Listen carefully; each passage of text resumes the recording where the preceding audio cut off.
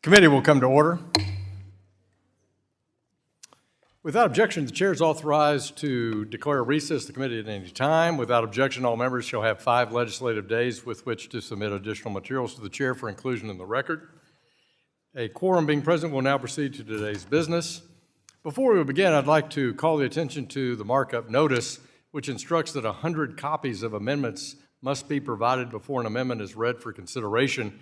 If enough copies are not available, I'll ask that the sponsor withdraw the amendment until the sponsor has sufficient copies. Now, let me recognize myself for an opening statement. Good morning. During our past 5 months of the 119th Congress, this committee has been hard at work examining solutions to improve the quality and condition of financial regulation to empower access to capital for American businesses, both large and small. Today, we'll continue that work by marking up several bills to strengthen community banking in America, relieve small businesses from the strain of harmful regulation, and expand access to capital and more.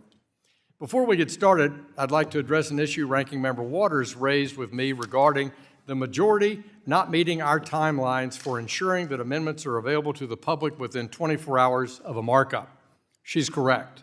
We had an inadvertent administrative mistake that was made. Members should have the maximum amount of time to review text prior to a markup. The committee works best when we work together in a transparent way. And just like my comment of a few minutes ago about making sure that we have adequate numbers of amendment copies for the debate, we had an issue on that in our prior markup, and I know that Ranking Member Waters and I are committed to timely and adequate notice. Moving forward, I've directed my staff to be extra diligent in meeting committee deadlines to ensure this mistake will not turn into any kind of a trend. I appreciate Ranking Member Waters and her staff working with us on several of the bipartisan priorities that are before the committee today. With that, let's get started. Last November, I released a set of principles called Making Community Banking Great Again. I'm pleased that some of these ideas have come to life in the form of important legislation that we're considering today. Bills such as my Fair Exams Act, which boosts the transparency in bank exams, sets clear timelines, and establishes an independent supervisory appeals process for disputes. We'll also consider the Financial Integrity and Regulation Management Act, FIRM Act, which aims to prevent politicization of bank supervision and ensure regulatory focus remains on material risks related to safety and soundness. We'll also consider the Bank Failure Prevention Act, which ensures timely decisions on bank mergers by defining when applications are complete and setting deadlines for their review. Mr. Barr is doing a fine job in leading our Financial Institutions Subcommittee, and I'm pleased to see that work being highlighted today in the work of his subcommittee members. We've all heard and seen firsthand how important access to capital is. It fuels growth, innovation, and opportunity across our country. That's why we're considering several bills from the Capital Markets Subcommittee, ably chaired by Mrs. Wagner. Many of these bills are bipartisan, and we've worked with the ranking member, her staff, and members across the aisle to achieve that process. One of Chair Wagner's bill, the Increasing Investor Opportunities Act, will expand the ability of closed-end funds to invest in private markets, providing everyday investors with more ways to diversify their portfolios and access well-regulated and high-growth opportunities. Every bill under consideration today is aimed at strengthening our economy, supporting American consumers and businesses, and ensuring that our banking and capital market system, especially our community banks, remain strong. Today is an opportunity to ensure that the United States remains the global leader in financial innovation and opportunity. I look forward to taking the first step to move these common sense bills forward, and I yield back. I now recognize the ranking member for her opening statement. Thank you very much, Mr. Chairman. Good morning, everyone. Since the last time this full committee convened, economic conditions for our nation's consumers and investors have grown even worse, and this is due entirely to the harmful policies of Donald Trump. American families are facing mounting economic anxiety and uncertainty about their future, and their economic outlook is grim, evoking painful memories from the COVID-19 pandemic and the 2008 financial crisis. Families are putting major decisions on hold, like starting a family, buying a car, or taking the first steps toward achieving the American dream by purchasing a home. Not to mention, small businesses are worried about whether they'll have to close. These concerns have grown following Trump's declaration that there will be more tariffs to come. What's more, the dollar is down and yields are up.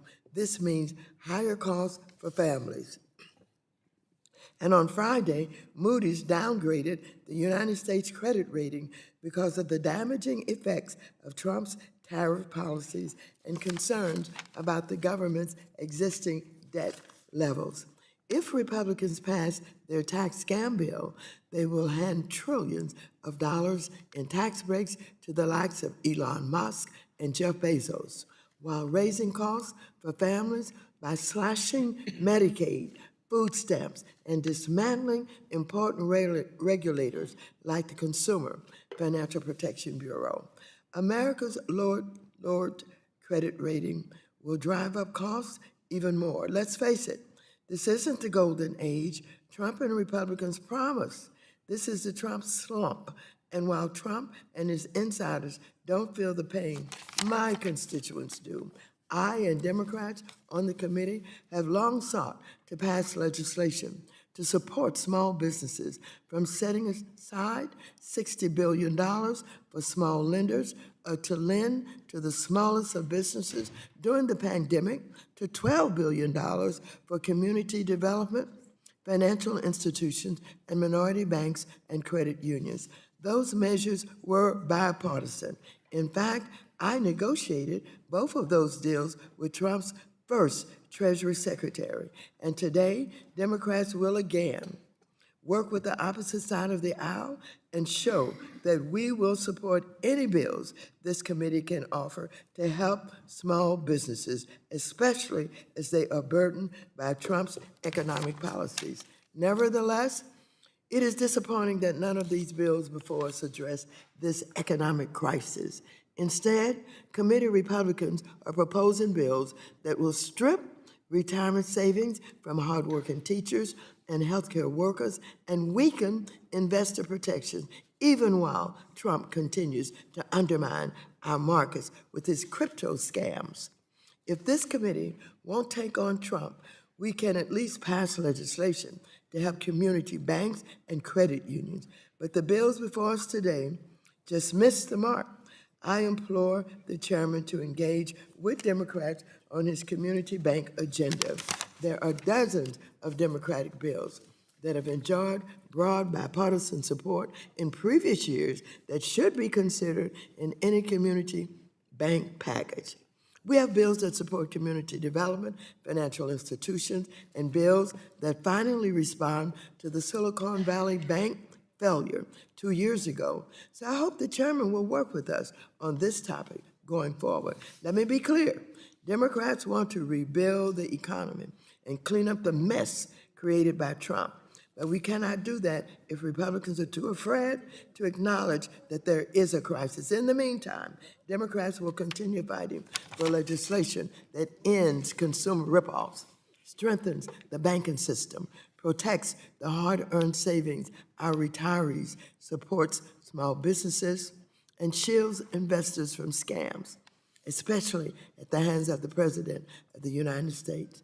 And so, I hope our Republican colleagues can muster the courage to join us. And I would like to thank the chairman today for explaining that sometimes we have a few difficulties as it relates to procedure, but he has apologized. I accept his apology, and I will work with him on those kinds of issues. Thank you so very much, and I yield back. I thank the ranking member. Appreciate her opening statement. Pursuant to the notice, I call up H.R. 3394, the Fair Investment Opportunities for Professional Experts Act, which I introduced. The clerk will report the bill, which was distributed in advance. H.R. 3394, to amend the Securities Act of 1933 to codify certain qualifications of individuals as accredited investors for purposes of the securities laws. Without objection, the bill is considered read and open to amendment at any time. I have an amendment in the nature of a substitute, copies of which have been distributed in advance, and the clerk will report that amendment. An amendment in the nature of a substitute to H.R. 3394 offered by Mr. Hill of Arkansas, designated as Hill AR_28. Without objection, the amendment is considered read and will serve as the base text for the purposes of amendment. I now recognize myself for 5 minutes. I'm proud to offer this bill, H.R. 3394, the Fair Investment Opportunities for Professional Experts Act, which I've introduced along with the gentleman from California, Mr. Vargas. For far too long, the federal government has relied on the arbitrary wealth threshold to determine who can and cannot participate in a private investment opportunity. Under the current definition of an accredited investor, Americans are shut out of these markets unless they meet a narrow financial test, regardless of whether or not they have the expertise, education, or industry knowledge to make an informed decision. This approach, in my view, is outdated. This bill would correct that. It directs the SEC to broaden the definition of an accredited investor to include individuals who can demonstrate professional expertise, relevant education, or similar credentials. The goal is simple. If someone has the knowledge to understand the risks and merits of a private offering, they ought to be allowed to invest regardless of whether or not they meet a government-imposed income or net worth test. In practice, this means a doctor could invest in a telehealth startup. A farmer could participate in an agricultural venture, so long as they demonstrate a strong understanding of the opportunity based on their professional experience and credentials. It's about aligning access with capability, not just with capital. And I've seen this firsthand. In the years before my election to Congress, I helped startup management teams raise capital through Reg D private placements. The strict definition and associate liability was a real hindrance to the knowledge of worthy potential investors. Expanding accredited investor eligibility is also a win for small businesses and startups across Arkansas and across our nation. These are the job creators and the innovators who often rely on private capital to grow, but they're often too limited by this narrow pool of investors. This bill opens the door to a broader, more diverse base of capital, helping entrepreneurs raise funds and expand opportunity. It's a common sense bill. It's a bipartisan reform that we've introduced in the past Congresses, and I'm glad this committee is once again considering it. The SEC has the tools to implement this in a thoughtful, measured way, and this legislation gives them clear direction to do so. I urge my colleagues to support this bill, and I yield back the balance of my time. Who seeks recognition? My friend, Mr. Vargas from California, you're recognized to strike the last word. Thank you, Mr. Chair. I move to strike the last word. Gentleman's recognized. Thank you, Mr. Chairman. Mr. Chairman, thank you, and I want to thank the ranking member. I would like to speak in support of H.R. 3394, the Fair Investment Opportunities for Professional Experts Act, which I am proud to co-lead with yourself, Mr. Chairman. Let me begin by thanking both the chairman and the ranking member for their work on their issue, and especially their staffs. They've been excellent to work with, and my staff has appreciated that very much. Thank you. Under the current law, the requirements to become an accredited investor mainly focus on income level and the net worth thresholds. That means that with limited exceptions, only those who make $200,000 a year or $300,000 with a spouse, or who have a net worth of $1 million excluding a primary residence, can qualify as an accredited investor. But as many of my colleagues have said in the past, wealth does not equal knowledge. By expanding the definition to include well-informed Americans who may not come from affluence, our bill makes it so that you don't have to start wealthy to participate in the private markets. It allows those with relevant qualifications and credentials, such as an MBA, to become accredited investors. Additionally, this bill makes a common sense fix to the existing definition by indexing both the income and the net worth thresholds to inflation as measured by the Consumer Price Index. And this legislation does more than just allow knowledgeable Americans from middle and lower incomes communities to participate in these markets. By responsibly increasing the pool of investors, this bill will also improve the ability of small businesses who may not otherwise have access to huge investors to raise capital and grow their businesses. Again, I appreciate the chairman's introduction of this bill, and I urge my colleagues to support it. With that, Mr. Chairman, I yield back. Gentleman yields back. Who seeks recognition? Gentlewoman from Missouri. Mr. Chairman, I move to strike the last word. Gentlewoman's recognized for 5 minutes. Thank you. I want to thank the chairman, the ranking member, and of course, the gentleman from California, Mr. Vargas, for their work on this bill, which modernizes the outdated accredited investor definition and expands the pool of individuals who qualify as accredited investors. This bill will allow Americans to use their education and expertise to diversify and maximize the growth of their investments, while also creating additional funding opportunities for entrepreneurs. Expanding the accredited investor definition and allowing more investors to participate in private offerings is essential for the growth and the prosperity of our economy. I urge my colleagues to support this bill, and I yield back the balance of my time. I thank the chair of the Capital Markets Subcommittee. She yields back, who seeks recognition. Gentleman from Massachusetts, Mr. Lynch. Thank you, Mr. Chairman. I'd like to strike the last word. Gentleman's recognized. While I do have, lingering concerns about the reduced capacity of the SEC to do its job because of funding and staffing reductions, I do have to say, Mr. Hill, that, Mr. Chairman, that the bill you present with Mr. Vargas is prudent. I think it's narrowly tailored. I agree with the premise of the bill that there are plenty of examples of expertise that go far beyond net worth that should grant accredited investor status. And I think that's what your bill does, and I'm happy to support it for that reason. Thank you. I yield back. Gentleman yields back, who seeks recognition. Mr. Downing, recognized. Mr. Chairman, I move to strike the last word. Gentleman's recognized for 5 minutes. Thank you, Mr. Chairman. I started out in the private sector as an issuer. We did almost exclusively alternative investments, Regulation D investments, and I found at that time that the restrictions on who could invest were fundamentally unfair, and I found them to be un-American. Today's accredited investor standard too often treats investment access as a privilege for the wealthy, not as a right earned through expertise. The current accredited investor standard limits investments in the private markets to those with an annual income of at least $200,000 or a net worth of over $1 million, has already been discussed here. For context, the median household income in Montana is nearly $71,000, with only 8% of households making $200,000 or more. So on one hand, you could inherit $1 million, have no experience, no idea what you're doing, and be considered an accredited investor with unlimited access to the private markets. Or on the other hand, you could have a PhD in economics, a $100,000 salary, and be blocked from the private markets your entire life. So how is that fair? Not only are you denying non-public companies access to capital, you're denying everyday investors growth in their retirement accounts.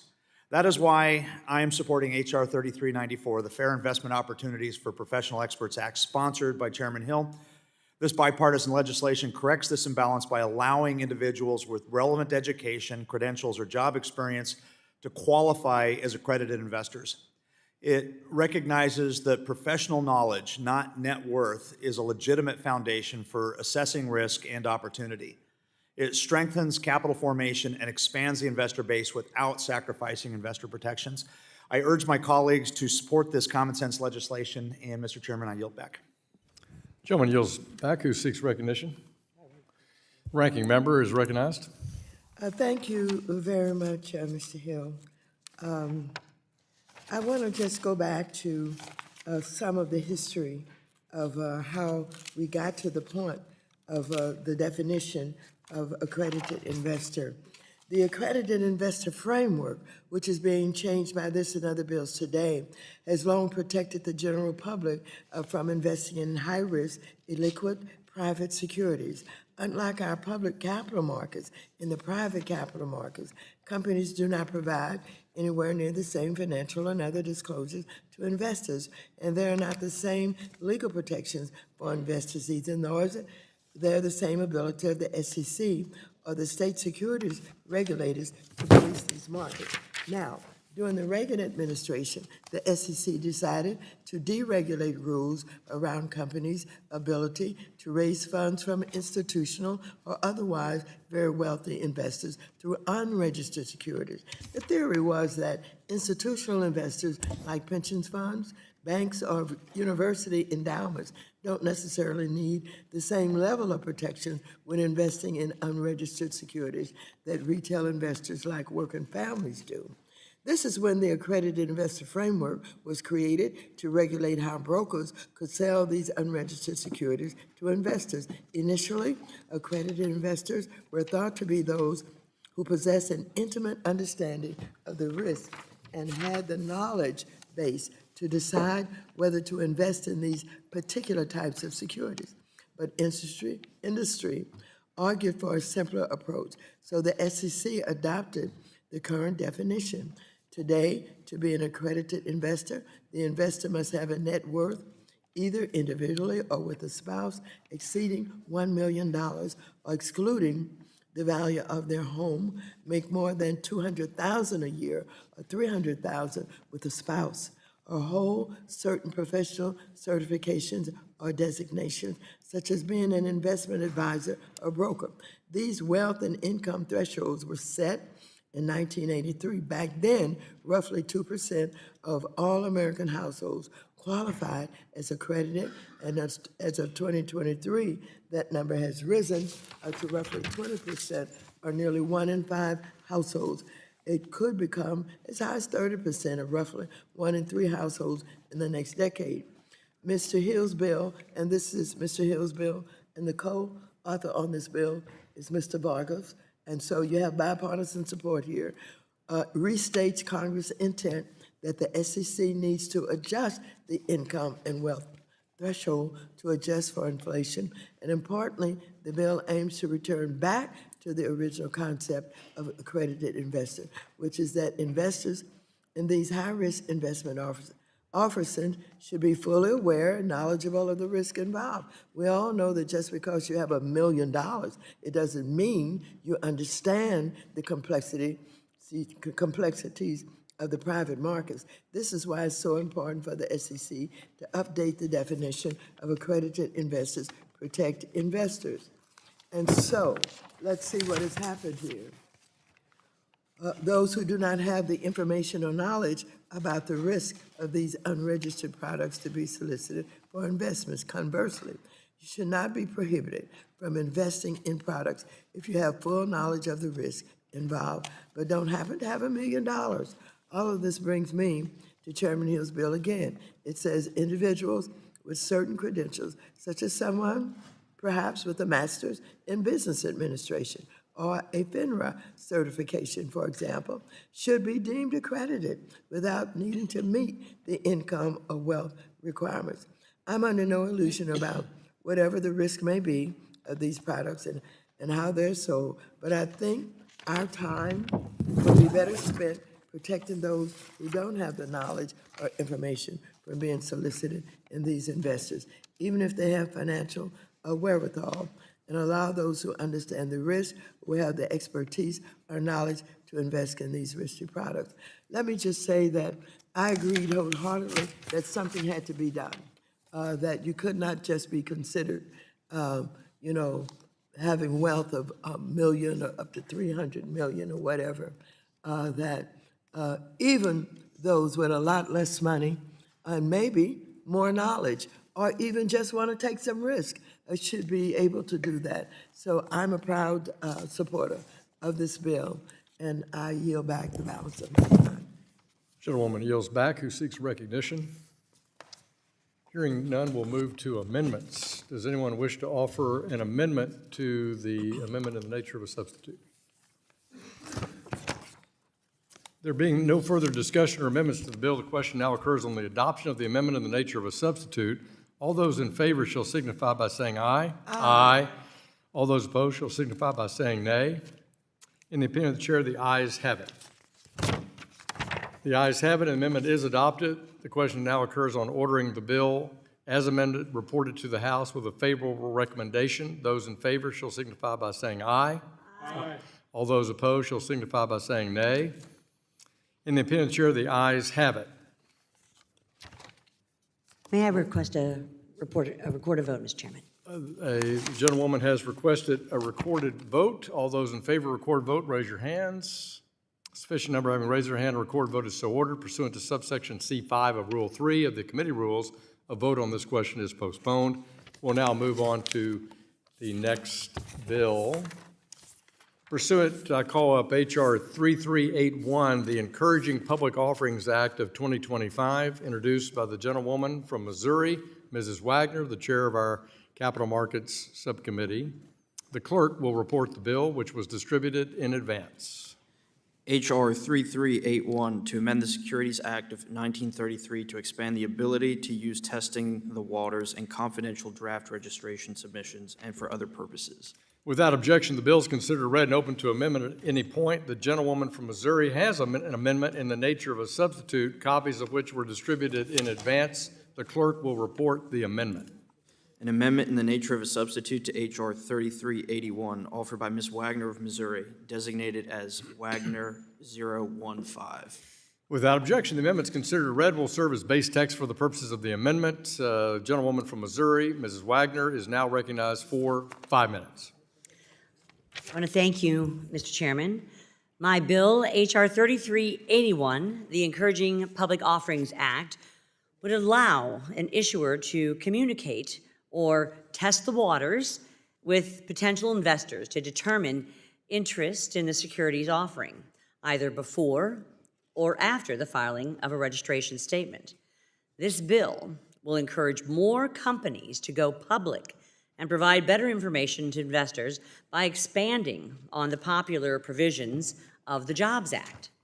The Encouraging Public Offerings Act ensures that all companies, rather than just emerging growth companies, are allowed to test the waters.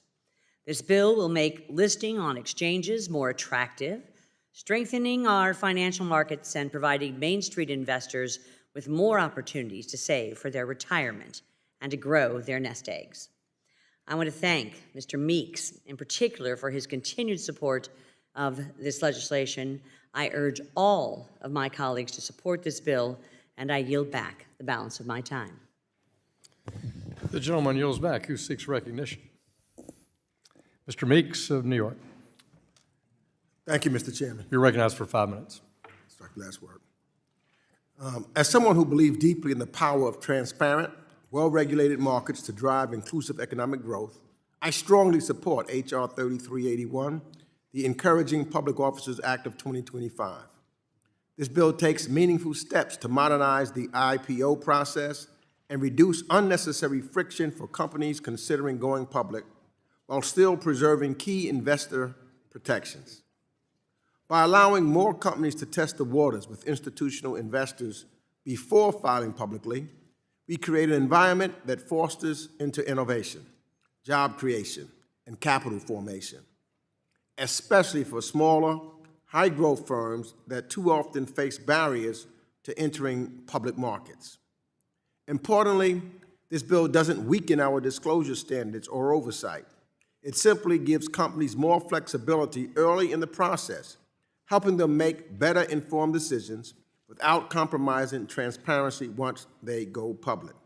So I want to thank Chairwoman Wagner for her work and for working with me on this balanced, bipartisan effort to strengthen our markets, and I urge all my colleagues to support it. Thank you, and I yield back. Mr. Meeks yields back. Who seeks recognition? Ranking member. Thank you very much, Mr. Recognized for Chairman. 5 minutes. I move to strike the last word. Gentlewoman's recognized. This bill codifies an SEC rule that allows any issuer to submit a confidential draft of their registration statement for non-public review. Doing so will allow all issuers to more carefully craft their registration statements under SEC's watchful eyes. This bill also codifies a 2019 SEC rulemaking that allows any issuer to test the waters before going public. In other words, any issuer can now gauge interest in their bill offering by talking to certain institutional investors without first reading to first needing to file a registration statement. Overall, this makes it easier for companies to access our capital markets and go public. I urge my colleagues to vote yes on the bill. The gentlewoman yields back. Who seeks recognition?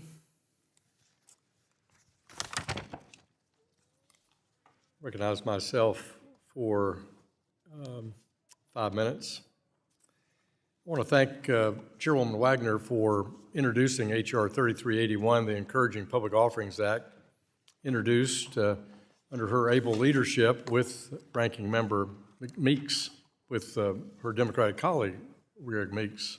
This bipartisan bill encourages capital formation by making initial public offerings more attractive for companies, while also enhancing market transparency to better protect investors. H.R. 3381 would allow any issuer to communicate with potential investors to gauge interest in a securities offering either before or after the filing of a registration statement. This is called testing the waters. It permits an issuer to submit confidential draft registration statement for review prior to a public filing. This bill will also maintain the continued uniformity in registration process for emerging growth companies and non-emerging growth companies by ensuring that any issuer can continue to file confidential draft registration statements and test the waters either before or after an offering. It provides greater certainty by tying the date that a registration statement needs to be filed publicly to the date of effectiveness rather than the date of a roadshow. H.R. 3381 is a prime example of the committee's efforts to modernize regulations and support job creators. I urge my colleagues to support this legislation, and I yield back. Does anyone else seek recognition on this amendment in nature of substitute? There being no further amendments, without objection, the previous question on the substitute is ordered and recorded votes on the pending amendments have been postponed. Once those votes are taken, that's not it yet. Amendment now is the adoption of amendment in nature of substitute offered by the gentlewoman from Missouri. All those in favor signify by saying aye. Aye. All those opposed shall signify by saying nay. Opinion of the chair, the ayes have it.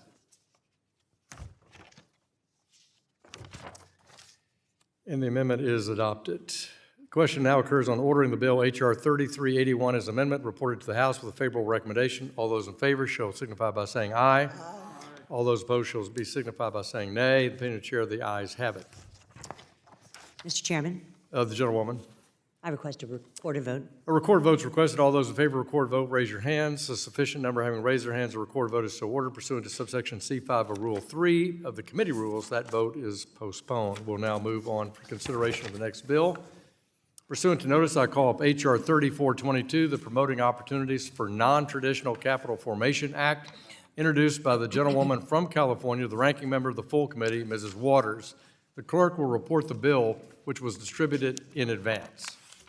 H.R. 3422 to amend the Securities Exchange Act of 1934 to require the advocate for small business capital formation to provide educational resources and host events to promote capital raising options for traditional underrepresented small businesses and for other purposes.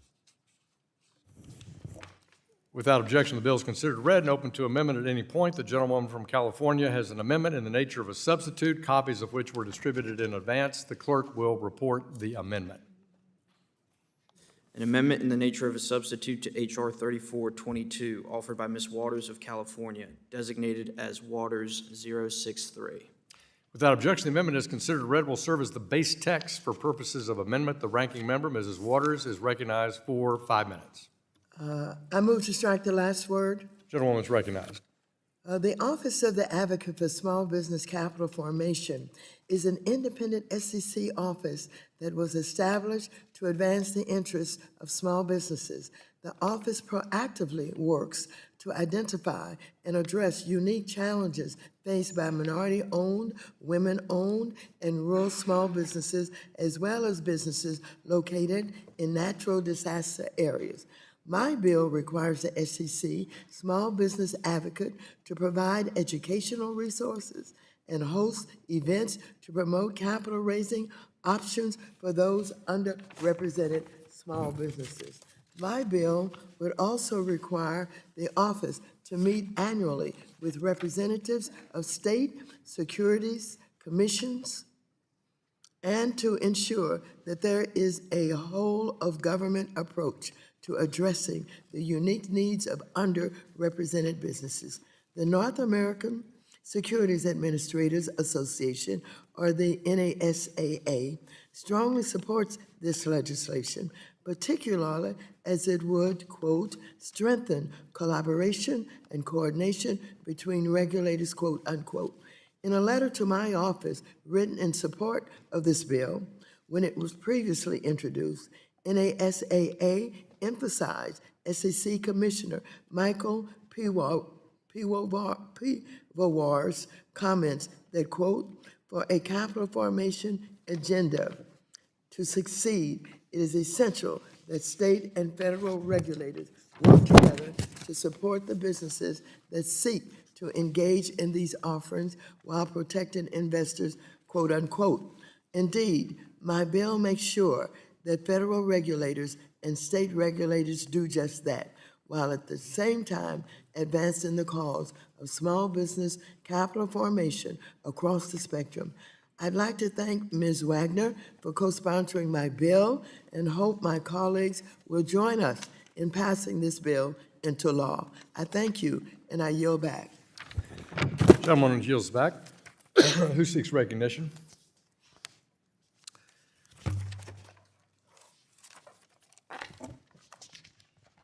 I recognize myself for 5 minutes. I want to thank Ranking Member Waters, Mrs. Wagner, for working together and offering this legislation, and for her, Mrs. Waters' particular focus on small business capital formation. Entrepreneurs and founders should raise money with as little friction as possible. However, access to funding is not evenly distributed across our country. I certainly recognize that in my home state of Arkansas. For example, most venture capital funding goes to companies in just 3 states, California, Massachusetts, and New York. As a result, Congress should take steps to provide companies and entrepreneurs from all geographic regions with access to the resources they need to grow. This bill would require the SEC's Office of the Advocate for Small Business Capital Formation, known as the Advocate, to provide educational resources and host events to promote capital raising options for underrepresented small businesses and other businesses, particularly in rural areas. By requiring the advocate to provide educational resources and host events to promote capital raising options for underserved entrepreneurs, this bill will empower entrepreneurs throughout the country to use the most effective capital raising provisions based on their unique needs and circumstances. I appreciate Ranking Member Waters' attention to this issue, and I urge my colleagues to support this bipartisan legislation, and I yield back. Who seeks recognition? Hearing none, we'll move on to amendments. Are there amendments to Mrs. Waters' amendment in the nature of a substitute? There being no further discussion or amendments to the bill, the question now occurs on the adoption of the amendment in the nature of a substitute. All those in favor shall signify by saying aye. Aye. All those opposed shall signify by saying nay. In the opinion of the chair, the ayes have it. The ayes have it, and the amendment is adopted. The question now occurs on ordering the bill, H.R. 3422, as amended, reported to the House with a favorable recommendation. Those in favor shall signify by saying aye. Aye. All those opposed shall signify by saying nay. In the opinion of the chair, the ayes have it. Recorded vote is requested. What purpose does the gentlewoman from California seek recognition? Recorded vote is requested. A recorded vote is requested. All those in favor of a recorded vote, raise your hands. A sufficient number having raised their hands, a recorded vote is so ordered. Pursuant to subsection C5 of Rule 3 of the committee rules, a vote on this question is postponed. We'll now move on to the next bill. Pursuant to notice, I call up H.R. 3351, the Improving Access to Small Business Information Act, introduced by the gentlewoman from California, Mrs. Kemp. The clerk will report the bill, which was distributed in advance. H.R. 3351, to amend the Securities Exchange Act of 1934 to specify that actions of the Advocate for Small Business Capital Formation are not a collection of information under the Paperwork Reduction Act. Without objection, the bill is considered read and open to amendment at any point. The gentlewoman from California has an amendment in the nature of a substitute, copies of which have been distributed in advance. The clerk will now report the amendment. an amendment in the nature of a substitute to H.R. 3351 offered by Ms. Kim of California, designated as Kim CA_033. Without objection, the amendment is considered read and will serve as base text for the purposes of amendment. The gentlewoman from California, Mrs. Kim, is now recognized for 5 minutes. Thank you, Chairman Hill and Ranking Member Waters, for holding this important markup. I also want to thank my friend and colleague, Representative Gottheimer from New Jersey, for co-leading H.R. 3351, the Improving Access to Small Business Information Act, with me and making it a bipartisan bill. My bill is simple. The legislation would specify that activities like conducting field surveys carried out by the Advocate for Small Business Capital Formation are not a collection of information under the Paper Reduction Act. Currently, OMB's approval process is prolonged and bureaucratic, which delays feedback collection from small businesses and their investors. I'm proud to represent Orange County, which is home to over 100,000 small businesses. It takes grit, perseverance, and commitment to start with an idea and make it a reality. As a former small business owner myself, I remember often wondering if the government truly understood the way that its policies impacted small businesses. Former director of the Office of the Advocate, Martha Miller, said that the office went through a year-long process just to collect registration information for our annual forum and ask a few basic questions to understand the audience attending. Our regulations are restricting the government from understanding the needs of small businesses. The SEC's Office of the Advocate for Small Business Capital Formation is the primary office charged with advancing the interests of the small businesses and their investors. With the ever-changing economic and regulatory environment, the office must be able to adapt quickly to the needs of small businesses and gather timely feedback to improve policy. H.R. 3351 reduces red tape and streamlines access to tools that the office can utilize to gather more effective and timely data. The better information that the office can gather, the better the SEC can respond, and the better off our small businesses will be. I urge my colleagues from both sides of the aisle to support H.R. 3351. With that, I yield the balance of my time. Mrs. Kim yields back. Who seeks recognition?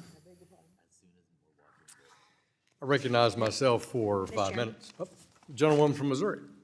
Thank you, Mr. Chairman. Gentlewoman's recognized for 5 minutes. Thank you. I move to strike the last word, and I want to thank the gentlewoman from California, Ms. Kim, for introducing this bipartisan piece of legislation.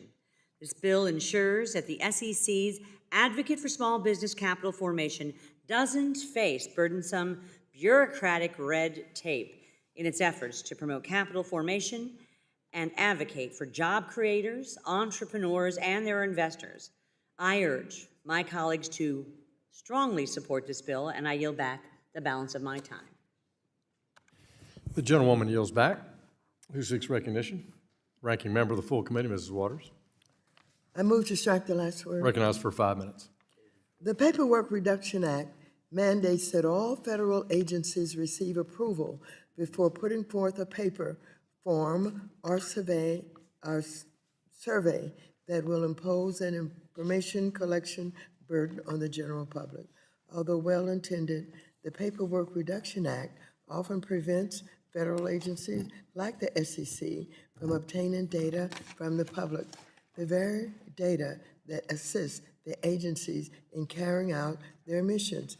This bill streamlines the ability of the SEC Advocate for Small Business Capital Formation to carry out its mission by exempting it from the requirements of that act in the same way that the SEC's Investor Advocate is exempted.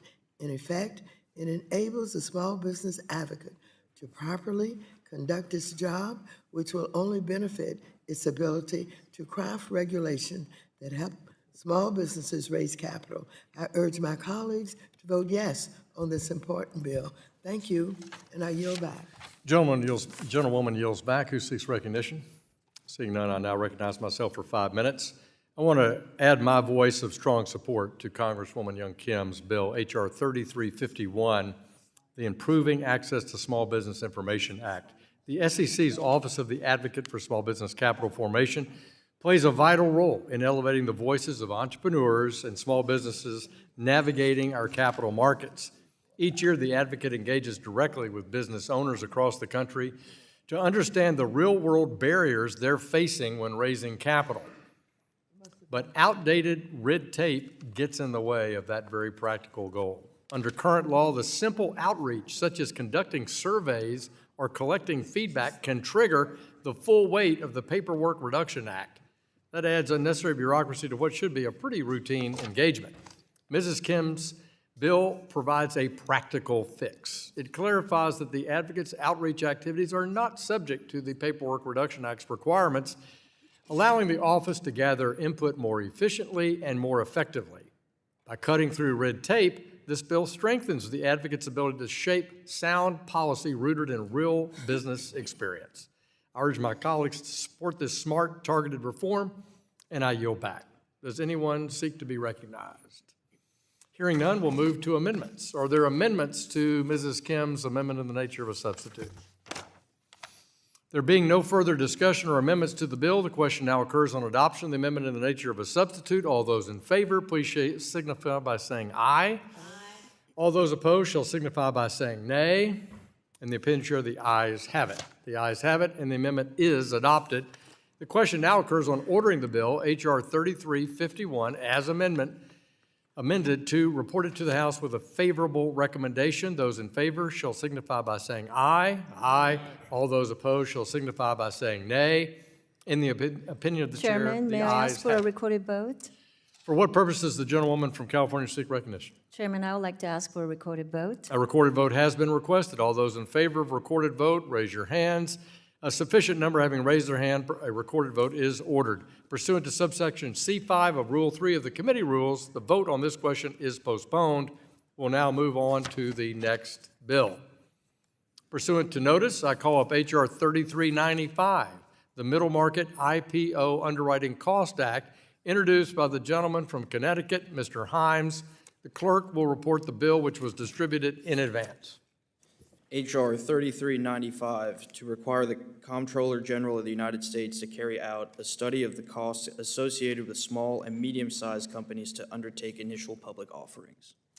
Without objection, the bill is considered read and open to amendment at any point. The gentleman from Connecticut has an amendment in the nature of a substitute, copies of which have been distributed in advance. The clerk will report the amendment.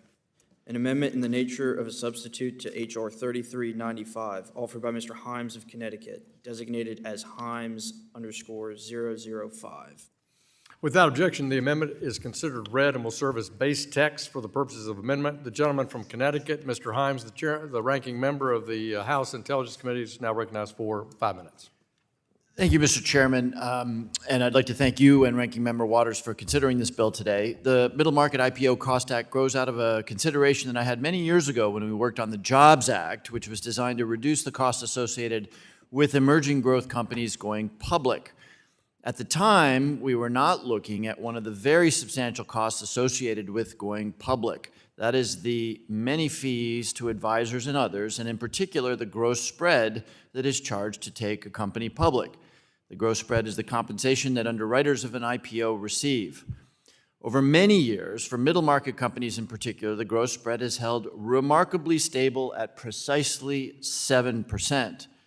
According to a 2023 report from the University of Florida, between 2001 and 2022, 95% of U.S. company IPOs that raised between 30 and 130 million in proceeds had a gross spread of 7%. That is pretty much on the face of it, not market behavior. From 1992 to 2017, more than 80% of middle market IPOs, which ranged from 20 to 80 million in proceeds, that's the smallest IPOs, had gross spreads of exactly 7%. That too is not market behavior. The number of IPOs has already declined sharply in recent decades, largely because the process is too costly and complex for all but the largest and most sophisticated firms.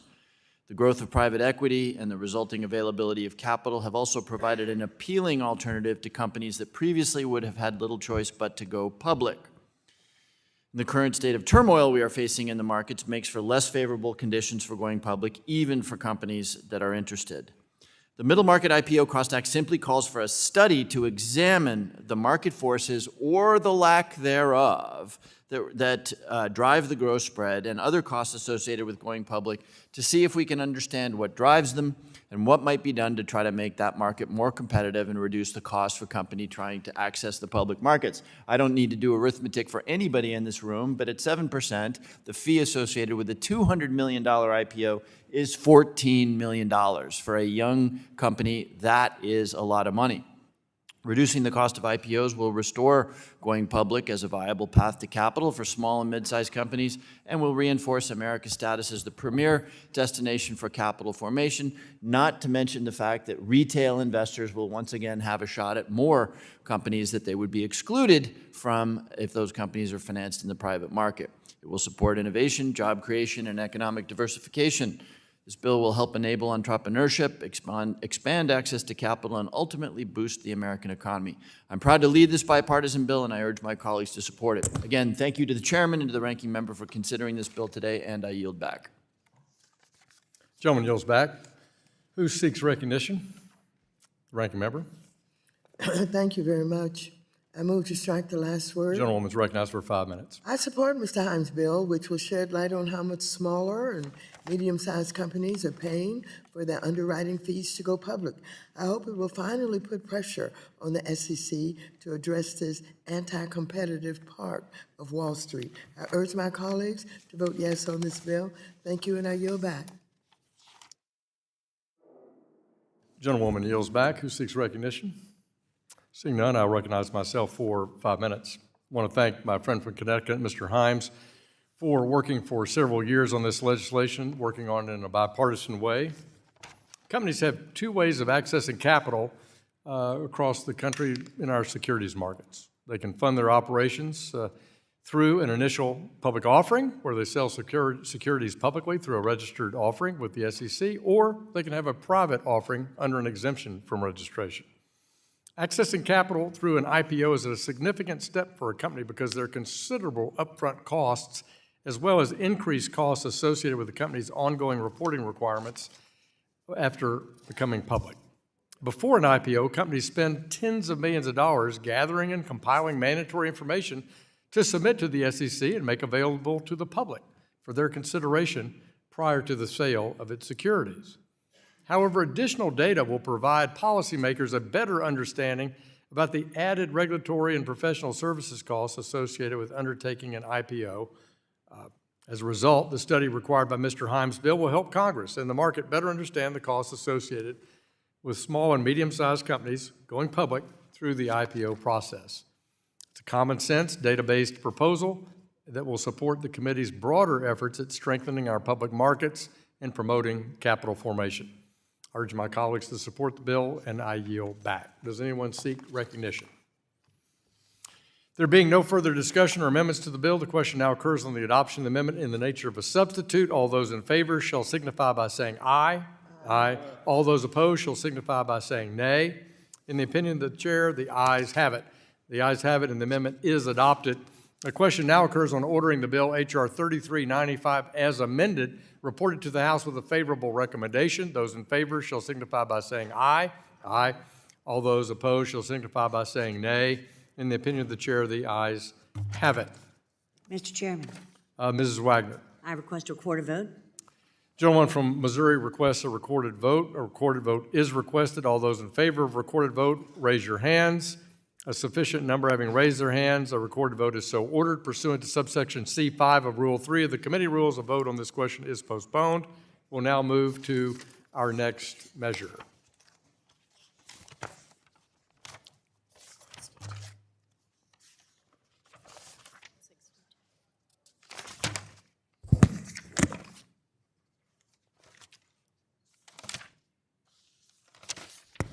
Pursuant to notice, I call up H.R. 3343, the Green Lighting Growth Act introduced by the gentleman from Florida, Mr. Herodopoulos. The clerk will report the bill, which was distributed in advance. H.R. 3343, to amend the federal securities laws to specify the periods for which financial statements are required to be provided by an emerging growth company and for other purposes. Without objection, the bill is considered read and open to amendment at any point. The gentleman from Florida has an amendment in the nature of a substitute, copies of which were distributed in advance. The clerk will report the amendment. An amendment in the nature of a substitute to H.R. 3343, offered by Mr. Herodopoulos of Florida, designated as Harry Doe _006. Without objection, the amendment is considered read and will serve as base text for the purposes of the amendment.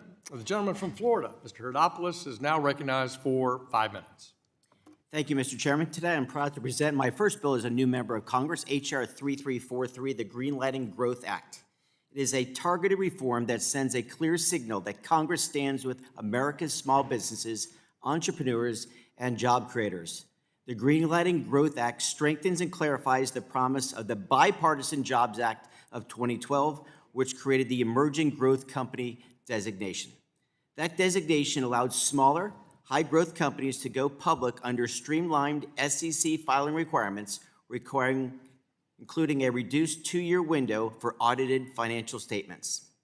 These companies are vital to our economy. These companies create jobs, attract investment, and fuel the next generation of American innovation. And the Jobs Act worked. As the most recent count showed, nearly 17% of publicly listed companies qualified as emerging growth companies.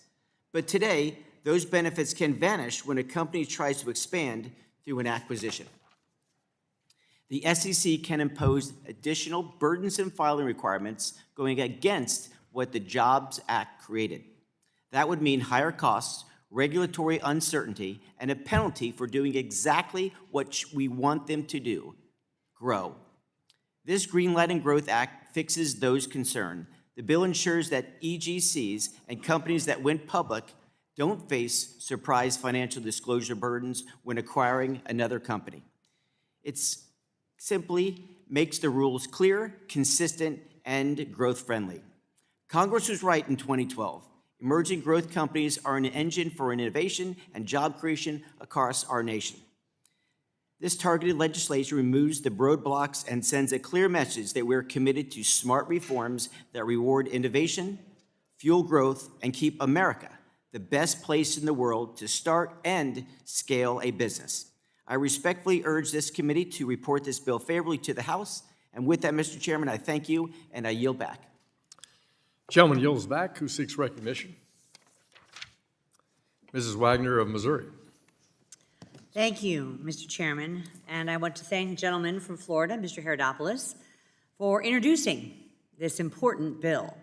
This bill provides clarity for emerging growth companies, EGCs, by ensuring that companies that have gone public under EGC disclosure requirements only need to provide 2 years of audited financial statements.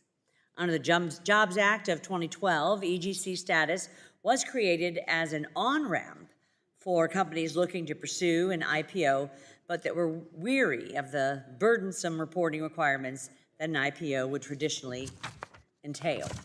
One particularly helpful accommodation provided to EGCs under the Jobs Act's IPO on-ramp is the requirement to provide 2 years of audited financial statements instead of 3 years of statements in its IPO registration statement. However, in certain instances, some companies that have held EGC status have been required to disclose financial statements for periods preceding the earliest period required for disclosure in the company's IPO registration statement. This has occurred occasionally, for example, in the case of acquired company financial statements and for follow-on offerings involving an EGC that lost its EGC status during IPO registration. This bill, Mr. Chairman, clarifies that EGCs do not, under any circumstances, need to provide financial statements that go beyond what the Bipartisan Jobs Act intended. I urge my colleagues to support this bill, and I yield back the balance of my time. Gentlewoman yields back. Who seeks recognition? Not on the amendment. Okay. Hearing none, I will recognize myself for 5 minutes. Let me just simply congratulate my friend from Florida, a new member of this committee, and the majority whip for the Financial Services Committee for introducing one of his first legislative efforts in the committee, and I'm proud to support H.R. 3343, the Green Lighting Growth Act, and I urge members adopt it, and I yield back the balance of my time.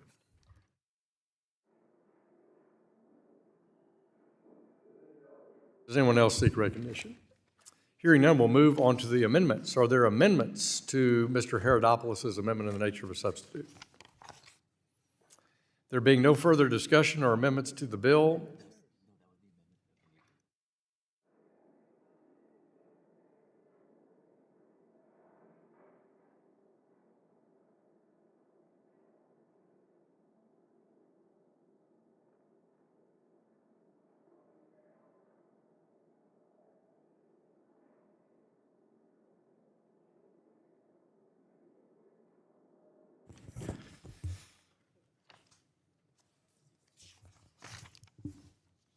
are there any amendments to the ANS?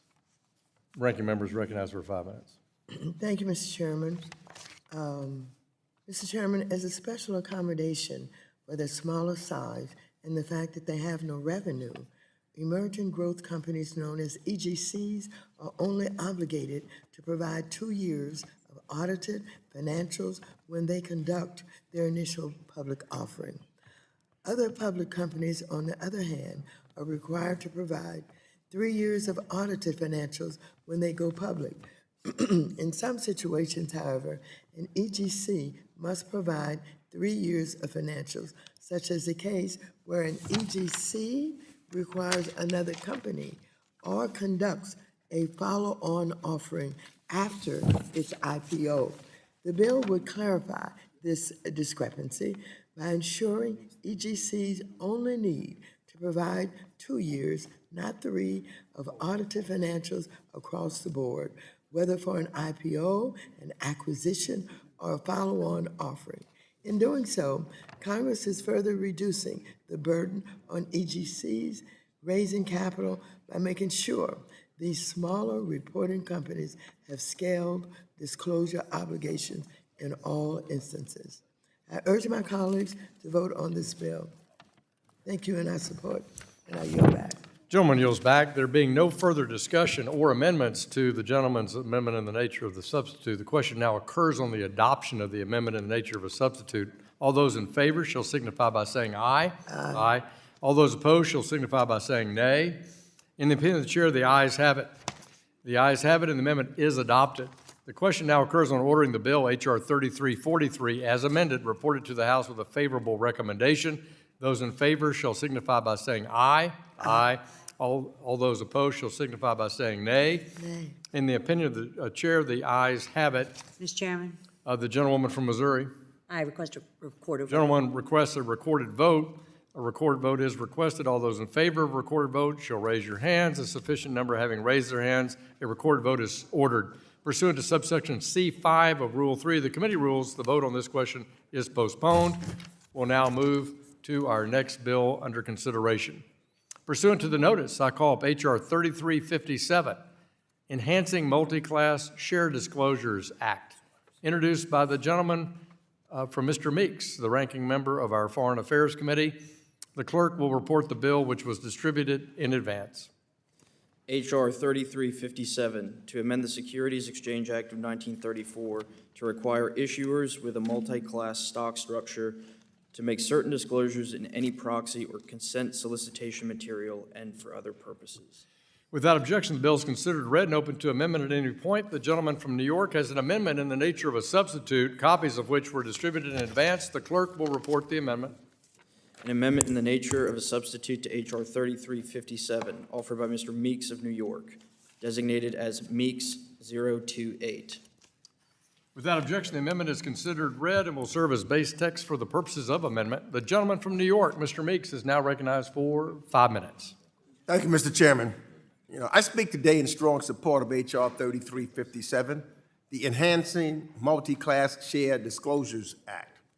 This common sense bill promotes transparency and accountability in our capital markets, by requiring companies with multi-class share structures to provide clear, consistent disclosures about voting power and control. Multi-class governance structures allow corporate insiders or beneficial owners to hold an outsized amount of voting power relative to their shares. This could limit other investors' abilities to influence management, direct strategy, and hold misaligned boards accountable. Let me be clear. This legislation doesn't prohibit these structures. It simply ensures that companies disclose key information about how voting power is distributed and how long that imbalance will persist. As members of this committee, we have a responsibility to uphold market integrity, and that starts with ensuring investors have access to meaningful, standardized disclosures. When control is concentrated in the hands of a few, investors deserve to know. So I urge my colleagues to support this thoughtful, targeted measure that makes sure that investors have the clearest information that is available to make the best possible decisions. It's a practical step forward, a more transparent and accountable marketplace. And I thank you. I yield back. Gentleman yields back. Who seeks recognition? The ranking member of the full committee, Mrs. Waters. Thank you very much. I move to Recognized for strike 5 the minutes. last word. Mr. Meeks' bill closes documented gaps around multi-class governance structures. Multi-class governance structures are those where corporate insiders or beneficial owners retain an outsized amount of voting power relative to their shares. These structures, while they may add value, pose significant risk, making transparency ever more important for investors. Specifically, these structures pose significant risk for investors, including limiting investors' abilities to influence management, direct strategy, and hold misaligned boards accountable. Under certain rules, the difference between a corporate insider's voting power and their ownership interests, regardless of how large that gap may be, is often disclosed in ways that are difficult for an ordinary investor to fully comprehend. Accordingly, the SEC Investor Advisory Committee recommended that the Commission amend its rules to ensure that this gap is better defined and quantified for investors via a disclosed ratio. This common sense bill adopts this recommendation to ensure investors have the clearest information available to make the best decision for themselves. This bill is supported by Council of Institutional Investors, whose members manage trillions of working families' assets.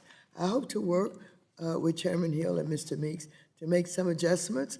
We received them from the council that could improve the bill related to how so-called super shares are voted on.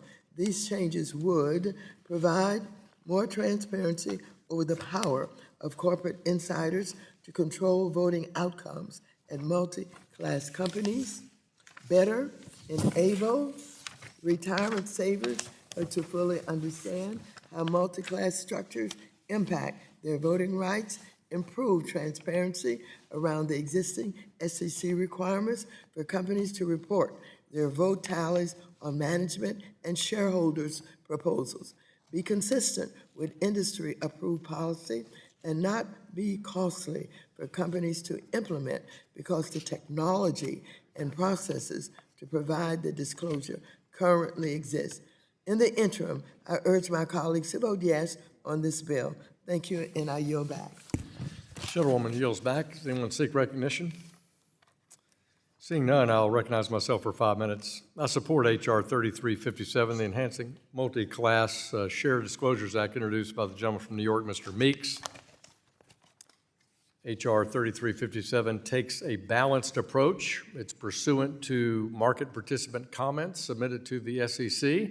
And rather restricting multi-class share structures outright, this bill simply enhances disclosure for the benefit of the markets and investors. I urge my colleagues to support the bill, and I yield back. Does anyone seek recognition? There being no further discussion or amendments to the bill, the question now occurs on the adoption of the amendment in the nature of a substitute. All those in favor shall signify by saying aye. Aye. All those opposed shall signify by saying nay. In the opinion of the chair, the ayes have it. The ayes have it, and the amendment is adopted. The question now occurs on ordering the bill H.R. 3357 as amended, reported to the House with a favorable recommendation. Those in favor shall signify by saying aye. Aye. All those opposed shall signify by saying nay. In the opinion of the chair, the ayes have it. Mr. Chairman, The gentleman from New York. ask for a roll call vote. The gentleman requests a roll call vote. A recorded vote is requested. All those in favor of recorded vote, raise your hands. A sufficient number having raised their hands, a recorded vote is so ordered. Pursuant to subsection C5 of Rule 3 of the committee rules, a vote on this question is postponed. We'll now move to our next bill for consideration.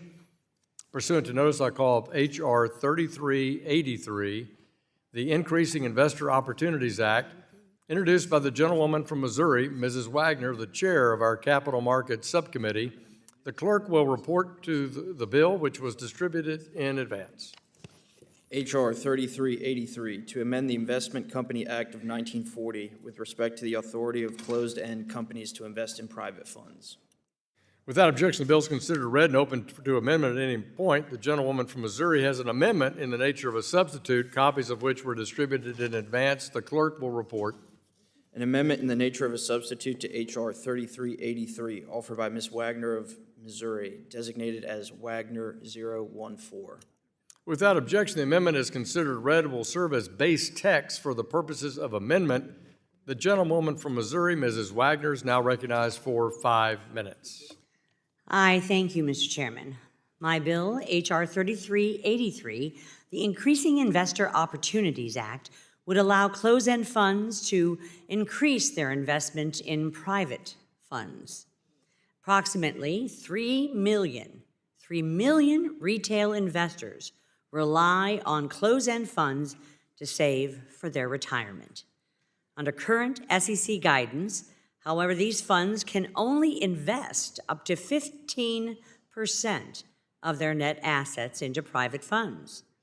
If they go over this 15%, then these shares can only be sold to accredited investors. That is, investors who typically are well off. My bill removes this arbitrary cap while also maintaining the important protections of the Investment Company Act of 1940. Retail investors deserve the opportunity to participate in the types of returns that will have historically been reserved for the wealthy. This bill will do just that. I was also pleased to see the SEC announce earlier this week, Mr. Chairman, that they are reconsidering guidance on private fund investments by closed-end funds. I want to thank, once again, Mr. Meeks for his partnership on this important legislation and so many others that are supporting it on a bipartisan point of view. I urge my colleagues to support this bill, and I yield back the balance of my time. Ms. Wagner, bill sponsor, yields back. Who seeks recognition? The gentleman from New York, Mr. Meeks. Strike the last word. You're recognized for 5 minutes. As we consider H.R. 3383, I want to underscore why closed-end funds matter, not just to financial markets, but to millions of Americans planning for their future. Closed-end funds are a vital tool for long-term retail investors, teachers, firefighters, retirees, who rely on steady income and diversified exposure to the markets. These funds are often included in retirement plans that offer access to asset classes that might otherwise be out of reach for everyday investors.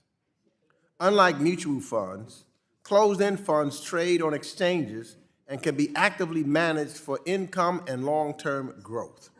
But today, they face two serious challenges: predatory activist investors seeking short-term control and outdated SEC limitations that restrict their ability to invest in private funds, despite increasing demand for diversification. By supporting this bill, we are standing up for the long-term investor. We're ensuring CEFs remain accessible, stable, and resilient in a rapidly evolving market. And so I again want to thank Chairwoman Wagner for her leadership on this issue again in this Congress, and I urge my colleagues to join us in protecting this important investment vehicle and supporting H.R. 3383. And with that, I yield back the balance of my time. Gentleman yields back. Who seeks recognition on Mrs. Wagner's ANS? You have an amendment then? We have an amendment at the desk. You're not going to do the amendment? Not there yet. Not through yet. Okay, not yet.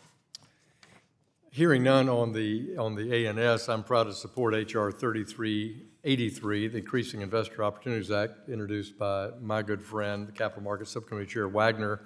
Millions of retail investors rely on closed-end funds as a means of long-term savings and diversification.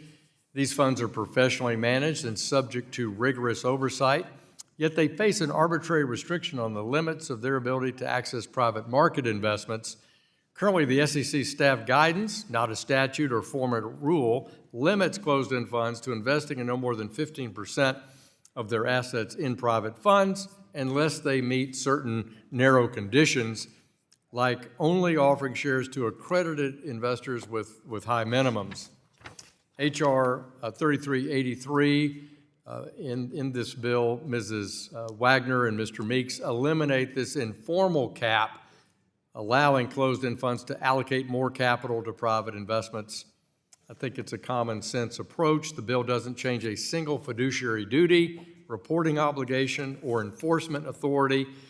It just simply removes this opaque staff-level barrier that limits investment choices for everyday Americans.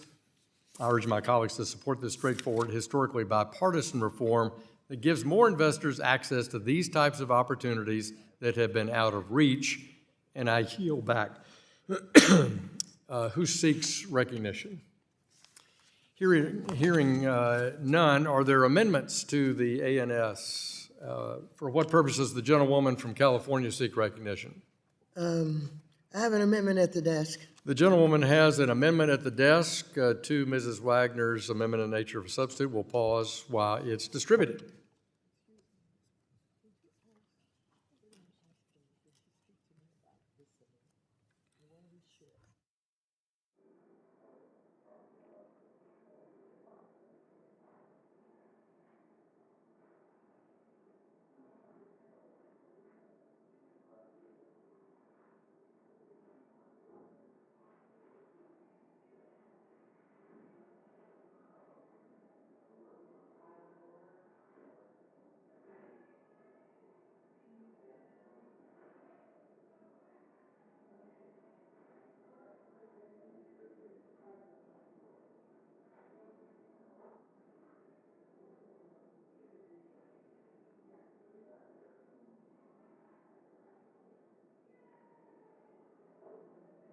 Mr. Chairman, Chairman of the subcommittee, I reserve a point of order. the gentlewoman reserves a point of order on the Waters Amendment.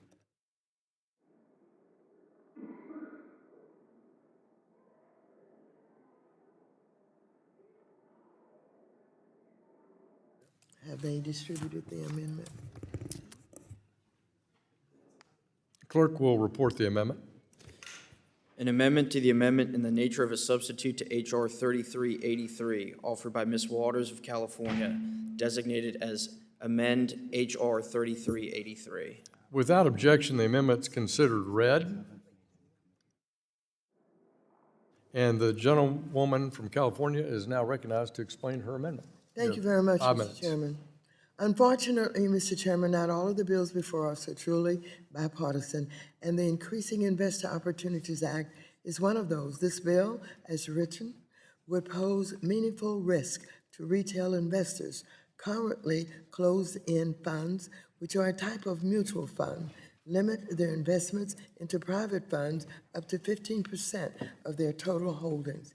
This bill closed-end funds some flexibility to invest in private funds, but establishes a reasonable restriction considering private funds are subject to less regulation and disclosure.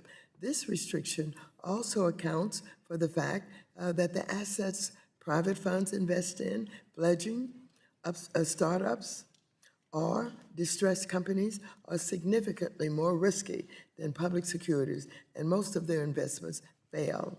This bill would eliminate the restriction on closed-end fund investments to buy private funds, allowing them to invest up to 100% of their holdings in private funds.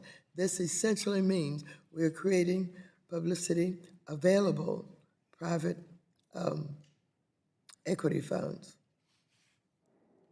publicly available private equity funds. And while I agree with Mr. Meeks and others that closed-end funds regulatory framework does offer some protections to retail investors, more protections are needed before we open up what could be a loophole for existing private equity funds to dump their poor-performing assets unsuspecting retail investors. The amendment I'm offering now would address some key risks and better protect investors of closed-end funds. This includes investor redemption acts, so closed-end funds can redeem their holdings of private funds easily so as to meet the redemption demands of their own investors. Private funds must also be required to more fairly value their holdings. We now see disturbing trends how private funds conveniently do not update the valuation of their holdings so as to maximize the fees they charge to their own investors. So I ask members to support my amendment to address the risk I have outlined. Until these concerns are addressed, I cannot support the underlying bill. Thank you, and I yield back. Gentlewoman yields back. Does the gentlewoman from Missouri insist on her point of order? I withdraw. Gentlewoman withdraws. Is there further debate on Ms. Waters' amendment? The gentleman from Missouri. Thank you, Mr. Chairman. And while I appreciate the gentlewoman's amendment, I'd like to highlight a few concerns that I have. Starting with Section 3, let me just say that an issuer cannot tell or sell to a non-QIB accredited investor on terms that provide that accredited investors with more favorable rights than other investors. This amendment would allow a private company to use QIB securities with favorable terms while disadvantaging the more retail-oriented non-QIB accredited investor. Requiring parity for redemption and resale rights for accredited investors is not practicable, as pension plans, endowments, and other foreign investors have specific requirements that every deal should have a side letter with differing terms.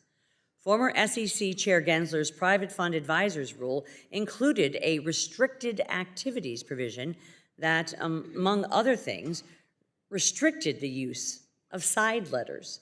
And as we know, the Fifth Circuit overturned the rule, finding that the SEC overstepped its authority by limiting the ability of private fund advisors and investors to tailor their relationships.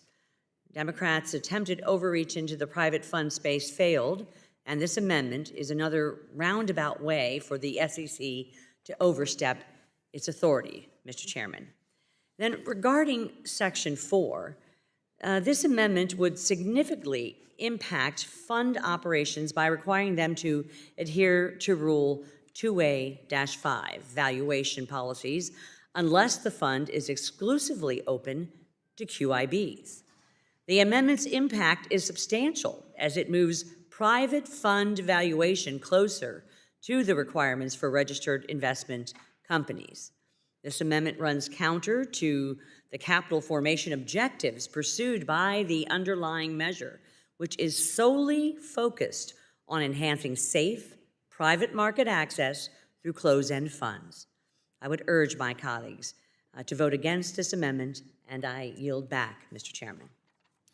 The gentlewoman yields back. Who seeks recognition on Mrs. Waters' amendment?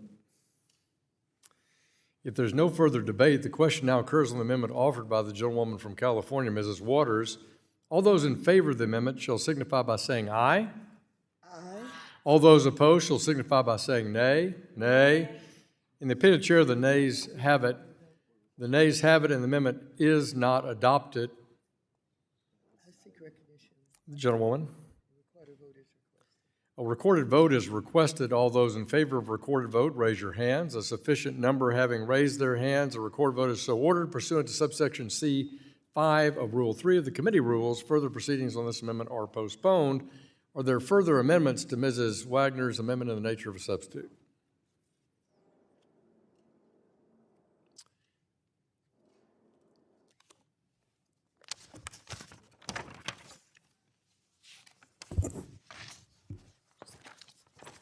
If there are no amendments, we'll go to we will now move to the next bill for consideration. It's H.R. 3301, a bill to amend the Securities and Exchange Act of 1934 to specify certain registration contents for emerging growth companies, to permit issuers to file draft registration statements with the Securities and Exchange Commission for confidential review. It's introduced by the gentleman from Iowa, Mr. Nunn. The clerk will report the bill, which was distributed in advance. H.R. 3301, to amend the Securities Exchange Act of 1934 to specify certain registration statement contents for emerging growth companies, to permit issuers to file draft registration statements with the Securities and Exchange Commission for confidential review and for other purposes. Without objection, the bill is considered read and open to amendment at any point. The gentleman from Iowa has the amendment in a nature of a substitute, copies of which have been distributed in advance. The clerk will report the amendment. An amendment in the nature of a substitute to H.R. 3301, offered by Mr. Nunn of Iowa, designated as Nunn 073. Without objection, the amendment is considered read and will serve as base text for the purposes of amendment. The gentleman from Iowa, Mr. Nunn, is recognized for 5 minutes. Well, thank you very much, Mr. Chair, Ranking Member Waters. I am proud to champion this bipartisan bill, the Encouraging Local Emerging Ventures and Economic Growth Act, or the ELEVATE Act. Let me start by saying what we all know to be true. America's capital markets are the envy of the world. Part of that strength comes from the bipartisan work of every committee, particularly this committee with the passage of the Jobs Act just over a decade ago. One of the biggest successes from that law was the creation of a new category of companies known as the Emerging Growth Companies, or EGCs.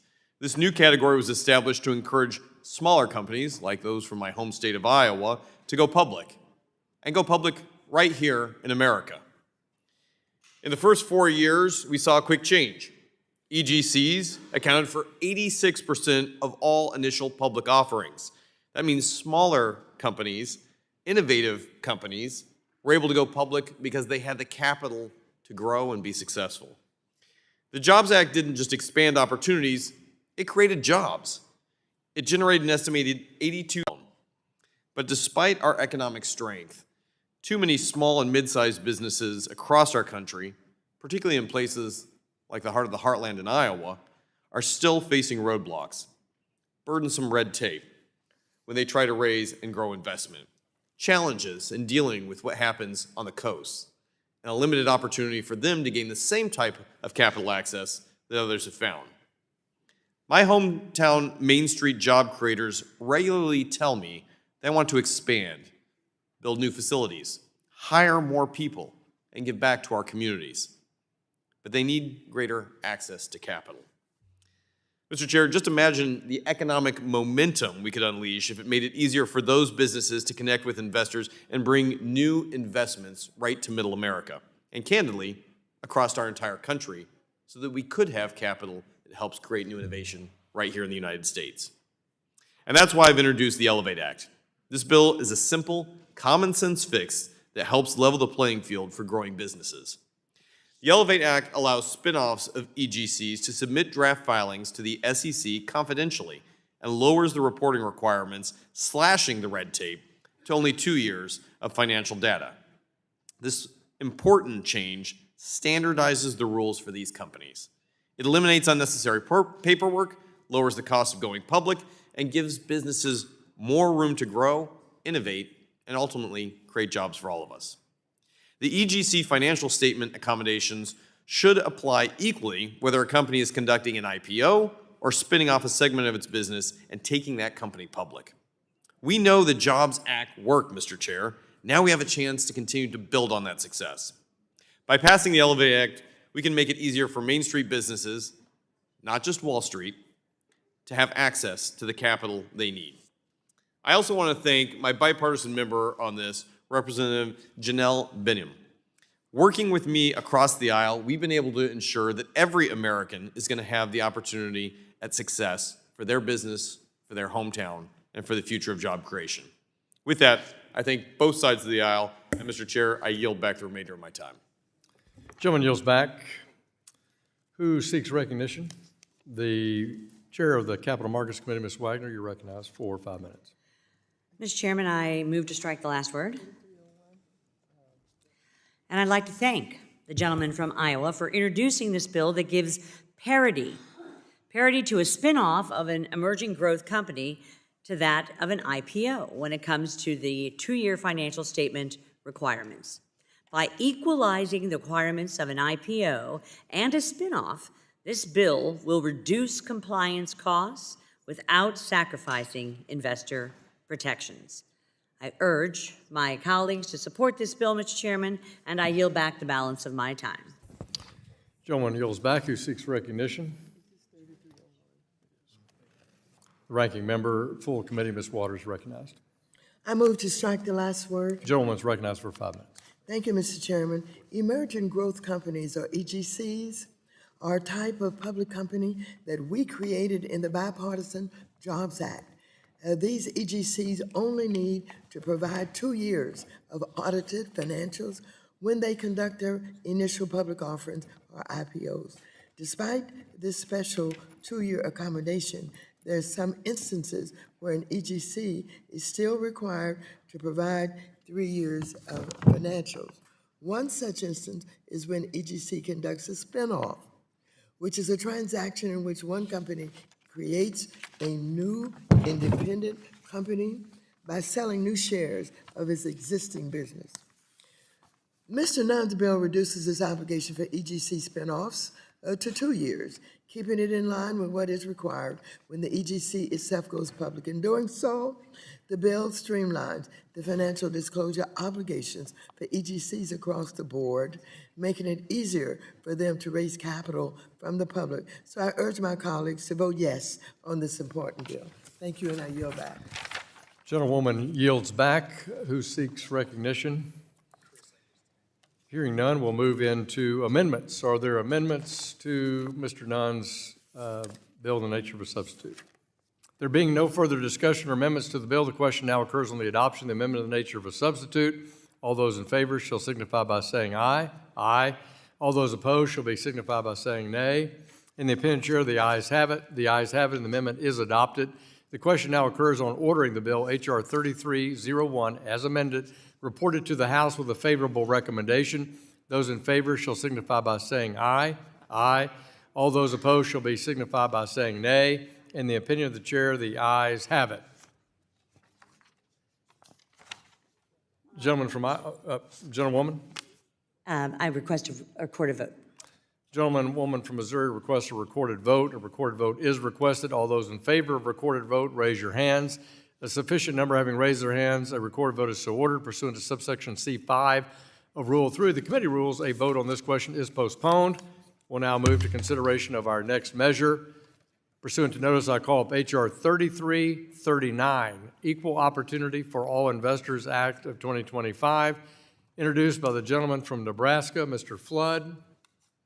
The clerk will report the bill, which was distributed in advance. H.R. 3339, to require certification exemptions for accredited investors and for other purposes. Without objection, the bill is considered read and open to amendment at any point. The gentleman from Nebraska has an amendment in the nature of a substitute, copies of which were distributed in advance. The clerk will report. An amendment in the nature of a substitute to H.R. 3339, offered by Mr. Flood of Nebraska, designated as Flood 014. Without objection, the amendment is considered read and will serve as base text for the purposes of an amendment. I recognize the gentlewoman from Missouri, the chair of the Capital Markets Subcommittee, for 5 minutes to explain Mr. Flood's amendment. I thank you, Mr. Chairman, and I want to thank the gentleman from Nebraska, Mr. Flood, for introducing this bipartisan piece of legislation. The Equal Opportunity for All Investor Act creates a new pathway for knowledgeable, experienced, and sophisticated investors to participate in the economic growth of our private markets. This bill also gives businesses that are seeking to raise capital greater access to a critical source of funding. Using wealth as a proxy for determining an investor's level of sophistication excludes a large pool of investors who have the knowledge to make informed decisions about where they want to invest. By expanding the accredited investor definition, this bill expands that pool of people and includes more individuals who have been historically relegated to the investing sidelines. Mr. Chairman, I urge my colleagues to support this bill, and I yield back the balance of my time. The gentlewoman yields back. Who seeks recognition? The ranking member of the full committee, Ms. Waters, recognized. I move to the last word. Recognized for 5 minutes. Thank you. Mr. Chair, in both this Congress and last, I've been particularly outspoken about the risk of retail investors investing in private securities. Among other things, private securities lack sufficient transparency, have longer lockup periods, are much more volatile, and are less liquidity than their public counterparts. It is critical that anyone who invests in these risky assets has sufficient knowledge of those risks. Currently, companies or brokers they hire can only solicit these, quote, investment opportunities, quote unquote, to individuals who have been deemed to be accredited investors. This definition is currently based on a person's income and net worth, meaning only those making a certain amount of money or possessing a big enough bank account to have access to them. But anyone can tell you that just because you have a lot of money doesn't make you knowledgeable about the markets. Knowledgeable, or knowledge, is the key here. And the definition needs to be revising or revisiting to center around this core concept of knowledge and expertise. The committee has heard from some investors who want to invest their own money in some of these risky and illiquid investments and don't want to be barred from investing just because they don't meet the wealth or income test. The Equal Opportunity for All Investors Act addresses this problem by allowing an individual to qualify as an accredited investor if they pass an exam that ensures they are properly versed in the risk of investing in private markets. With this change, ordinary investors who want to invest in private securities can now do so, assuming they pass the test, which would establish they were keenly aware of the particular risk related to high-risk and illiquid securities and conflicts of interest presented when financial professionals sell their products to investors.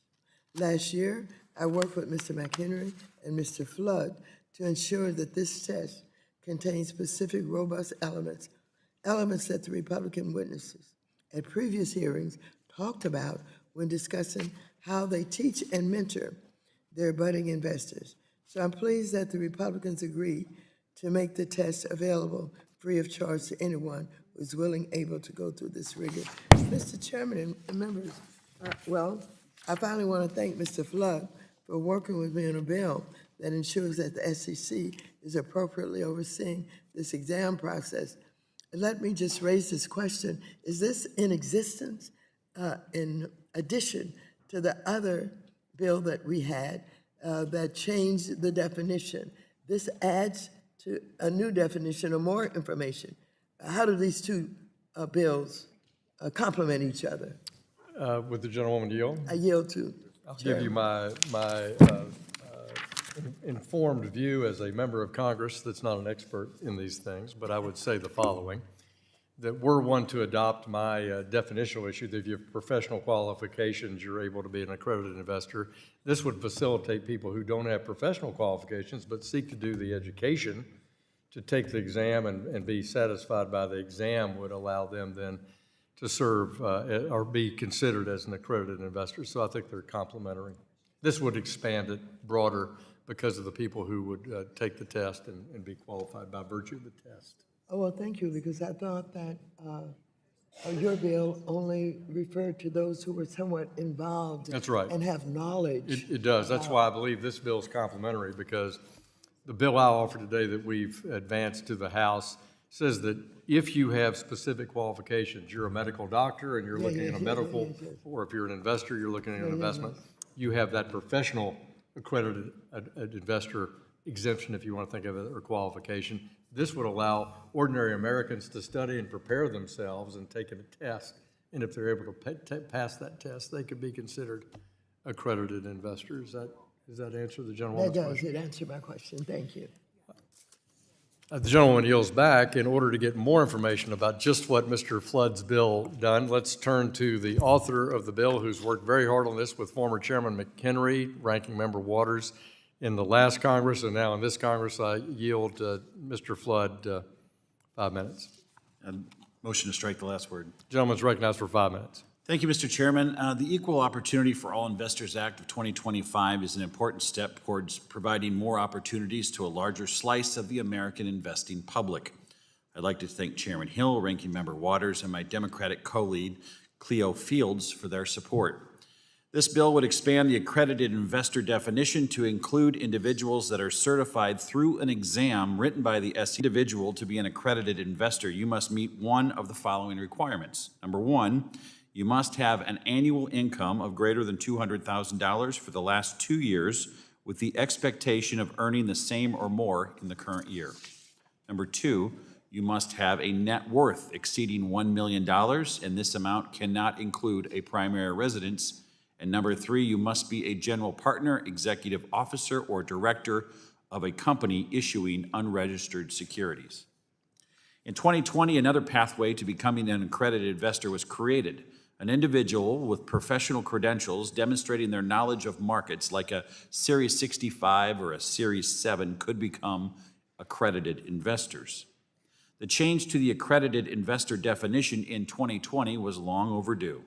Imagine a world where an investment advisor can tell their clients what private offerings they should pursue, but is somehow unable to make those same investment choices with their own money. That simply doesn't make any sense, and I think the example reveals a greater truth around the accredited investor definition. Wealth is not a particularly strong judge of whether someone should be an accredited investor or not.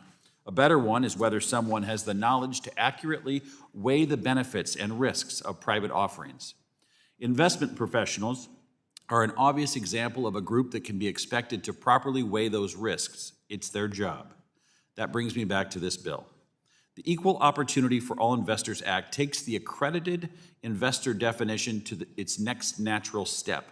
If we believe that knowledge, not just wealth, are sufficient to make an individual an accredited investor, why not more directly test the knowledge of potential accredited investors? This bill would direct the SEC to create an accredited investor exam that will be thorough and extensively test an investor's sophistication and knowledge of the risks of private offerings. This bill includes a long list of parameters to be included in the exam. All of them are intended to ensure investors understand the differences between private and public offerings and some of the potential risks that could emerge from those differences. This bill strikes an effective balance. It brings more investors into the accredited investor pool, but contains guardrails that would filter out individuals that do not fully understand private offerings and the investment risk associated with them. I am proud of this bipartisan bill, which was the product of a robust discussion with our colleagues across the aisle. We have legislation today that would make for a tough but fair exam for investors that want to become accredited investors. I urge my colleagues to support this bill, and I yield back the balance of my time. Gentleman yields back. Who seeks recognition?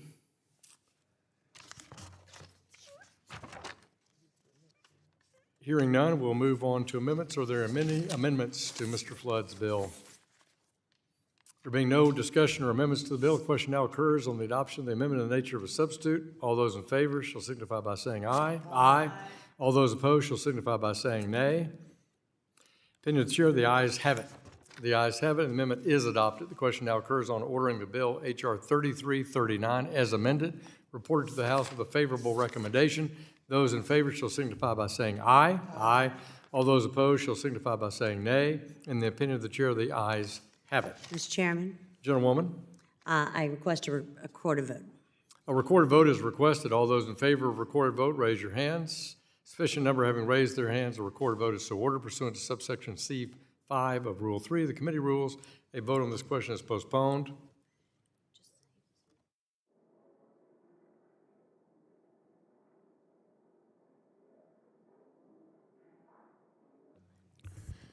Before we move on to the next bill, I want to call up H.R. 3383. There being no further amendments without objection, the previous question on the substitute is ordered and recorded votes or pending amendments have been postponed. Once those votes are taken, the committee will immediately consider the question and report the measure. Pursuant to the notice, I call up H.R. 1190, the Expanding Access to Capital for Rural Job Creators Act, introduced by the gentleman from Montana, Mr. Downing. The clerk will report the bill, which was distributed in advance. H.R. 1190 to amend the Securities Exchange Act of 1934 to expand access to capital for rural area small businesses and for other purposes. Without objection, the bill is considered read and open to amendment at any point. The gentleman from Montana has an amendment in the nature of a substitute, copies of which were distributed in advance. Clerk will report the amendment. An amendment in the nature of a substitute to H.R. 1190, offered by Mr. Downing of Montana, designated as Down in 032. Without objection, the amendment is considered read and will serve as base text for the purposes of amendment. The gentleman from Montana, Mr. Downing, is recognized for 5 minutes. Thank you, Mr. Chairman. Small businesses are the lifeblood of the United States economy. Over 99.9% of businesses across the country are classified as small businesses, employing nearly half of all Americans. The job impacts of small businesses are even greater in Montana, which employ 67% of Montanans, according to the Small Business Administration. The number one barrier to expansion for any business, especially small businesses, is access to capital. Through my own experiences, I know how difficult it can be for these businesses to secure the funding they need to grow.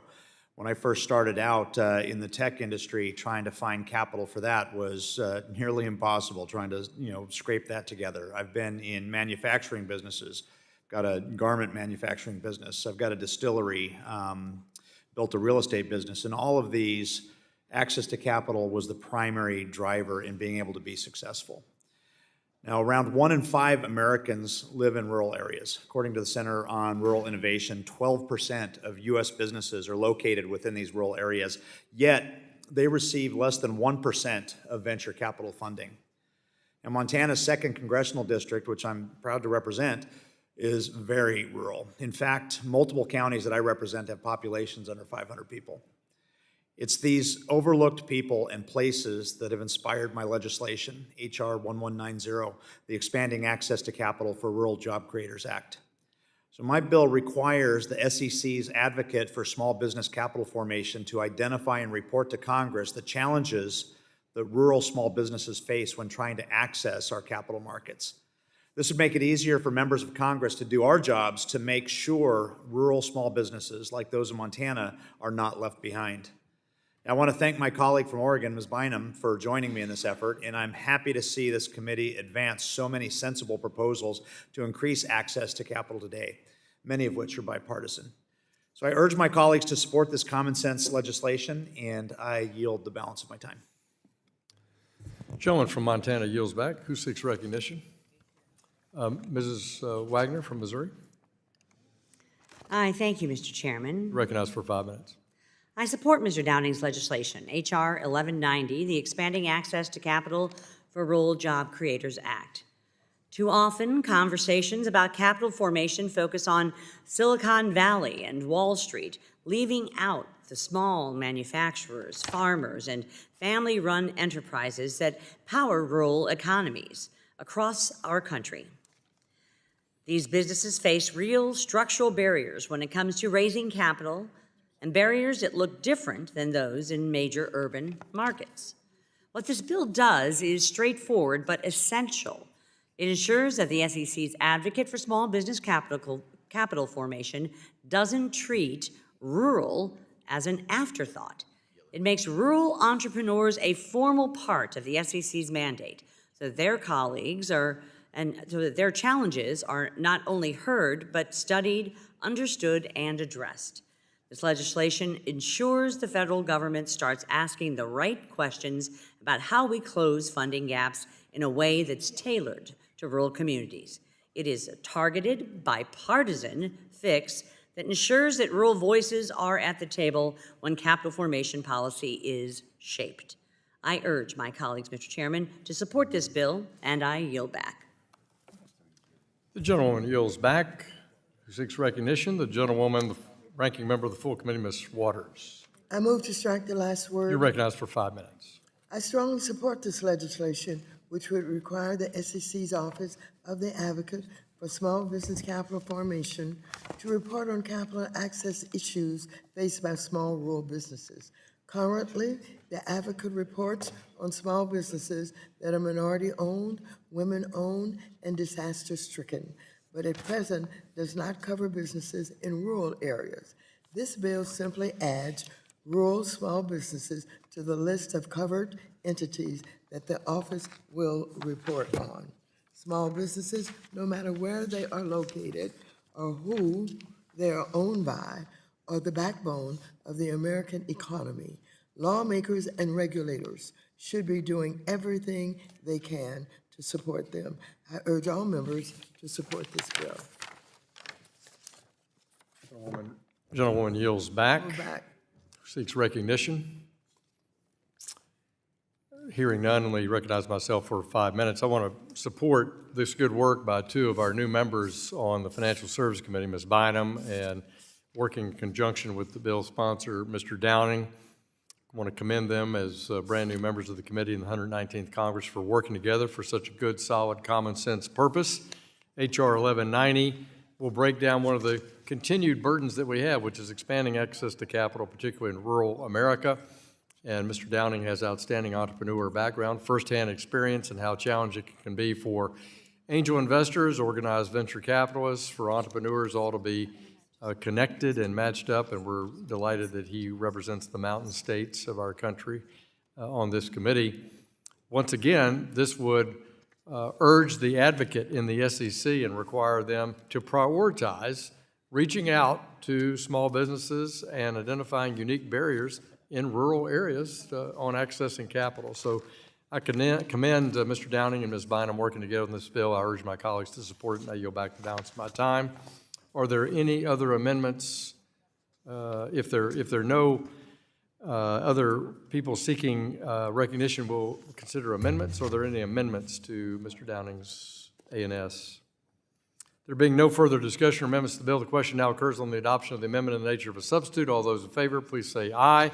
Aye. Any opposed signify by saying nay. The opinion of the chair, the ayes have it. The ayes have it. The amendment is adopted. Question now occurs on ordering the bill H.R. 1190 as amended, reported to the House with a favorable recommendation. Those in favor shall signify by saying aye. Aye. All those opposed shall signify by saying nay. The opinion of the chair, the ayes have it. Mr. Chairman, Gentlewoman from Missouri. I request a recorded vote. The gentleman requests a recorded vote. All those in favor of recorded vote, raise your hands. Sufficient number having raised their hand. A recorded vote is ordered pursuant to subsection C5 of Rule 3 of the committee rules. A vote on this question is postponed. We'll now move to consideration of the next measure. Pursuant to notice I call of H.R. 3352, Helping Angels Lead Our Startups, the HALOS Act of 2025, introduced by the gentleman from New York, Mr. Lawler. The clerk will report the bill, which was distributed in advance. H.R. 3352, to require the Securities and Exchange Commission to revise rules relating to general solicitation or general advertising to allow for presentations or other communication made by or on behalf of an issuer at certain events and for other purposes. Without objection, the bill is considered read and open to amendment at any point. The gentleman from New York has an amendment in the nature of a substitute, copies of which have been distributed in advance. The clerk will report the amendment. Amendment in the nature of a substitute to H.R. 3352, offered by Mr. Lawler of New York, designated as Lawler 054. Without objection, the amendment is considered read and will serve as base text for the purposes of amendment. The gentleman from New York, Mr. Lawler, is recognized to explain his amendment for 5 minutes. Thank you, Mr. Chairman. For several years, small businesses have been weathering turbulent economic times. Having survived COVID, they contended with burdensome regulations and high inflation, which have stifled economic growth, held back entrepreneurs, and frankly made it harder for everyday Americans to pursue their American dream. According to the Small Business Administration, small businesses, defined as firms with fewer than 500 employees, accounted for approximately 43.5% of U.S. GDP. These businesses also created over 70% of net new jobs since 2019, with the U.S. averaging 430,000 new business applications per month in 2024, a 50% increase from 2019. We should be doing everything we can to promote investment, foster entrepreneurship, and spur on small business growth, whether it's reforming outdated policy or making it easier to access capital, which is why I asked my colleagues to support my Helping Angels Lead Our Startups Act, otherwise known as the HALOS Act. The HALOS Act promotes access to investment capital for small companies and ensures that startups can continue to generate interest and connect with investors. The bill defines an angel investor and clarifies the definition of general solicitation to ensure that startups have the opportunity and ability to discuss their products and business plans at certain events known as demo days. In doing so, companies will be able to engage with a wider audience of investors and spread the word about the products and services that they offer to help develop a thriving and diverse economy. Barriers like the general compliance requirements on general solicitations can reduce opportunities for small businesses, entrepreneurs, and everyday investors as they both soak up the amount of time and resources needed, but also deter small businesses who are afraid of unintentionally violating these laws. We have seen many successes since the passing of the Bipartisan Jobs Act over a decade ago, which helped reduce barriers to investment. The HALOS Act is the logical next step on the road of clarifying and modernizing rules that will enable startups to find the resources they need to grow and thrive. Every year, angel investors support tens of thousands of small businesses, and their long-term impact is undeniable. Household names like Amazon, Costco, Facebook, Google, and Starbucks all started with the backing of angel investors.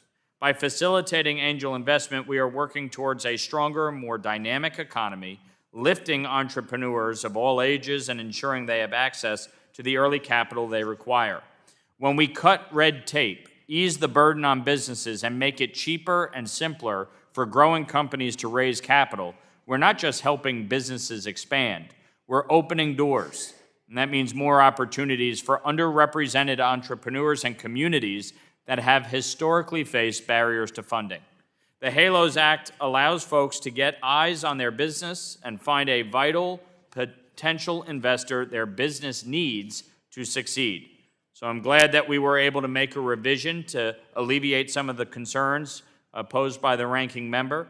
I'd like to thank her, as well as my Democratic colleague, Congressman Josh Gottheimer, for co-leading this vital piece of legislation.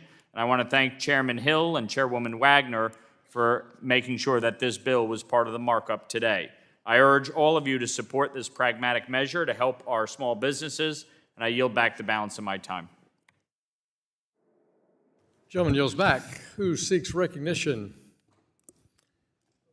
Let me call on the ranking member. I beg your pardon. Let me call on the chair of the Capital Markets Subcommittee. I thank you, Mr. Chairman. You're recognized for 5 minutes.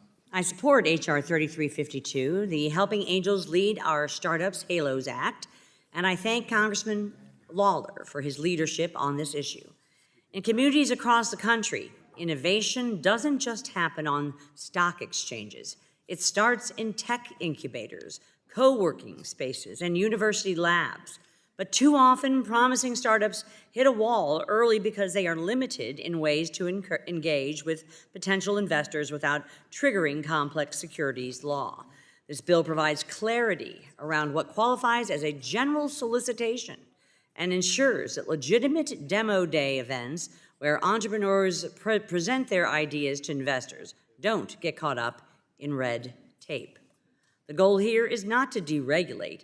is to make sure that our rules distinguish between a formal securities offering and a simple conversation about a business idea. If we want to foster entrepreneurship, we need to ensure our regulations support the early stages of capital formation. H.R. 3352 gives small startups and investors confidence that participating in a demo day won't accidentally violate federal securities law. Next week. I urge my colleagues, Mr. Chairman, to support this bipartisan pro-growth bill, and I yield back. The gentleman yields back. The ranking member of the full committee, Ms. Waters, I move to strike the last word. recognized for 5 minutes.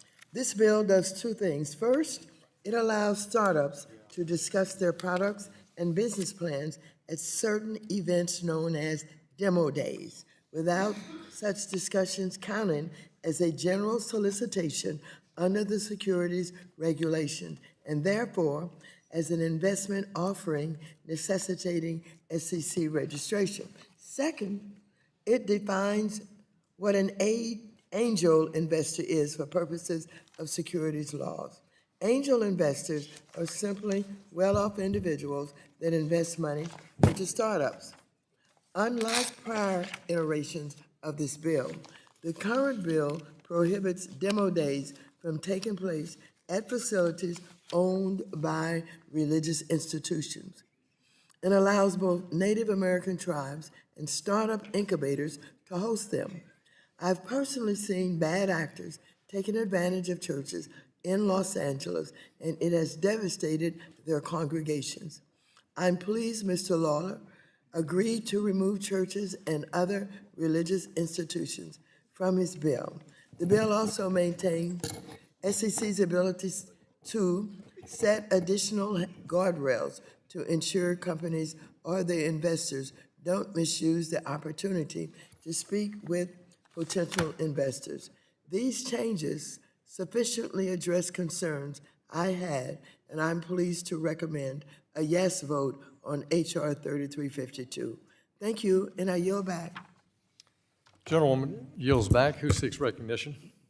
Seeing no other members seeking recognition, I recognize myself for 5 minutes in support of Mr. Lawler's bill, H.R. 3352, the HALOS Act.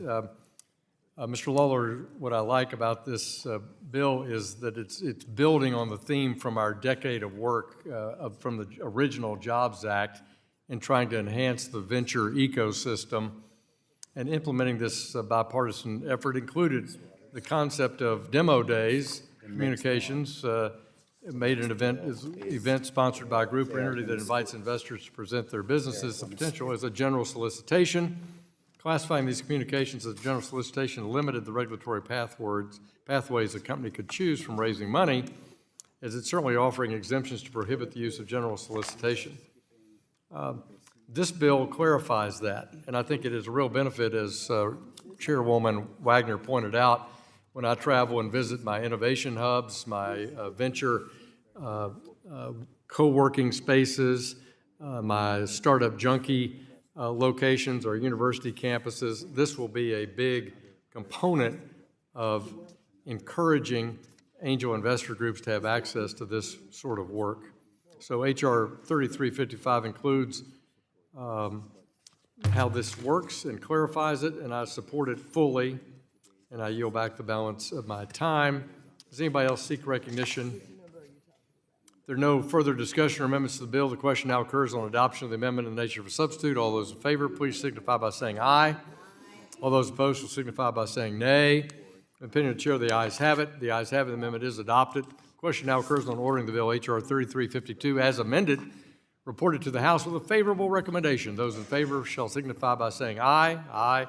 All those opposed shall signify by saying nay. Chairman. Chair, the ayes have it. Gentleman from New York. A recorded vote. Gentleman from New York requests a recorded vote. All those in favor of recorded vote, raise your hands. A sufficient number having raised their hands, a recorded vote is so ordered. Pursuant to subsection C5 of Rule 3, the committee rules a vote on this question is postponed. We'll now move to the next bill under consideration, which is H.R. 3348, the Accredited Investor Definition Review Act, introduced by the gentleman from Michigan, Mr. Huizenga, who's the vice chairman of the full committee. The clerk will report the bill, which was distributed in advance.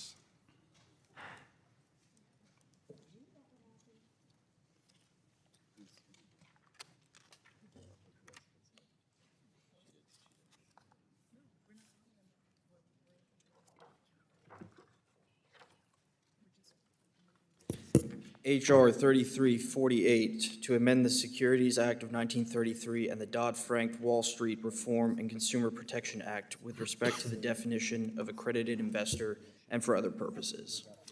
Without objection, the bill is considered read and open to amendment at any point. The gentleman from Michigan has an amendment in the nature of a substitute, copies of which were distributed in advance. The clerk will report his amendment. An amendment in the nature of a substitute to H.R. 3348 offered by Mr. Huizenga of Michigan, designated as Huizen 020. Without objection, the amendment is considered read, and this will serve as the base test for purposes of amendment. The gentleman from Michigan, Mr. Huizenga, is recognized for 5 minutes to explain his amendment. Thank you, Mr. Chairman. I appreciate it. Small businesses, entrepreneurs, emerging companies are what drive the American economy, and we meet them in our districts every day. We hear their stories. We see firsthand the benefits that their dreams, their innovations, and hard work provide to our constituents, our communities, their neighbors. Last year, as part of the committee's capital formation agenda, we heard from everyday Americans who, despite the odds, succeeded in achieving their dreams. Under current securities laws, accredited investors are allowed to purchase securities that haven't been registered with the Securities and Exchange Commission. These types of offerings carry more risk than public offerings, and in theory, individuals with enough financial sophistication or net worth, which I have to editorialize, are two very different things. Just because you're rich does not mean you actually have financial sophistication. But nonetheless, that's the definition that we're dealing with. These are individuals with enough financial sophistication or net worth. They can bear the potential losses that may be associated with these types of securities. Simply put, accredited investors are currently defined by the SEC based on their income and their net worth, not whether they can actually understand financial markets or have demonstrated greater sophistication or expertise or understand the risk. My bill, the Accredited Investor Definition Review Act, would require the SEC to incorporate additional, quote, certifications, designations, or credentials that further the purpose of the accredited investor definition, close quote, within 18 months, and thereafter assess the addition of certifications, designations, or credentials every 5 years. In 2024, the SEC's updated the definition of an accredited investor, but it failed to update the pre-existing financial thresholds. Without congressional action, innovators who often turn to their own local communities will be unable to reach those investors who can make a huge impact for them. As we've heard today, the current definition the SEC uses to identify accredited investors is outdated. Today, that definition is solely based on wealth. The ability to participate in a private offering should not be limited to individuals that pass some type of federal government assets test. Instead, the ability to participate should be expanded to include all individuals that demonstrate that they have a sufficient understanding of that offering. Mr. Chairman, last Congress, this bill passed with a broad bipartisan support in both this committee and then on the House floor. And actually, I would note that it passed 41-2 out of our committee. I think we can all agree that we need to open our capital markets and our financial system to more people, not less. Let's offer more opportunity. So I urge my colleagues to once again support this legislation, and with that, Mr. Chairman, I yield back. The gentleman yields back, who seeks recognition and support of Mr. Huizenga's amendment. Ms. Wagner, the chair of the Capital Markets Committee, is recognized for 5 minutes. I thank you, Mr. Chairman. I move to strike the last word. I want to thank the gentleman from Michigan for his leadership on this bill, which would provide more everyday investors with opportunities to save and build wealth. The accredited investor definition creates inequality in our securities law by restricting investments in the private market, where returns are often the highest. to only those who are already well off. This bill takes a major step towards expanding the current accredited investor definition by requiring the SEC to review the list of certifications, designations, and credentials for qualifying as an accredited investor. Mr. Chairman, I urge my colleagues to support this bill, and I yield back the balance of my time. The gentlewoman yields back, who seeks recognition. The ranking member of the full committee, Mrs. Waters. Thank you, Mr. Chairman. I have an amendment at the desk. Well, we're not ready for amendments yet. Let me ask the gentlewoman to hold on that just for a moment. Anybody else seek recognition on the Mr. Huizenga's amendment in the nature of a substitute? Hearing none, let me recognize myself for 5 minutes. I want to thank the gentleman from Michigan, our vice chairman of the full committee, for offering his additional thoughtful proposal to increase qualified accredited investors across our country. We want to continue, as I said a few minutes ago, to build the venture ecosystem and make sure that more Americans have the opportunity to invest in those private opportunities that exist, but we also want to make sure that that's done in the right way, in a thoughtful way that enhances expertise. HR 3348 ensures the definition of an accredited investor keeps pace with modern financial literacy and professional expertise. So I thank him for his bill. I urge my colleagues to support it, and I yield back the balance of my time. Does anyone else seek recognition? Hearing none, we'll move to amendments. Are there amendments to the gentleman's bill? Ranking member of the full committee. Thank you, and I do have an amendment at the desk. Gentlewoman will pause, and she has an amendment at the desk. We'll let that be distributed.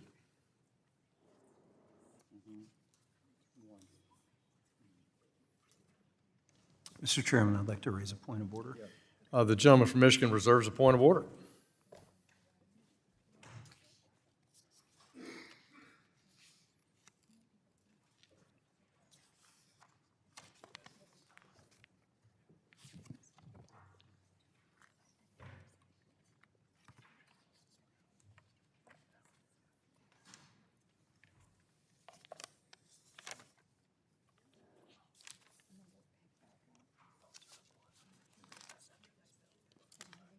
Okay. You're going to call votes.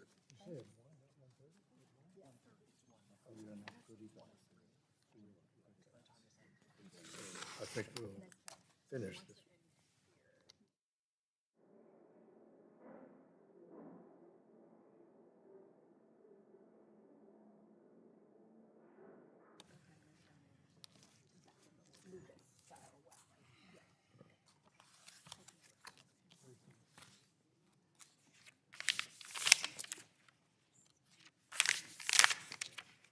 Gentleman from Michigan reserved a point of order. Clerk will report the amendment.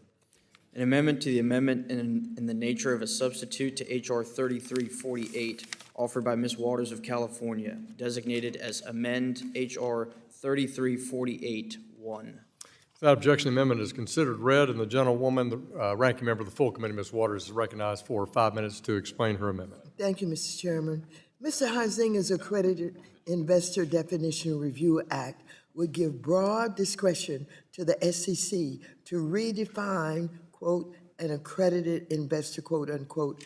As I spoke to earlier regarding Mr. Hill's accredited investor bill, which I support, the accredited investor framework, which is being changed by this and other bills today, has long protected the general public from being sold high-risk, illiquid private securities.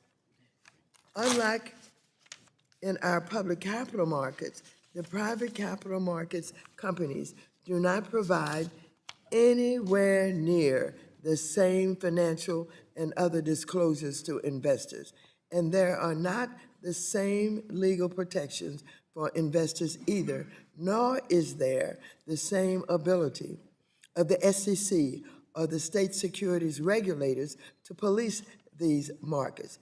But the SEC under Trump is not the SEC I know. President Trump has asserted stunning and unlawful control over executive agencies and commissions since taking office, including the SEC. He sent his billionaire co-president, Elon Musk, and his so-called Department of Government Efficiency into the building to gut the agency, and Trump's budget office has inserted its control over all of SEC's rulemaking going forward, and most alarmingly and clearly in violation of the law. Trump has fired independent commissioners at other agencies like the National Credit Union Administration and the FTC, which also serves as a threat to SEC's commissioners. As the lone Democratic SEC commissioner, Caroline Crenshaw warned recently, the SEC under Trump is abandoning its investor protection mandate, not to mention nearly 15% of SEC personnel have departed since October 2024 through retirements, resignations, or fear of firings. This loss of deep expertise offered by dedicated public servants will weaken the agency's capacity to prevent or manage the next market shock. In the preceding 4 months, the Commission has used staff guidance, no action letters, and press releases rather than notice and comment rulemaking to dilute or pause recently adopted rules. Some of the deferred or paused rules and regulatory actions include crypto mining, meme coins, advisor marketing, stable coins, securitization conflicts, proxy proposals, and accredited investor verification. My amendment would address my concern with Trump's SEC by limiting the SEC's discretion in changing the definition of accredited investor. Under the amendment, the SEC could only adjust the definition if it leads to capital formation without reductions in investor protection. I urge all members to support this amendment. This amendment is very important. I understand from several sources that the President of the United States has instructed SEC to get rid of all regulations related to crypto. I yield back the balance of my time. The gentleman yields back. Does the gentleman from Michigan insist on his point of order? No, I will withdraw my point of order. Is there further debate on Mrs. Waters' amendment to the amendment in the nature of a substitute? Gentleman from Michigan is recognized to strike the last word. Thank you, Mr. Chairman. I appreciate the opportunity to address the ranking member's concerns. And as you and I were having a little sidebar, we wanted to talk a little bit about how this all fits together. Your bill, Mr. Chairman, is looking at professional qualifications, doctors, nuclear scientists, a CPA, a CFA, somebody who has a particular expertise and a training, and they literally have a professional license in many of these cases. Our colleague, Mr. Flood's, take a test, for lack of a better term, view of this, basically going and proving what you know in that subject area. This was something that former Chairman McHenry had worked on. My portion of this is to look at and designate certain specific specialty certificates. This is something that has been long talked about. We've battled through some of these finer points in previous years, and in fact, the bill as it sits today, my amendment in the nature of a substitute, is exactly the bill that we passed out of committee last term. It had 2 votes against it, Congresswoman Tlaib from Michigan and Congresswoman Presley from Massachusetts were the 2 lone dissenting votes. It went to the House floor. There was great merriment on the House floor, unity on it. In fact, it was unanimously adopted. And I do want to quote, and I'm not trying to pick a fight with the ranking member. I just want to point out that in April of '23, during the markup of this very bill, she said, quote, "Mr. Huizenga's Accredited Investor Definition Review Act gives the SEC the authority to periodically review what credentials will qualify for accredited investor status and update the list of credentials as is necessary. I believe this ensures that the definition is not stagnant and changes with the times as new certifications and degrees are developed. As a result, more investors will have access to the private markets while ensuring that they have the adequate tools to understand the risks involved in this space. And I ask for an aye vote," close quote. I wholeheartedly agree with the ranking member then, and I would just point out that if members plan to vote for Chairman Hill's Opportunities for Professional Experts Act, and if you plan to vote for Mr. Flood's bill, you should support this bill as well. And my bill builds on Mr. Hill's accredited investor legislation, and I do believe that this is the right direction. I will also note that we have some other bills that are addressing the functionality of the SEC. Mr. Meeks has 3357 that's up today. Mr. Himes has 3395. The ranking member has 3422. All are bills dealing with the SEC and directing the SEC to do something. So if we have confidence in those areas for the SEC to do the right thing, which I do, I do believe that that the appointments that are there are solid, they're well-known, well-vetted, well-educated folks, then we should take that same philosophy with my particular bill as well. So with that, Mr. Chair, I will yield back to you. I thank the gentleman for his legislation. He yields back. Who seeks recognition on this bill? I mean, on the amendment, Mrs. Waters' amendment to the bill? Mr. Chairman, I request additional time.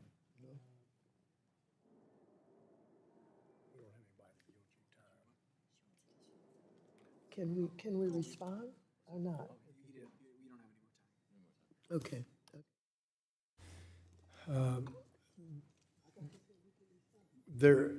If there's no further debate on the question, now occurs on the amendment from the gentlewoman from California, Mrs. Waters. All those in favor of the amendment shall signify by saying aye. All those opposed to the amendment shall be signified by saying nay. Nay. In the opinion chair, the nays have it. The nays have it. The amendment is not adopted. For what purposes the gentlewoman from California requests a recorded vote? All those in favor of a recorded vote, raise your hands. A sufficient number having raised their hands, a recorded vote is ordered. Pursuant to subsection C5 of Rule 3 of the committee rules, further proceedings on this amendment are postponed. Are there further amendments to Mr. Huizenga's amendment in the nature of a substitute? There being no further amendments without objection, the previous question on the substitute is ordered and recorded votes on the pending amendments have been postponed. Once those votes are taken, the committee will immediately consider the question and report the measure. Pursuant to the chair's previous order, we will briefly recess. We will reconvene immediately following the vote series.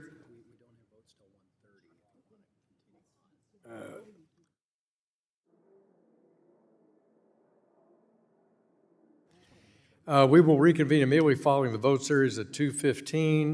Members are notified that votes are called for at 1:30. The committee is briefly in recess.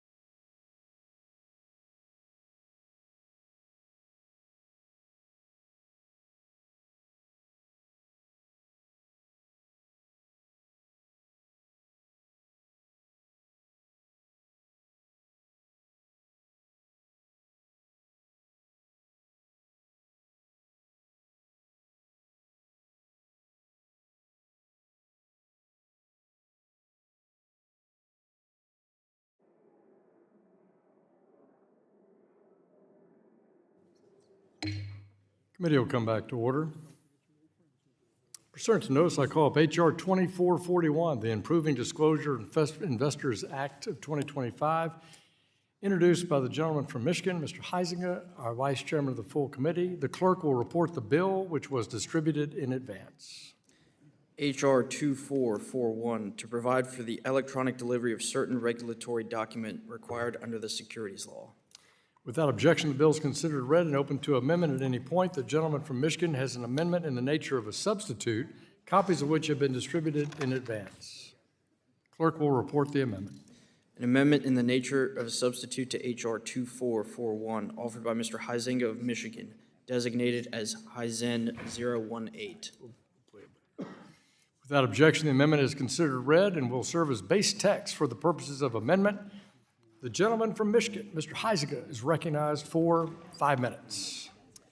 Thank you, Mr. Chairman. Today, for the second time, this committee will have an opportunity to debate the Improving Disclosure for Investors Act, a common sense bill that has a long history of bipartisan support. And let me remind my colleagues, e-delivery is not a new radical concept. In 2018, the Social Security Administration eliminated paper as the primary method of delivering benefit statements to individuals.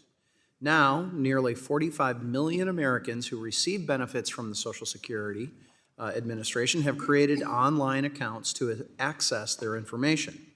Likewise, the Federal Thrift Savings Plan, the TSP, which is the system that federal employees operate under, and in fact, many in this room use, began offering statements digitally in 2003, with 5.5 million, or 85% of participants, currently taking advantage of this option.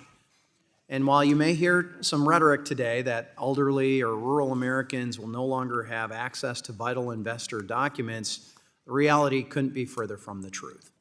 According to the American Association of Retired Persons, a recent study found that 3 in 4 Americans over the age of 50 rely on technology to stay connected, with 86% adopting smartphones. Mr. Chairman, the Improving Disclosure for Investors Act is straightforward. First, it directs the Securities and Exchange Commission to promulgate rules with respect to electronic delivery of certain required disclosures to investors. Second, it provides a transition period, allowing an initial paper communication about electronic delivery to be sent to existing investors. Third, during a period to not exceed 2 years, the bill requires delivery of an annual notice in paper solely to remind investors of their ability to opt out of that electronic delivery at any time. And lastly, and I can't say this enough, the bill provides a mechanism for investors at any time and in any circumstances to opt out of e-delivery and once again receive paper versions of their documents. So as a reminder, a version of this bill passed the House last Congress. It had broad bipartisan support from a large cross-section of both conferences, including 62 Democrats and many of my colleagues that sit on this committee. So I want to close by thanking both Chairwoman Wagner and Ranking Member Sherman for their support of this, which is important given their years of experience and leadership on the Capital Markets Subcommittee. I urge my colleagues to support this bipartisan common sense legislation that is not only guided by a commitment to honor consumer choice, but to also ensure Americans receive important information in a timely and secure manner. And with that, I yield back the balance of my time. Gentleman yields back. Who seeks recognition in support of? Mr. Chair. Mr. Sherman. I rise in support of this bill. Recognized for 5 minutes. I want to speak on behalf of the trees. They would prefer to keep growing and not be cut down. This will save a lot of trees, and that's why the Environmental Paper Network, whose members include the Sierra Club, the World Wildlife Fund, Friends of the Earth, are supportive of this bill.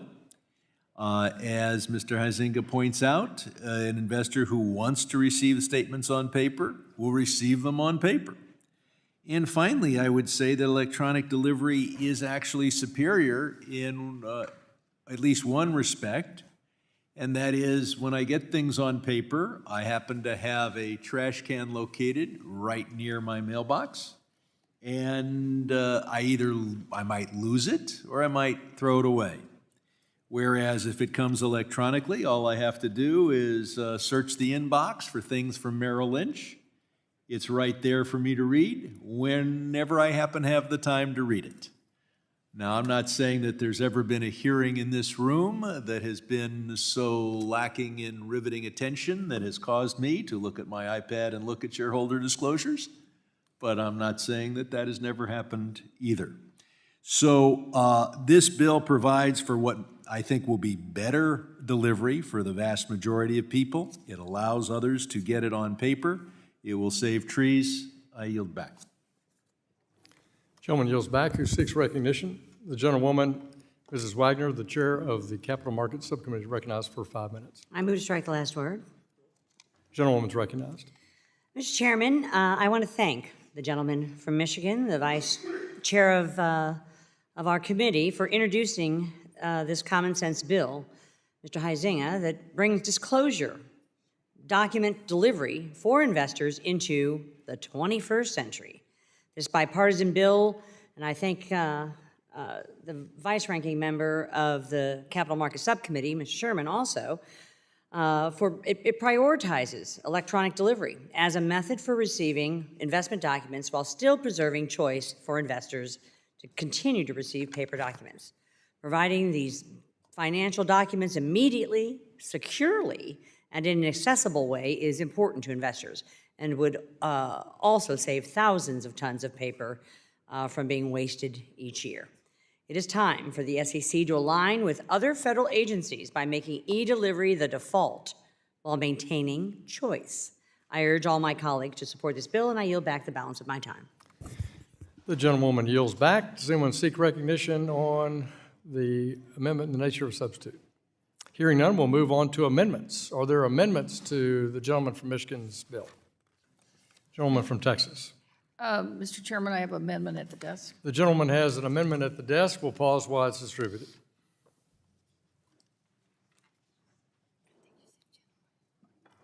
Mr. Chairman, I'd like to raise a point of order. Gentleman from Texas reserves a point of order. Or Michigan.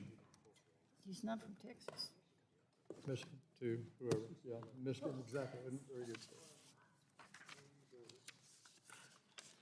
Northern border versus southern border, Mr. Chairman. The gentleman is in fact from Michigan.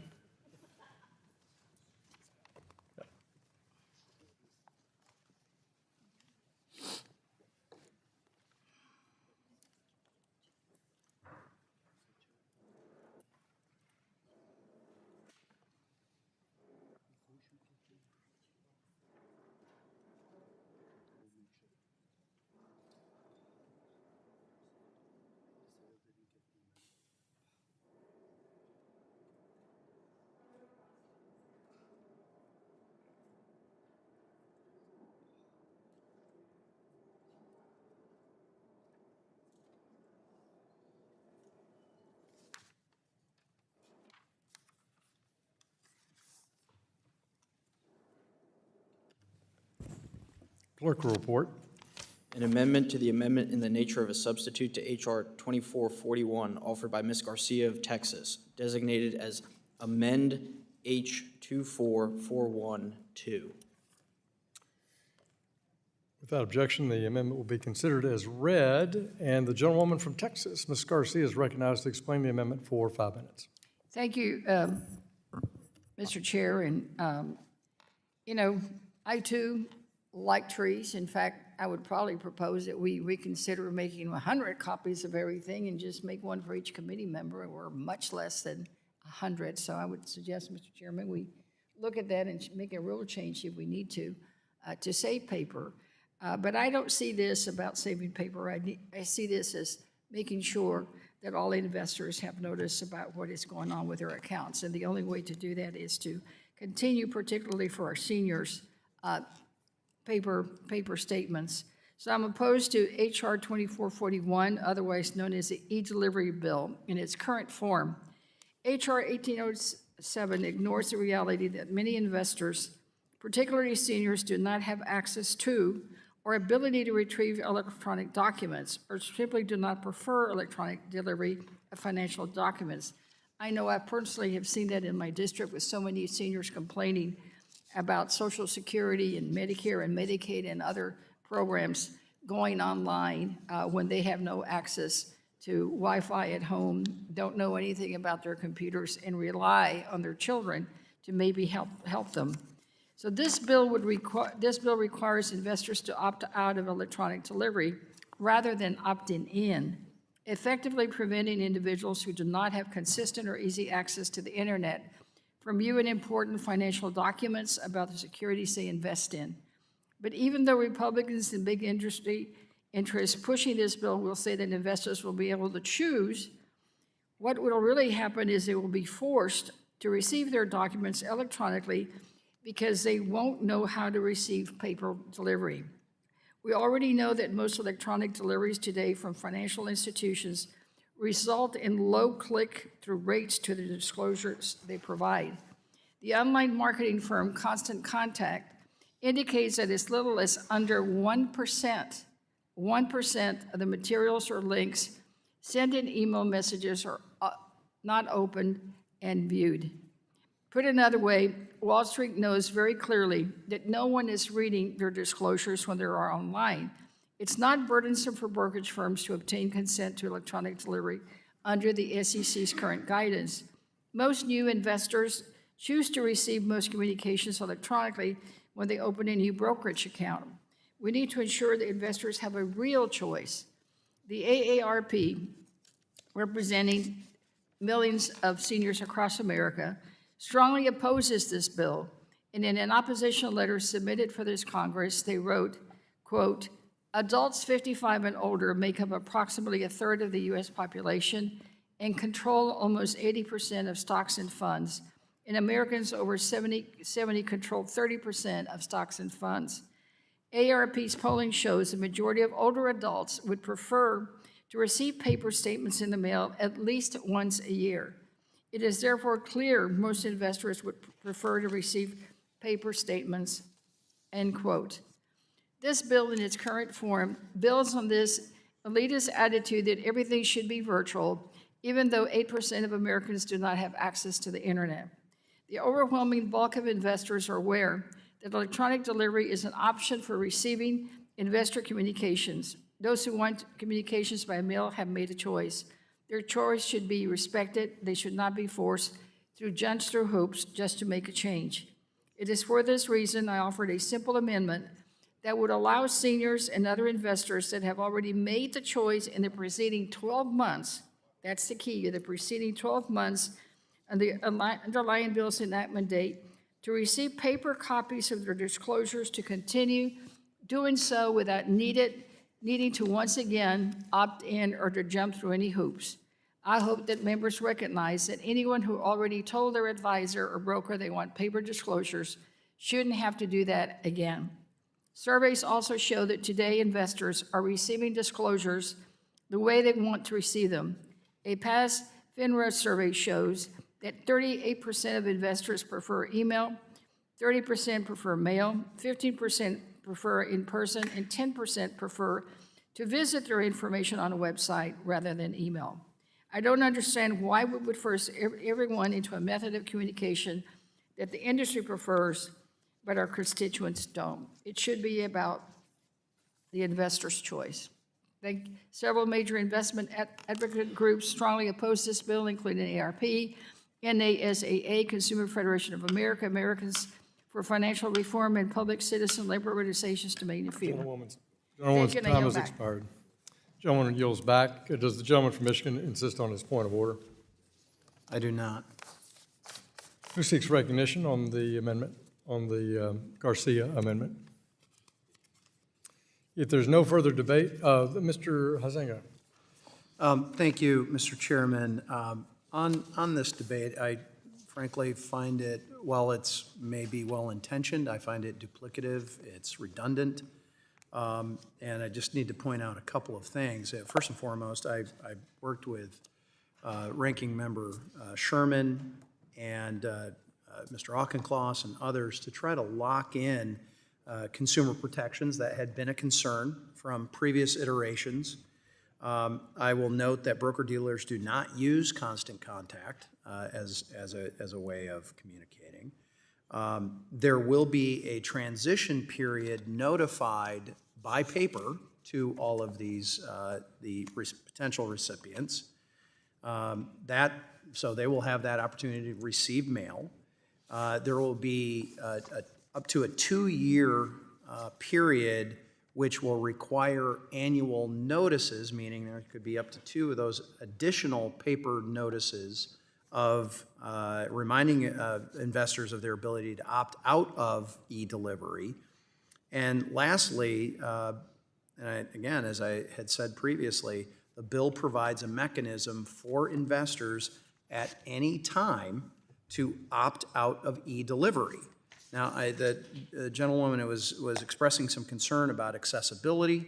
It's interesting, much of our government has shifted to e-delivery. 2020, the Department of Labor, under the Biden administration, moved to e-delivery as a default for all workplace plan participants. So everyone is receiving a e-delivery.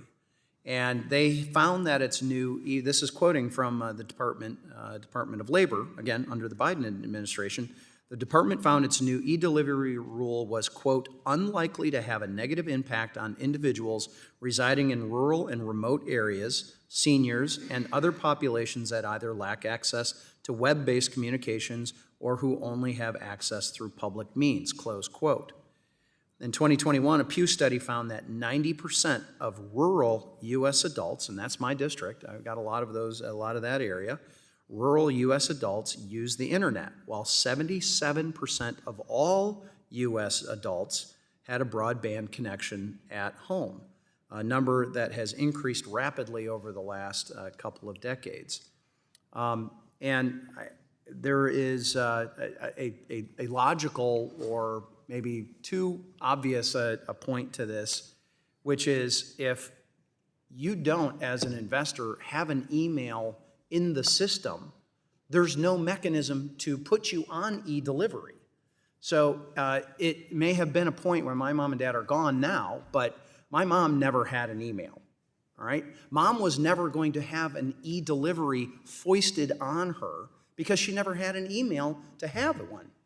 So in other words, it's logical that the only way that you could even possibly be subject to receiving e-delivery would be if you have an active email.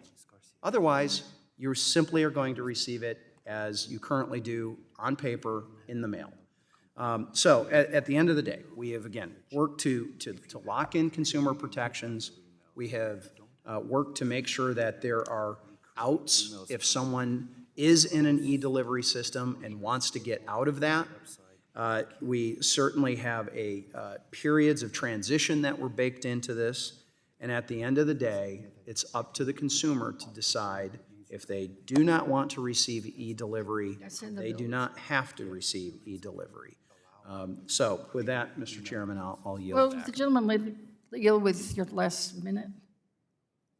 I will yield briefly. Yeah, I'm being advised that the bill itself requires that if you don't have an email, that they'll create one for you to force you to receive the messages by email.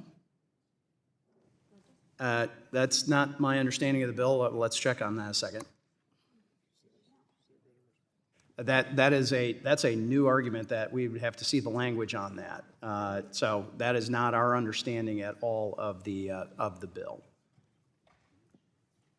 Well, do you all have the, Reclaiming my time. Yeah, if you could cite where exactly in the bill it says that, we're happy to take a look at that. But I do not believe that that is the case. can we just pause for a minute? My time has expired, so I. Gentleman's time has expired. Let's just pause, let's suspend just for a moment, have a little clarification, and then I'm sure someone will yield some time.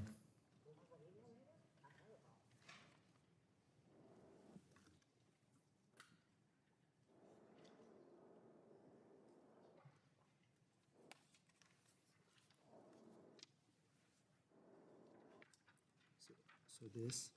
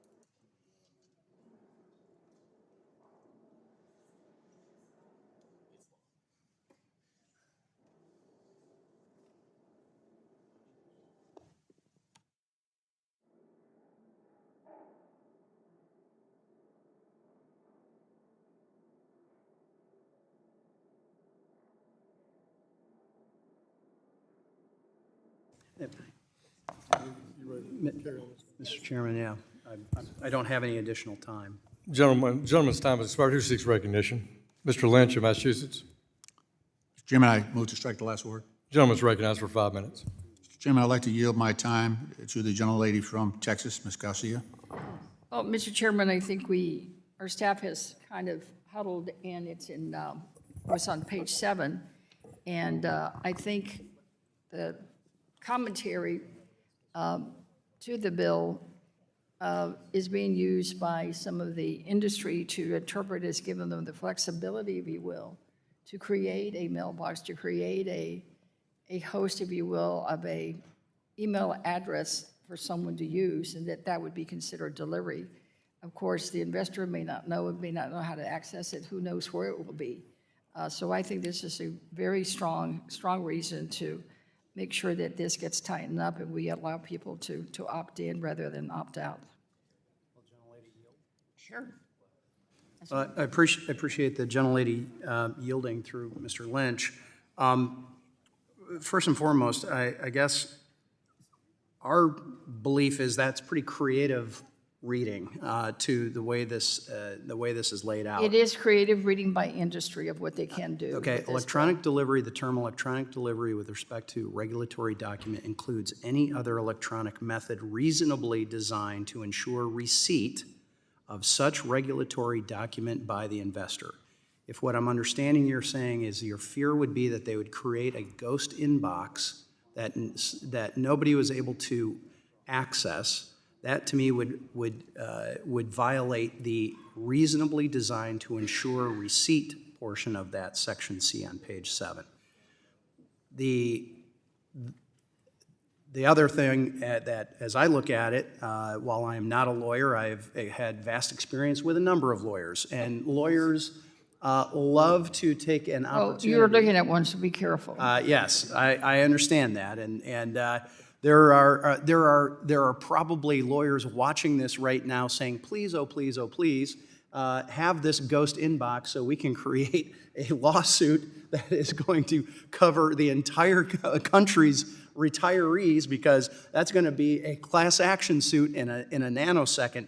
But thirdly, what I'm a little confused about is this is the exact same language that we had previously.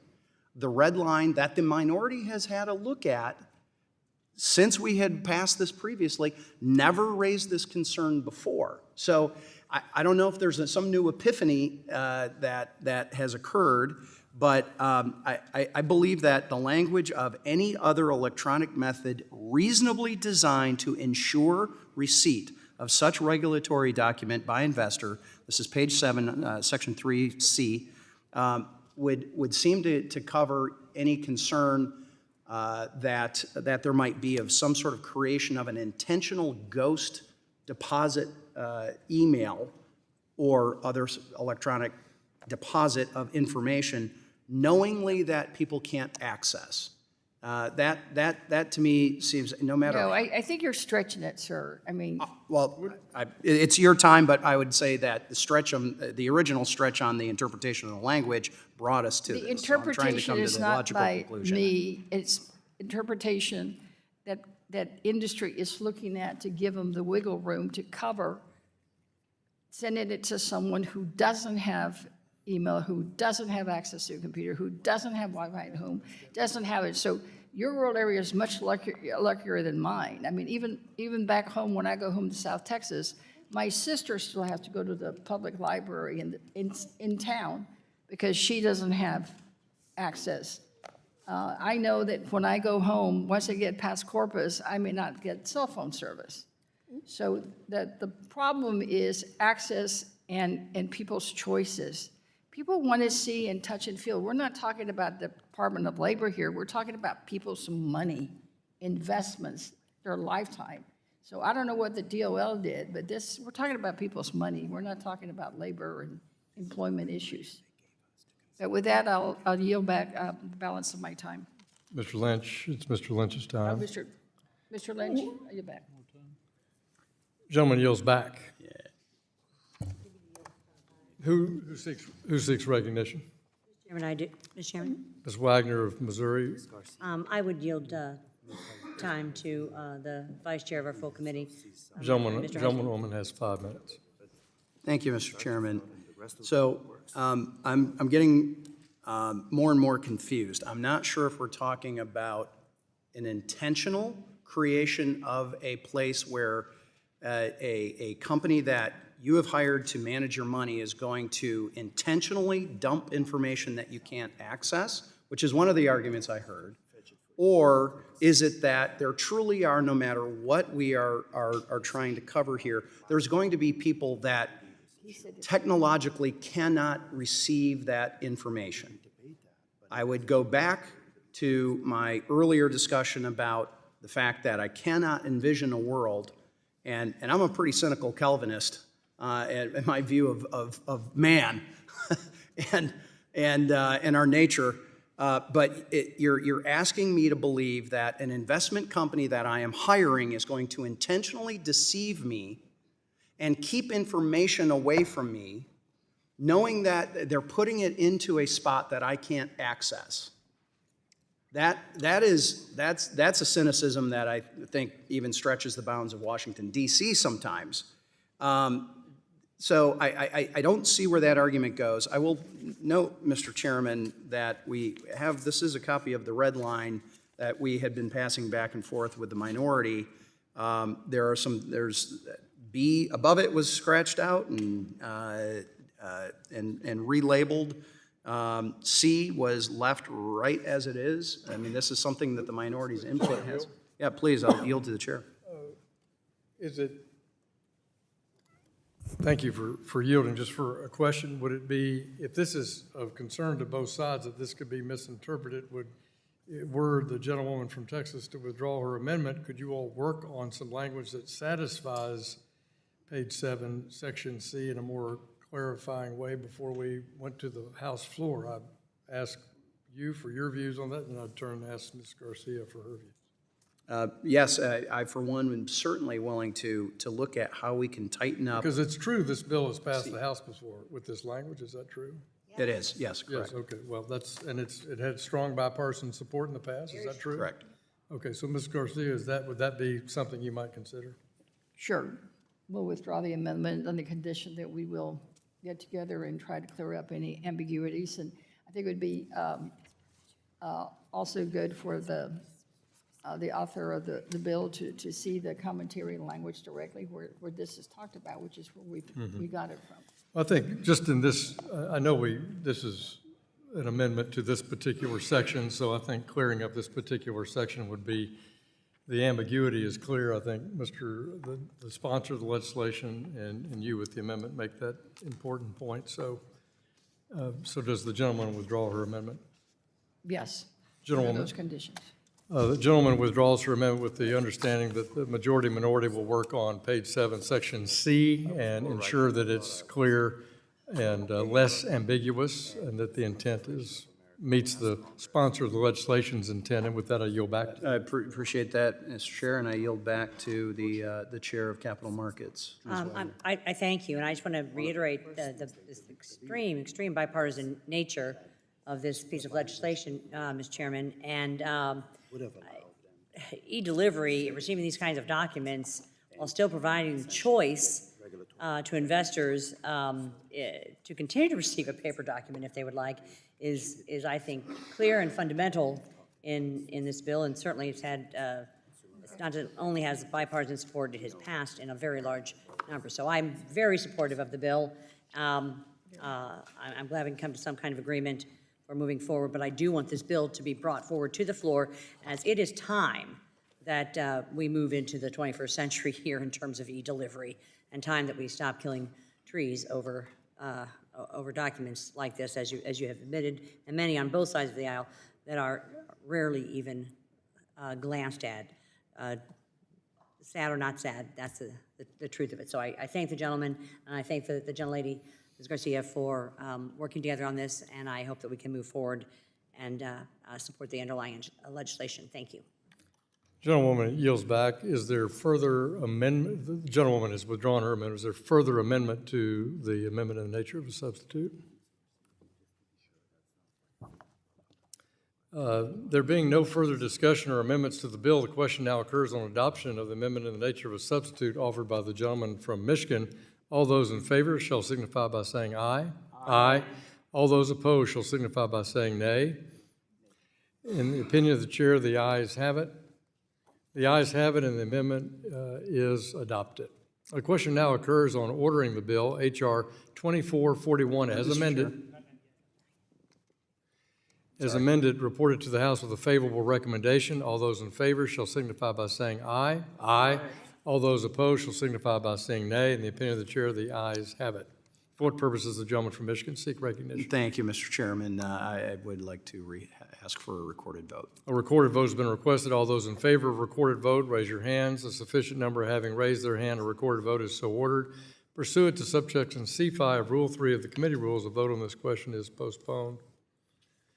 Seeing no further amendments, without objection, the previous question on the substitute is ordered and recorded votes on the pending amendments have been postponed. Once those votes are taken, the committee will immediately vote on the adoption of the amendment in the nature of a substitute, and then we'll consider the question to transmit the measure.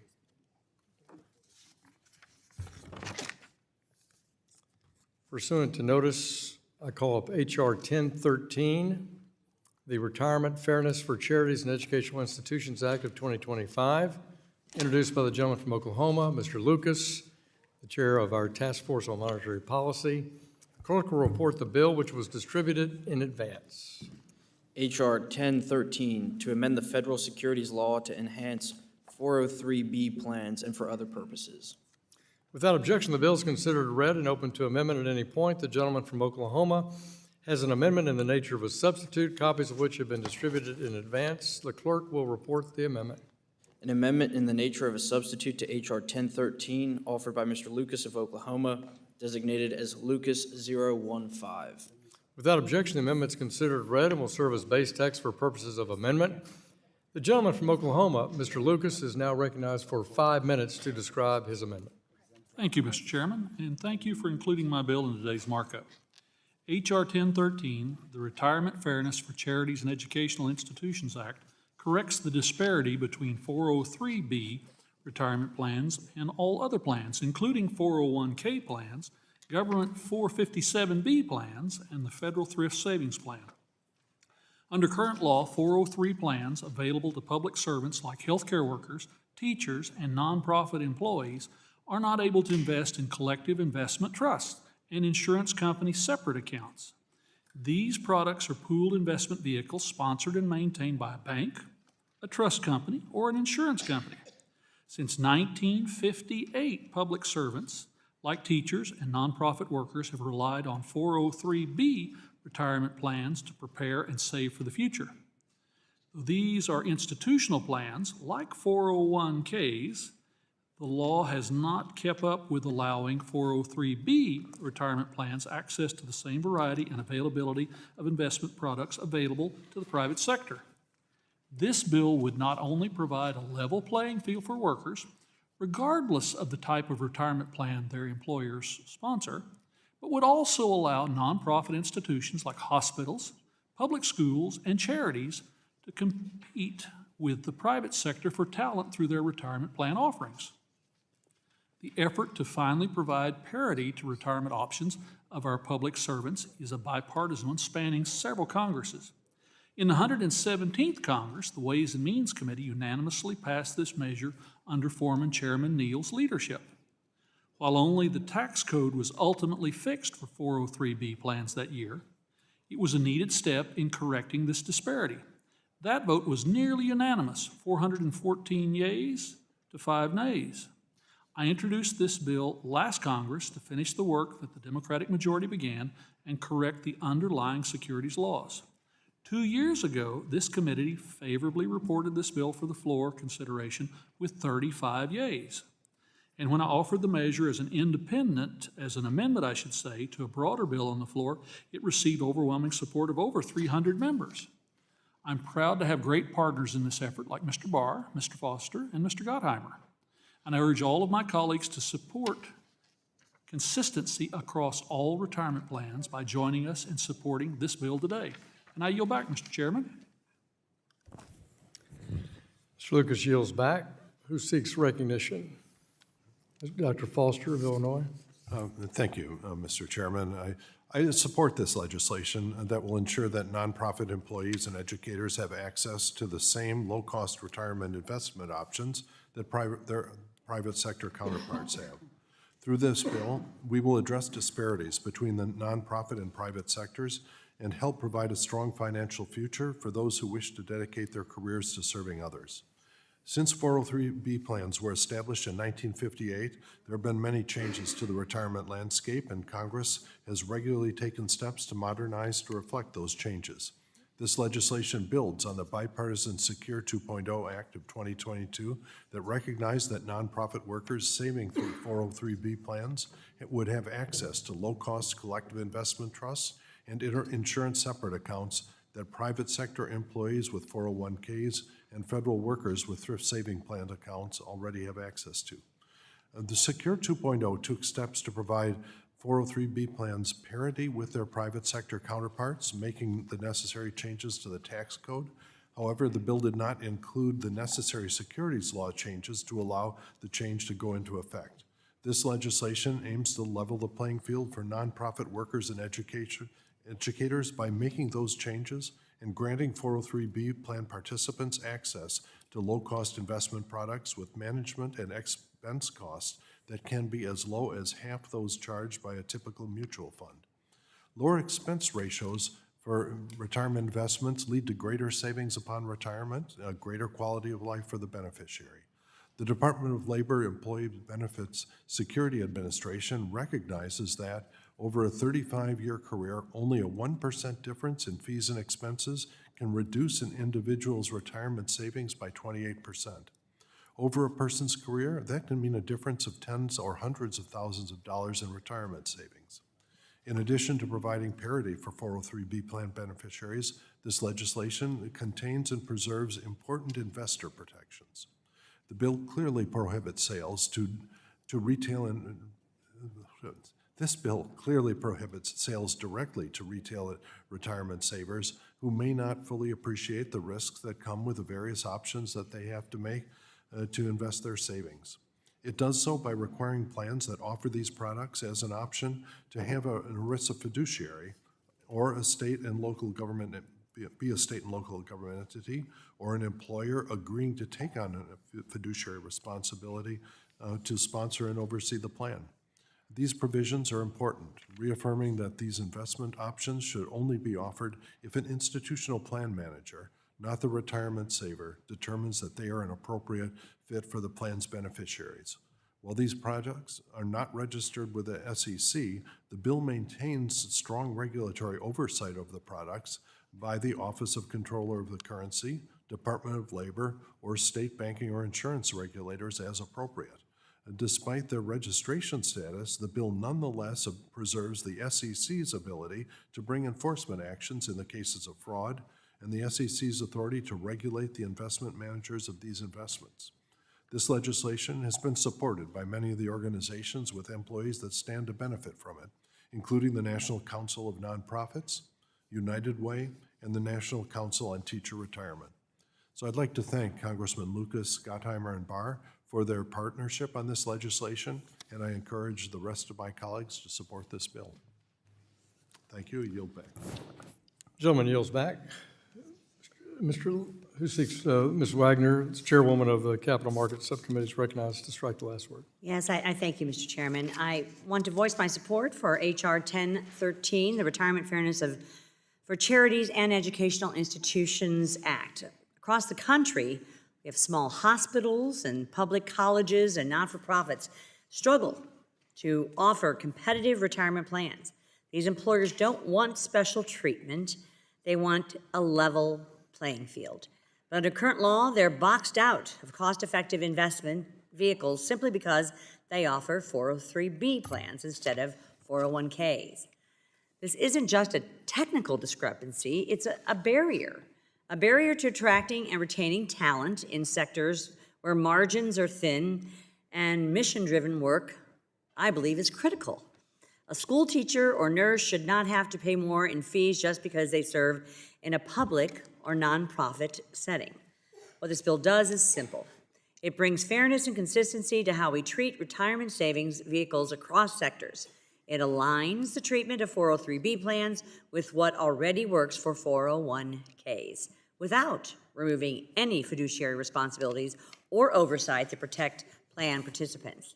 If we're serious, Mr. Chairman, about supporting the institutions that hold our communities together, then we need to make sure their employees aren't disadvantaged when they save for retirement. I encourage my colleagues to support this bipartisan good government bill. I applaud the bipartisan nature of it, and my colleague, Mr. Frank Lucas, for bringing this bill forward once again, and I yield back. Gentleman yields back. Gentleman from Massachusetts. Thank you, Mr. Chairman. I'm afraid I see this completely differently than my friends and colleagues. So having experience of representing pension funds, both 401Ks, 403Bs, this is not creating a level playing field. Under a 401K plan, an employee is protected. Under this plan, a 403B employee would be unprotected. That is not leveling the playing field. A 401K employee who can, invest in some types of investments that might be riskier has, huge advantages to being part of that 401K. They have a fiduciary duty. The plan administrator has a fiduciary duty. They have recourse. To begin with, a 401K administrator is required to post a fidelity bond right up front to prevent fraud and misleading conduct. That doesn't happen under a 403B. Those employees have no protection. There's no bond, no recourse when a 403B employee gets ripped off. And now what this bill wants to do is push riskier investments into that space, into that 403B. And this is basically nurses, firefighters, teachers, your local community health center, those employees are in 403Bs. They don't get any protection from the added risk that we're putting them in right here. So I have an amendment. I'll talk about that in a minute. It's at the desk, but it would impose ERISA requirements on the 403Bs that the underlying bill would seek to impose on 403Bs. So that is leveling the playing field, because what I'm saying is, okay, if you want to do that, give the 403B retirees the same protection that you're giving the 401K retirees. That will truly level the playing field, because each one of them will have fiduciary protections, they'll have recourse, they'll have a cause of action, they'll be able to access the bond if the administrator scams them and leaves them high and dry. Remember, these folks take my wife works at a community health center in South Boston. They work for a lot of years. They don't make a whole lot of money. So what they have in their retirements, these 403Bs, is very dear to them. They don't. This is it for them. So they're more vulnerable and they deserve more protections, not less. So while I appreciate the desire for bipartisanship here, it is not present in my mind unless we level the playing field for the retiree, not just level the playing field for people that are selling products to each, because that's what you're doing. You're saying, okay, you can sell your products to a 401K, and now you can sell it to a 403B. The problem is the first group has protections. The second group, and this is how you're saying you're leveling the playing field, that second group, the 403B retirees, have no protections. That's not really leveling the playing field. So before I repeat myself, I'll yield back the balance of my time. Gentleman yields back. Who seeks recognition? Gentlewoman from Texas.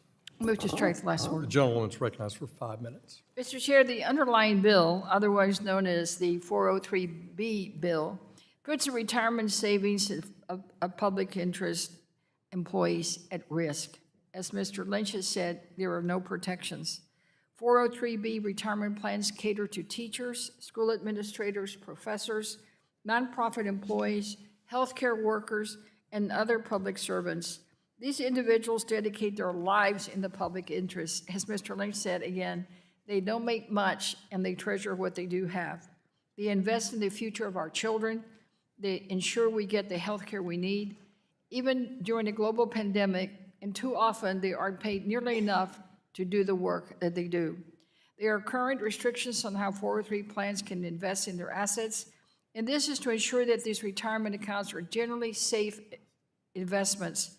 This bill would allow 403B plans to invest in two types of unregistered securities, neither of which would be subject to regulation or oversight by the SEC. More than half of all the 403B plans are not covered by ERISA protections, meaning that this newly allowed risky investment activity would also escape the oversight of the Department of Labor. And over 80% of smaller 403B plans are not covered by ERISA protections. This defeats the Republicans' claim that they're just creating parity for 401k plans, as nearly all 401k plans are covered by ERISA.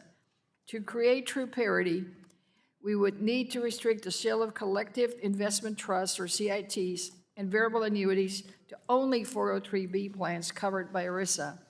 All in all, this bill would carve out over $1.1 trillion of retirement funds from federal oversight. This would constitute the single largest deregulatory action we have seen in years. And I must add that a hugely deregulatory action like this deserves a thorough scrutiny by this committee, as we are writing off our jurisdiction over these plans. We have not held a single hearing on this subject.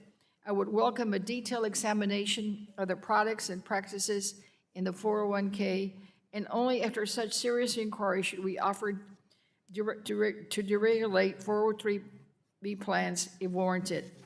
Ultimately, this bill would put the hardest earned retirement savings of public interest professionals at risk. It does not level the playing field. It puts them in a landmine field. This is why I oppose the underlying bill, which is also opposed by AARP, state securities regulators, Consumer Federation of America, and others. Thank you, and I yield back. Gentlewoman yields back. Who seeks recognition? I think you've already spoken on this. Oh, I was gonna introduce my amendment. Okay, we haven't got to that. We're not Okay, there yet, but okay. thank you very much. Thank you. Not hearing any more seeking comments, the chair recognizes himself for 5 minutes. The fact that these options are widely available to workers in 401k plans and participants in 457 plans, and including the federal thrift savings account plan that many members of Congress and staff participate in, demonstrates to me that somewhere along the line under ERISA, it's been deemed that this is covered by fiduciary responsibility. And so I'm very interested in the points that you made, Mr. Lynch, and look forward to it. But I think this bill is bipartisan, it's common sense. I think it's not exempting anyone from their fiduciary responsibility in these collective plans. And I urge my colleagues to support this important bill, and I yield back. Does anyone else seek recognition? Hearing none, we'll move to amendments. Are there amendments on Mr. Lucas's amendment in the nature of a substitute? Gentleman from Massachusetts. Mr. Chairman, I believe I have an amendment at the desk. Gentleman has an amendment at the desk. We'll pause while it's being distributed. Does the chairman of the Capital Markets Subcommittee have a point of order she'd like to make? I'd like to have a Reserve a point of order. Yes, sir. The gentlewoman from Missouri has reserved a point of order. Jet lag is creeping in, yes. I understand. You can only imagine what I'm thinking.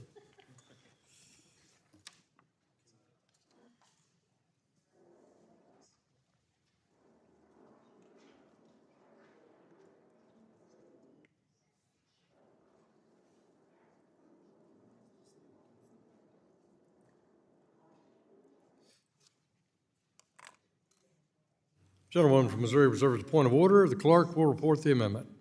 An amendment to the amendment in the nature of a substitute to H.R. 1013 offered by Mr. Lynch of Massachusetts, designated as amend H.R. 1013-2. Without objection, the amendment is considered read, and the gentleman from Massachusetts is recognized for 5 minutes to describe his amendment. Thank you, Mr. Chairman. Mr. Chairman, this amendment would establish true parity of protection for retirees in a 403B as compared to 401K retirees by allowing collective investment trusts and unregistered insurance-based products to be sold only to 403B plans that are subject to the Employee Retirement Income Security Act, ERISA.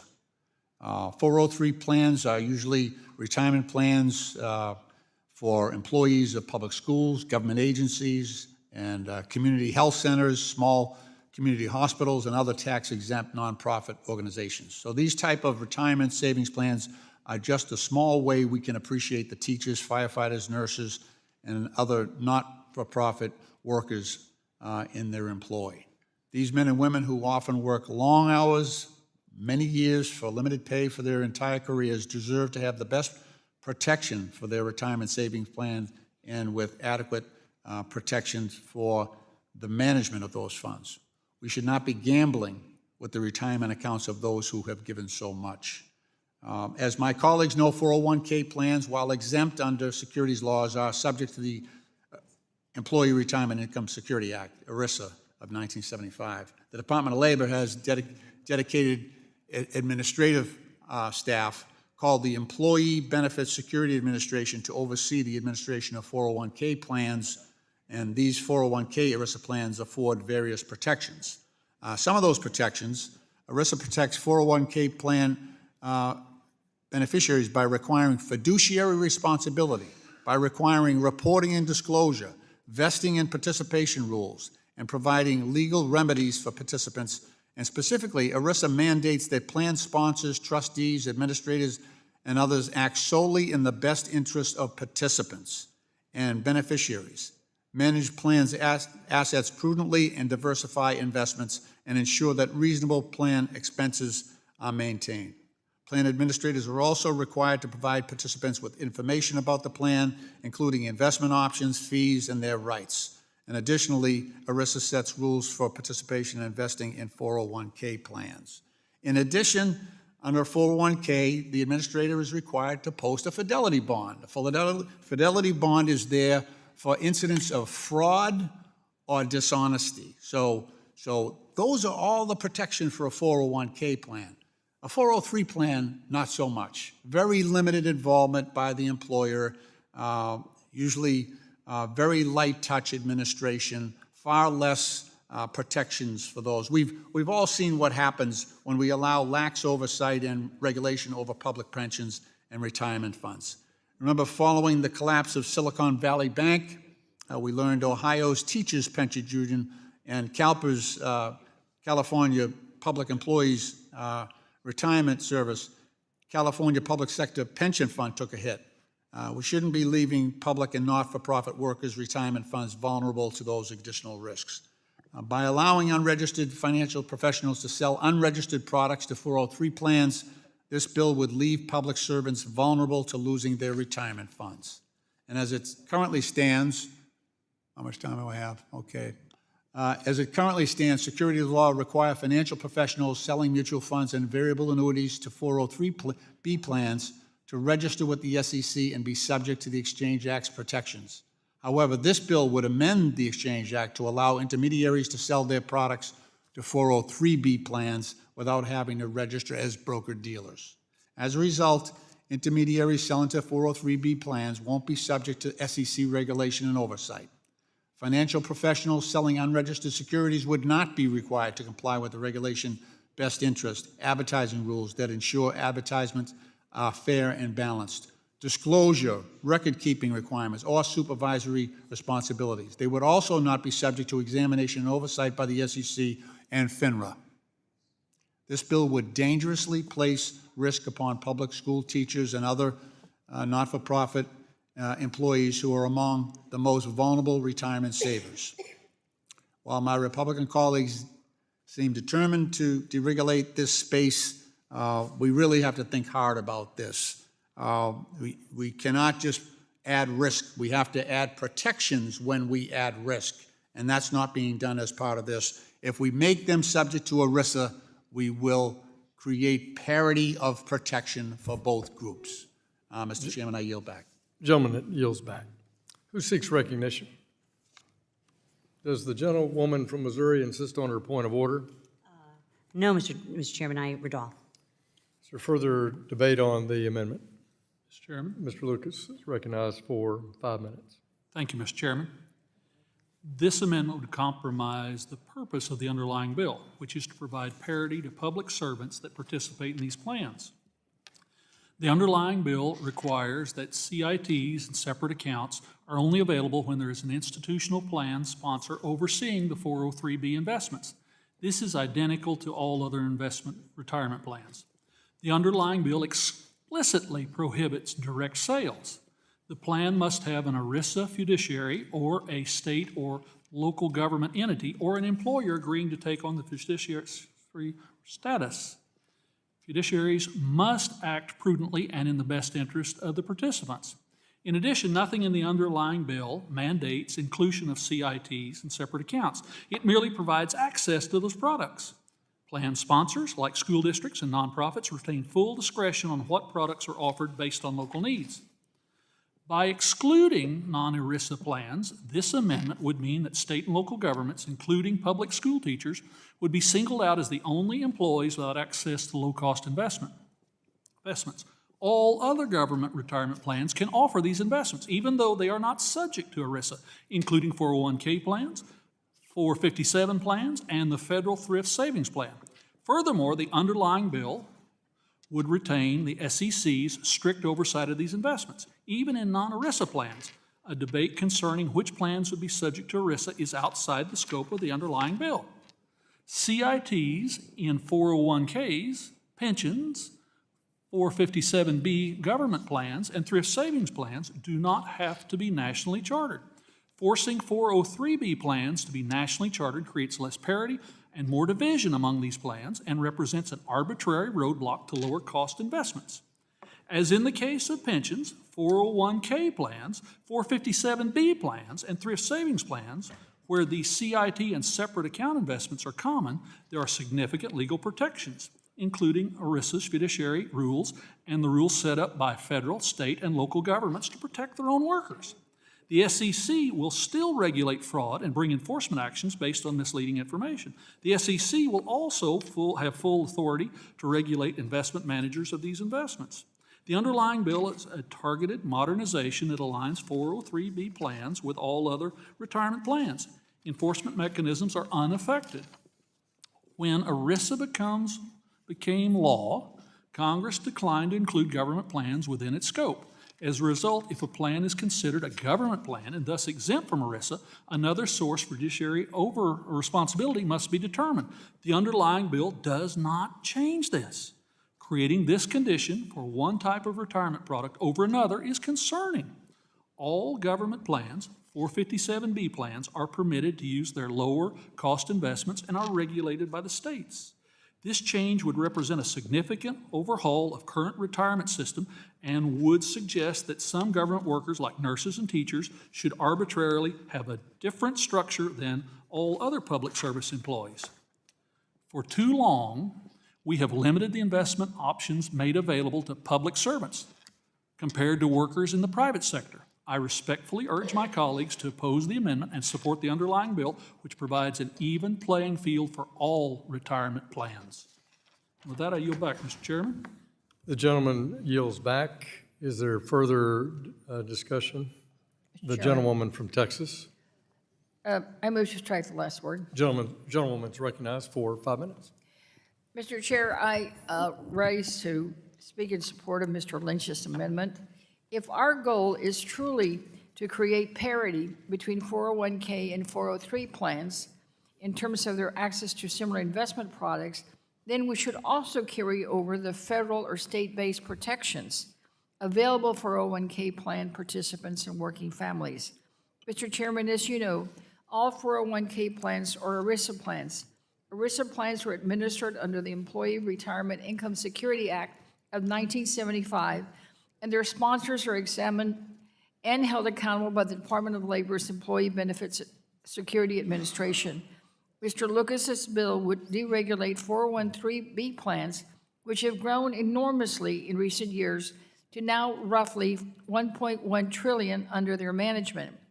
The bill would permit risky financial products that are not registered with the SEC to be sold to public servants and nonprofit employees. Mr. Lynch's amendment would mitigate the risk here and afford the same protections. If we want to truly level the playing field, they should have the same protections available for 401k plan participants to 403 plan participants. I support this sensible and measured approach and urge all my colleagues to vote for it. I yield back. Lady, yield to me? Yes. Yeah, thank you. I just want to clear something up here. So the statement that the employer or the government or the sponsor of the 403B plan can actually claim fiduciary responsibility and protect those employees is totally false. So in order to enjoy the safe harbor, the three exceptions to 401k ERISA compliance are government plans and mostly not-for-profit plans. So there's a whole list of things that you can't do as an employer. And being a fiduciary on behalf of that plan is one of them. So the employer on a 403B has to step away from the plan. And it is a light touch.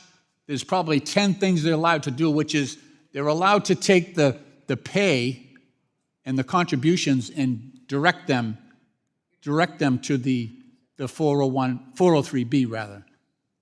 They're ministerial acts. They're not allowed in a substantive way to run that pension plan. It's not like a for-profit or a 401k where the employer, it's an employer-sponsored plan and there's active management there. These employees are not protected, and there's very, very little involvement, direct involvement by the employer. That's the whole point of this. That's why they're a 403B. It's very light administration for the employer because they can step away from it. That's the whole idea here. But they are protected. They have a safe harbor if they comply with that. If they get involved, it violates the safe harbor and they're liable. If they stand back and let the plan run itself, basically, they're okay. So the idea that these government entities are fiduciaries on behalf of those employees flies in the face of the law. And that's why we need this protection. They are more vulnerable, these 403B retirees. They're more vulnerable. They don't have the fiduciary protection that others might have with respect to their funds. They don't have the actuarial protections or the reporting and disclosure, all of that is part of ERISA. That's ERISA. And these plans are not ERISA compliant unless you adopt the amendment that I have on the floor right now. So that's sort of where we're at. I'll yield back to the gentlelady from Texas. We urge a yes vote. Yield back. Gentlewoman yields back. Who seeks recognition? Chairman of the Capital Market Subcommittee, Mr. Wagner, recognized to strike the last word. Yes, thank you, Mr. Chairman. I want to make it very, very clear here that these investments will only be available where there is an institutional plan sponsor overseeing the 403B investment, as there is in all other retirement plans. The plan must have, and I want to make sure we underscore that, must have an ERISA fiduciary, a state and local government entity, or an employer agreeing to take on fiduciary status. That is sponsoring and overseeing the plan. So there it is. And just as with ERISA plan sponsors, the state and local government must screen these investments. So this does indeed align the treatment of 403B plans with what already works for 401Ks without removing any fiduciary responsibilities or oversight that protect the plan participants.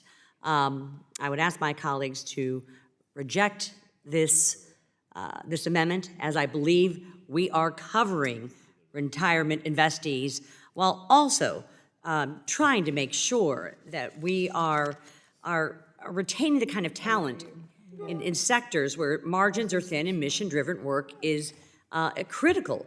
These public and not-for-profit employees deserve to have the same kind of retirement savings along with the same kind of oversight, fiduciary responsibility. I would then yield the rest of my time to Mr. Lucas. Thank you, colleague, and I very much appreciate the gentlelady from Missouri's observations. If you take nothing away from this, the point that she stressed so clearly is critical for your consideration. The underlying bill requires that CITs and separate accounts are only available when there is an institutional plan sponsor overseeing the 403B investments. This is identical to all other investment plans. Let's vote. I yield back to the gentlelady from Missouri. And I yield back to the chair. The gentlelady yields. Is there further debate on the amendment? If there's no further debate, the question now occurs in the amendment offered by the gentleman from Massachusetts, Mr. Lynch. All those in favor of the amendment shall signify by saying aye. Aye. All those opposed signify by saying nay. Nay. In the opinion of the chairs, the nays have it. The nays have it, and the amendment is not adopted. We ask for a recorded vote. Gentlewoman is requested a recorded vote. All those in favor of a recorded vote, please raise your hand. There's a hand. All right. A sufficient number having raised their hand, a recorded vote is ordered pursuant to subsection C5 of Rule 3 of the committee rules. Further proceedings on the amendment are postponed. Are there further amendments? There being no further amendments, without objection, the previous question on the substitute is ordered and recorded votes on the pending amendments have been postponed. Once those votes are taken, the committee will immediately consider the question to report the measure. Seeing no further amendments, without objection, the previous question on the substitute is ordered and recorded votes on the pending amendments have been postponed. Once those are taken, the committee will immediately vote on adoption of the amendment in the nature of a substitute and will then consider the question to report the measure. We'll now move on to the next bill.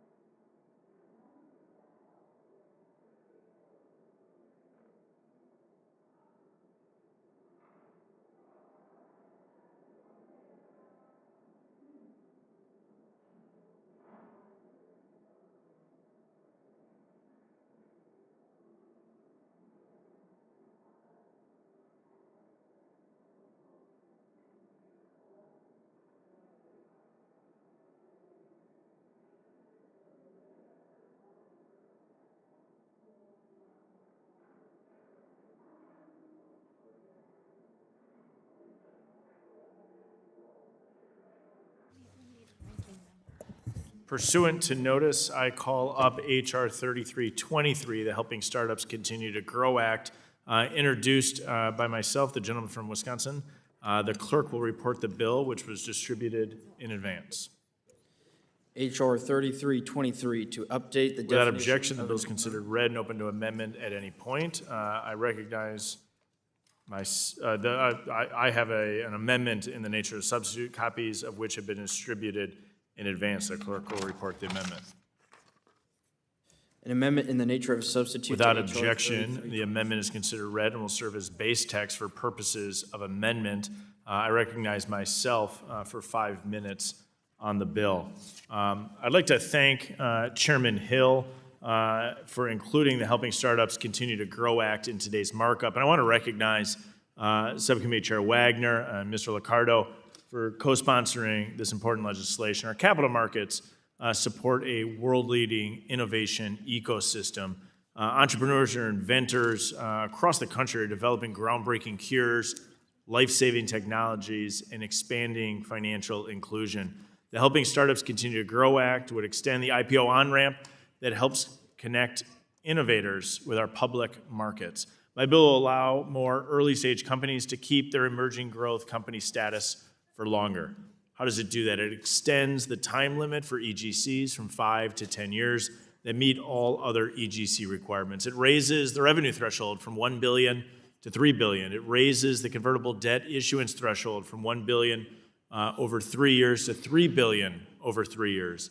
It strikes the statutory cancellation of EGC status for issuers that are deemed large accredited filers. Let's walk through this. Extending EGC status will help startups, especially those in research-intensive fields, continuing to invest in innovation and jobs rather than dedicating scarce resources to meet compliance burdens designed for larger companies. At a hearing earlier this year, we heard from the former CEO of a company that was developing a treatment for ovarian cancer. He highlighted the reality that many research-intensive startups face. Quote, he said, "Most biotech companies that make the transition into public markets do not generate revenue for years beyond the current 5-year EGC exemption limitation. The 5-year limitation is simply too short for small biotechs. It's like having a tax system based on age instead of income, which makes no sense," end quote. The IPO on-ramp provision in the Jobs Act have been broadly praised as a nonpartisan success story. They streamline the IPO process and promoted efficiency without compromising investor protection. Most companies went public because of the benefits of EGC status, and more of those companies brought innovation to market thanks to access to our capital markets. More than a decade after enactment, we can celebrate the success of EGCs while recognizing areas for improvement. This bill makes those targeted improvements so we can ensure American innovation can continue to thrive. I urge support of the underlying legislation. I yield back. Does anyone else seek recognition? Does anyone else seek recognition? Subcommittee Chair Wagner is recognized for 5 minutes to strike the last word. I thank you, Mr. Chairman, and I want to thank you, the gentleman from Wisconsin, Mr. Stahl, for his leadership on H.R. 3323, the Helping Startups Continue to Grow Act. This bill builds on the success of the Bipartisan Jobs Act of 2012 by allowing emerging growth companies, EGCs, to continue operating under their current disclosure requirements for an additional 5 years. It would also increase the annual gross revenue cap for companies to qualify as EGCs up to $3 billion. The Jobs Act showed that bipartisanship and common sense reforms to our federal securities laws can help businesses grow and create more investment opportunities for everyday Americans. Unfortunately, in recent years, the number of companies that choose to pursue an IPO has decreased, leaving fewer options for retail investors. This bill would expand the Jobs Act's IPO on-ramp for emerging growth companies, making an IPO more financially feasible for more companies. Again, I thank the gentleman from Wisconsin. I urge all my colleagues to support this bill, and I yield back. The gentlewoman yields back. Does anyone else seek recognition?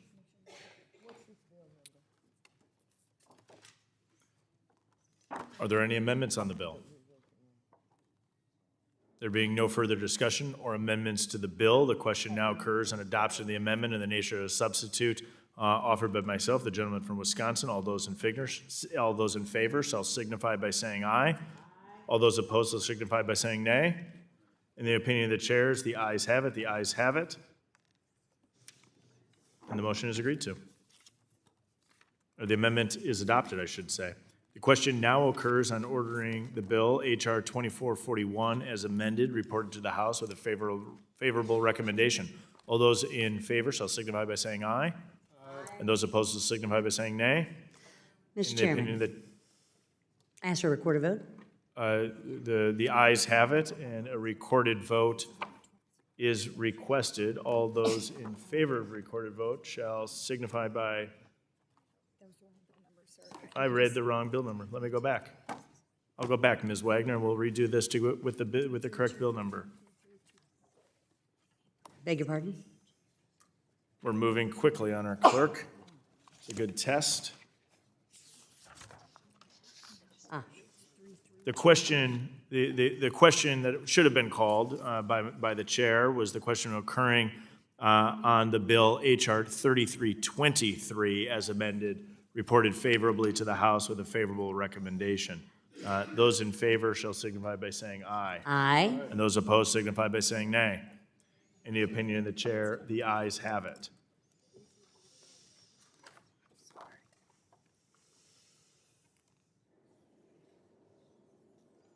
Can't you? There being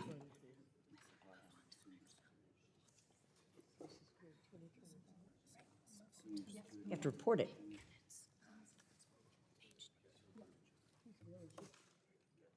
She has to report it.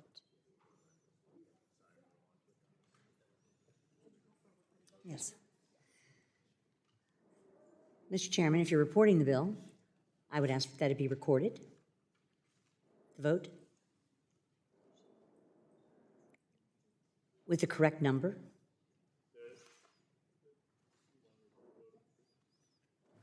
a recorded vote was requested on 3323, correctly numbered.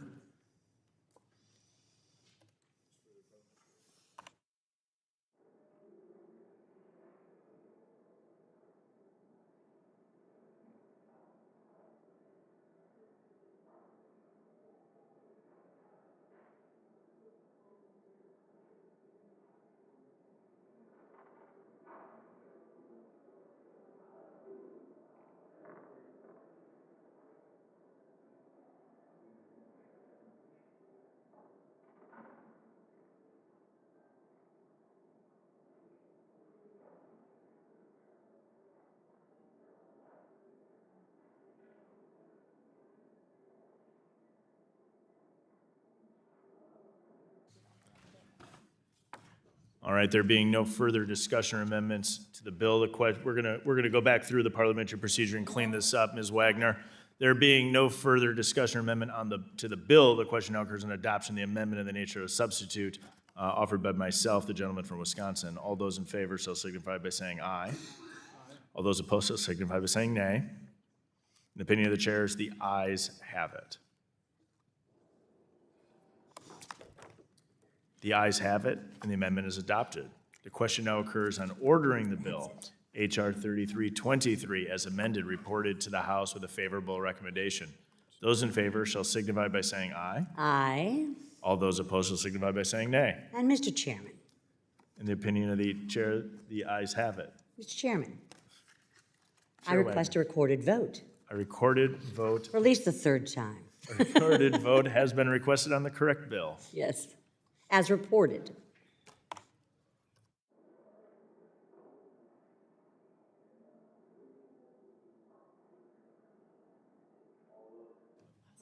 A recorded vote is requested. All those in favor of a recorded vote, raise your hand. A sufficient number having raised their hand, a recorded vote is ordered pursuant to subsection C5 of Rule 3 of the committee rules. The vote on this question is postponed.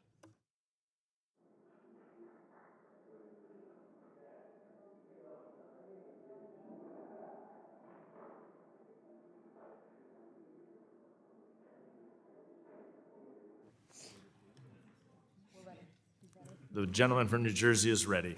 Pursuant to notice, I call up H.R. 1469, the Senior Security Act of 2025, introduced by the gentleman from New Jersey, Mr. Gottheimer. The clerk will report the bill, which was distributed in advance. H.R. 1469. Without objection, the bill is considered read and open to amendment at any point. The gentleman from New Jersey has an amendment in the nature of a substitute, copies of which have been distributed in advance. The clerk will report the amendment. An amendment in the nature Without of a objection, the substitute. amendment is considered read and will serve as base text for the purpose of amendment.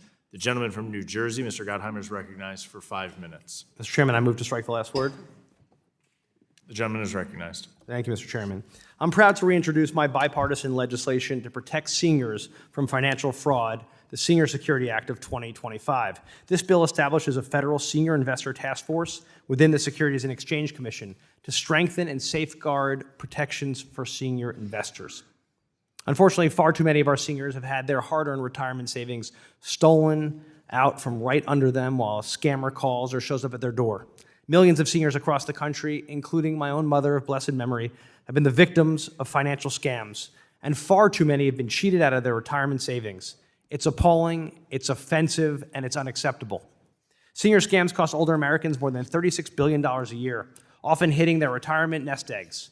Senior scams have more than doubled since 2020. Unfortunately, only 1 in every 42 cases of elder exploitation actually gets reported, so the losses to our seniors are much higher. The Senior Investor Task Force will identify challenges that senior investors encounter, including problems associated with financial exploitation and cognitive decline. Identify areas in which senior investors would benefit from changes at the Commission or the rules of self-regulatory organizations. Coordinate as appropriate with other offices within the Commission and other task forces that may be established within the Commission, self-regulatory agency organizations, and the Elder Justice Coordinating Council. And consult as appropriate with state securities and law enforcement authorities, state insurance regulators, and other federal agencies. I would like to thank my friend Representative Ann Wagner for her partnership in leading this bill, and I look forward to another strong bipartisan vote. With that, I reserve my time. The gentleman reserves. Does anyone else? Does the gentleman yield back? Oh, sorry, I yield. The gentleman yields Sorry. back. Does anyone else seek recognition? The ranking member of the full committee, Ms. Waters, is recognized for 5 Thank minutes. you very much. I move to strike the last word. The gentleman is so recognized. Senior scams, which can include harassing robocalls and calls impersonating government officials, cost older Americans more than $36 billion a year, according to the National Council on Aging. And according to the AARP, senior scams have more than doubled since 2020. The Federal Trade Commission reported that in 2023, seniors likely suffered in excess of $158 billion in losses. Mr. Gottheimer's bill takes key steps to help protect older Americans nationwide from getting scammed out of their hard-earned savings. I strongly urge my colleagues to vote yes, and I yield back the balance of my time.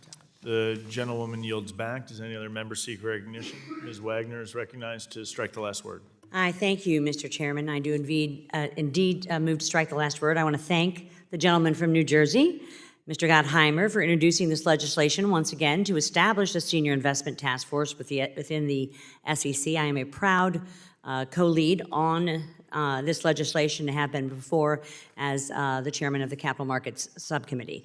Is one of my top priorities during my time in Congress has been to protect seniors from financial exploitation and fraud. Financial exploitation of seniors is elder abuse. And tragically, about 20% of seniors investors fall victim to financial fraud, losing an estimated $3.4 billion every year. I'm proud to be, as I said, the co-lead of this bill, the Senior Security Act. This legislation creates a task force that will focus on the problems that senior investors encounter, including financial exploitation and cognitive decline. In doing so, the task force will help the SEC and Congress identify changes that should be made to help America's senior investors. I urge all my colleagues to support this bill, and I yield back the balance of my time.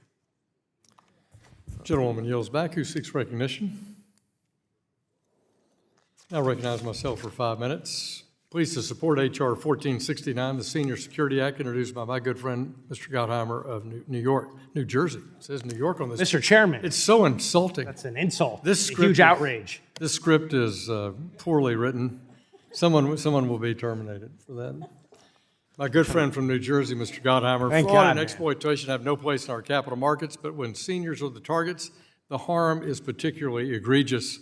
Reports indicate that 1 in 5 senior investors will fall victim to investment fraud, resulting in losses of nearly $3 billion annually. H.R. 1469 responds to this challenge by establishing a dedicated senior investor task force within the Securities Exchange Commission. I want to thank my friend from New Jersey for leading on this effort and urge my colleagues to support this bill as it received broad bipartisan support in the 117th and 118th Congress, and I yield back.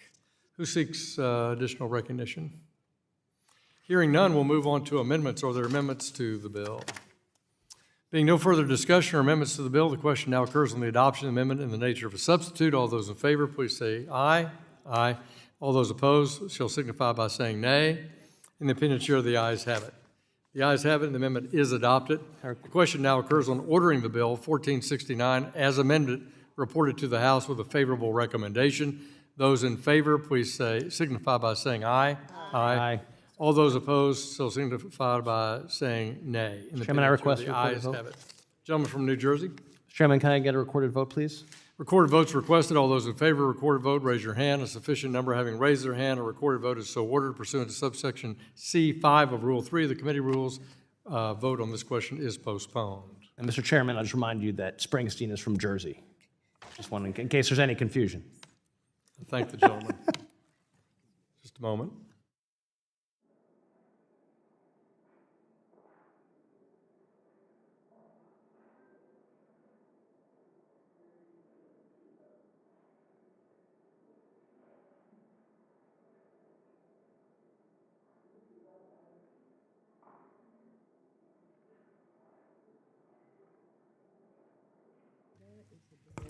Pursuant to notice, I call up H.R. 3382, the Small Entity Update Act, introduced by the gentlewoman from Missouri, Mrs. Wagner. The clerk will report the bill, which was distributed in advance.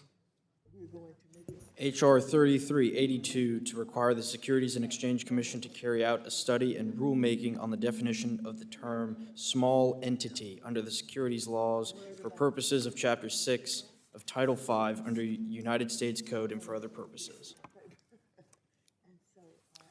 Without objection, the bill is considered read and open to amendment at any point. The gentlewoman from Missouri has an amendment in the nature of a substitute, copies of which have been distributed in advance. The clerk will report that amendment.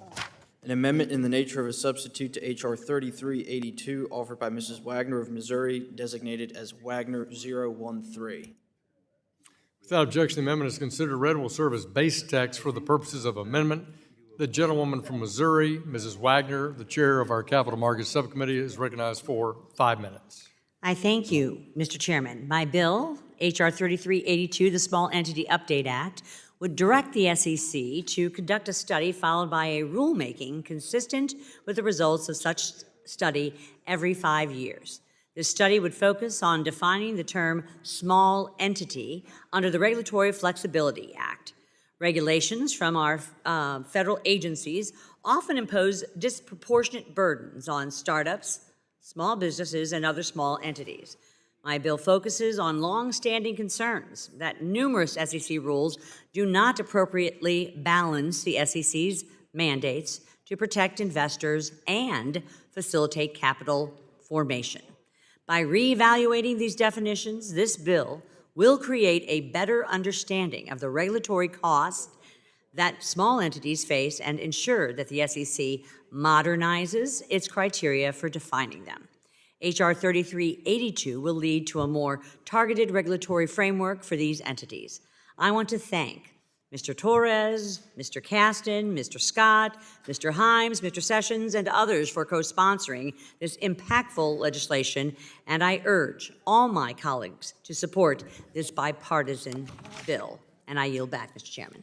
Gentlewoman yields back. Who seeks recognition?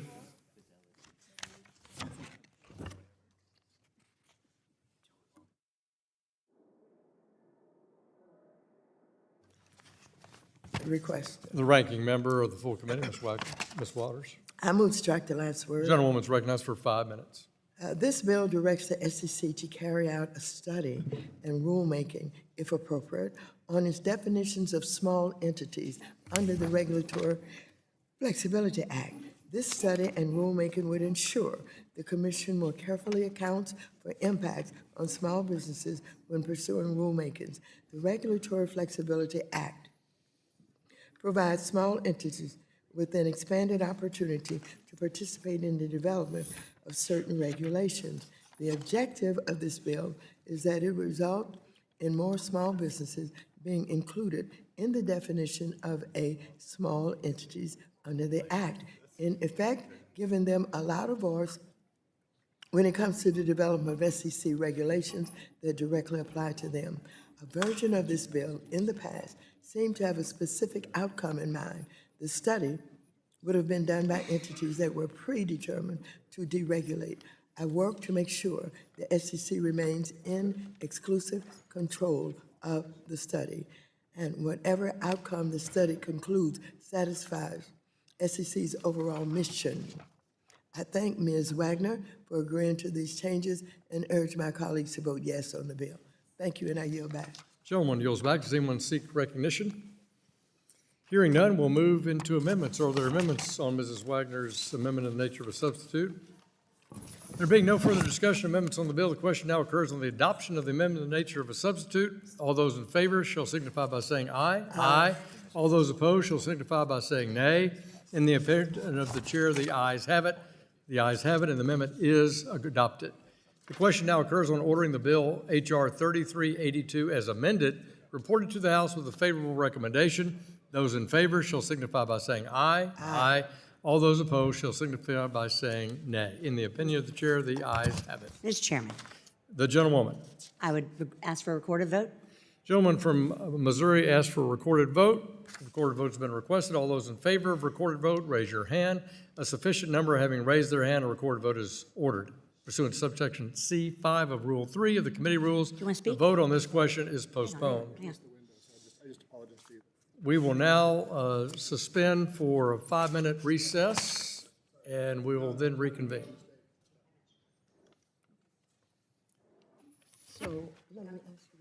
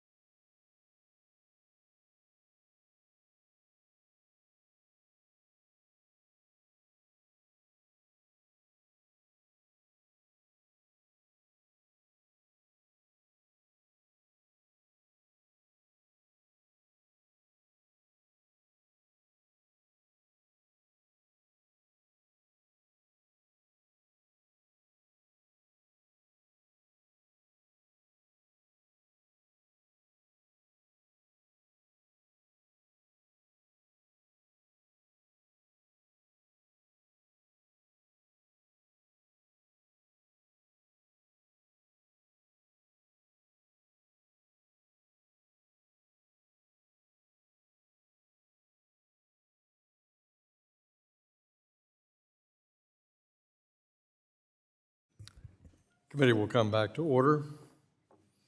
We're going to complete our next bill, and then we'll have votes on the House floor, and then we'll plan on coming back for votes here in the committee. What's that? Here, okay, we're going to have votes here before the floor, excuse me. Pursuant to notice, I call up H.R. 2225, the Access to Small Business Investor Capital Act, Introduced by the gentleman from California, Mr. Sherman, the clerk will report the bill which was distributed in advance. H.R. 2225, to permit a registered investment company to omit certain fees from the calculation of acquired fund fees and expenses and for other purposes. Without objection, the bill is considered read and open to amendment at any point. The gentleman from California has an amendment in the nature of a substitute, copies of which have been distributed in advance. Clerk will report. An amendment in the nature of a substitute to H.R. 2225, offered by Mr. Sherman of Can I ask the California. clerk to suspend? I've just suddenly noticed we don't have anyone sitting at the transcription location.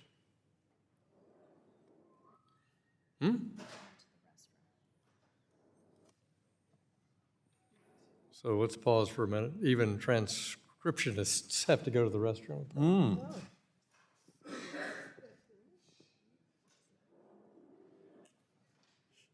Sure fine, Mr. Chairman.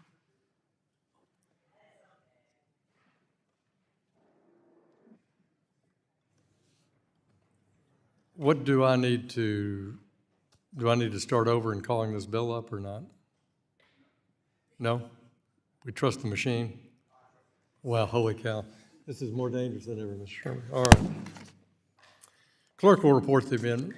An amendment in the nature of a substitute to H.R. 2225, offered by Mr. Sherman of California, designated as Sherma 043. Without objection, the amendment is considered read and will serve as base text for the purposes of the amendment. The gentleman from California, Mr. Sherman, is recognized for 5 minutes. Mr. Chairman, thank you for bringing up this bill at this time. It was scheduled a couple hours earlier when we had a conference with 12 county officials from Los Angeles to discuss the Palisades fire, which of course devastated my district in January. Thank you for accommodating that. I want to thank everyone, but especially the ranking member for their decision to allow this bill to go by voice in this committee, unless I really screw up my presentation here, and to be considered in suspension on the floor, where hopefully it will also go by voice. This bill is the culmination of 6 years of work to try to deal with an issue of accounting, dealing with the accounting for overhead costs that goes into the telling investors what the overhead is in their mutual funds. I want to thank Ann Wagner, but also Congresswoman Bynum and Congressman Huizenga and Gabriano for their help in this. Back in 1980, Congress enacted the Business Development Companies bill to allow for capital to be available, particularly loans to small and medium-sized businesses. By law, BDC must invest 70% of its assets in small and medium-sized companies. This was so important because back in the very old days, banks made prime plus 3, prime plus 4 loans. They don't do that anymore. And so companies with less than the very highest capital standards and the very highest security were unable to get capital. In 2006, the SEC inadvertently discouraged capital flows into BDCs by training their ability to serve small businesses. That rule was part of the acquired funds, fees, and expenses disclosure framework. That's an accounting convention designed to tell people who invest in mutual funds what is the overhead of that mutual fund. But unfortunately, it counts as a part of the overhead of the mutual fund, the overhead of the company the mutual fund invests in. Now, we don't do this for banks. If you're in an S&P 500 fund, it's the cost of the fund that's disclosed to you, not the fact that Bank of America has all these people making loan officer decisions. We don't do that with REITs, but we do that with BDCs. By adding, as a result, particularly index funds, but mutual funds in general are not investing in BDCs.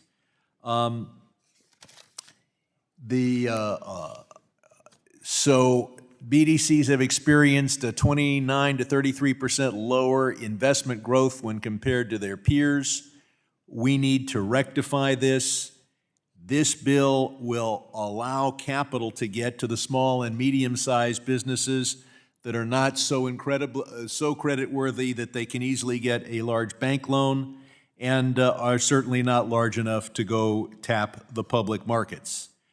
The Access to Small Business Investor Capital Act fixes the accounting problem I identified, and it is bipartisan legislation. We have a total of 14 Democratic sponsors, including myself. We have a similar number of Republicans, but we have 14 Democratic members of this committee. The most important thing that our financial institutions do is provide capital for businesses, particularly small and medium-sized businesses, and it's up to this committee to make sure that capital can flow to Main Street. With that, I thank everyone involved in this process and yield back. Gentleman yields back. Who seeks recognition? The gentlewoman, Ms. Wagner, the chair of our Capital Markets Subcommittee, recognized. Thank you, Mr. Chairman. I want to thank the ranking member of the Capital Markets Subcommittee. I have the honor of chairing that subcommittee for working with us on this bill. I want to thank the chairman and certainly the ranking member of the full committee for their cooperation on this very bipartisan piece of legislation, H.R. 2225, the Access to Small Business Investor Capital Act. Since their creation, BDCs have stepped up to provide capital for smaller businesses. Yet, an SEC rule drafted in 2006 has prevented BDCs from securing additional capital to invest in American businesses. The SEC rule requires funds who invest in BDCs to disclose management fees and other expenses of a BDC, as well as AFFE. This requirement led to a miscalculation because BDCs typically have higher operating expenses than passive investment funds because they devote substantial resources to sourcing, evaluating, and managing investments in American small businesses. However, these expenses are already reflected in a BDC's management fees, expenses, and market price. When the SEC required funds investing in BDCs to disclose BDC expenses again, it resulted in double counting, overstating the BDC's expenses and giving investors a misleading view of the actual costs they bear. This miscalculation led funds to stop investing in BDCs, thereby reducing the capital available to BDCs to invest in small businesses.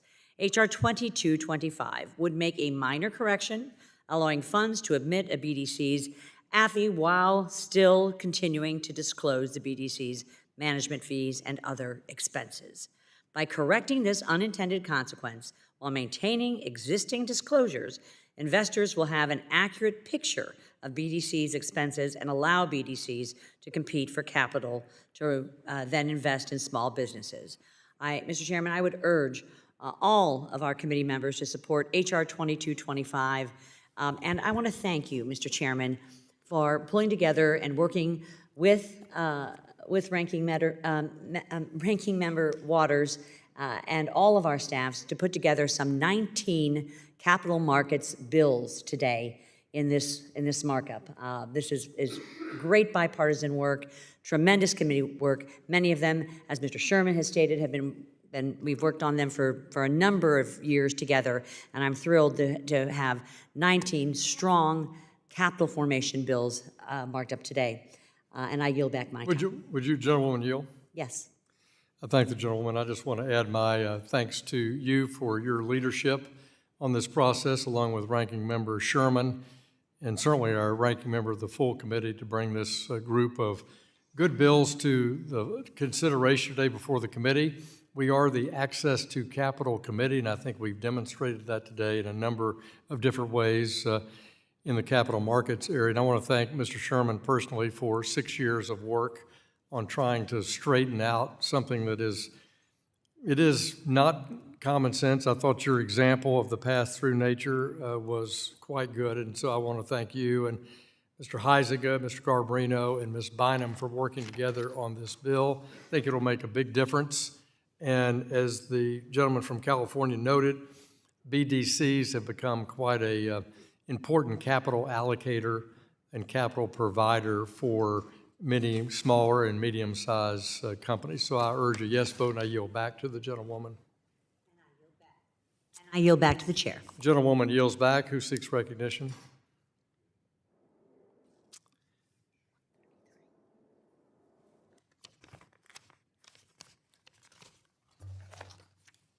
If no one else seeks recognition, hearing none, we'll move to amendments to this bill by Mr. Sherman. If there are no further discussion or amendments to the bill, question now occurs on the adoption of the amendment in the nature of a substitute. All those in favor shall signify by saying aye. Aye. All those opposed shall signify by saying nay. In the opinion of the chair, the ayes have it. The ayes have it, and the amendment is adopted. Question now occurs on ordering the bill H.R. 2225 as amended, reported to the House with a favorable recommendation. Those in favor shall signify by saying aye. Aye. All those opposed shall signify by saying nay. In the opinion of the ayes have it. We will now, let's see, just a moment. Completing that bill, thank everyone who worked on it. Pursuant to the previous order, the chair declares the committee in recess. Subject to the call of the chair, we will reconvene at 4:30. Thank you.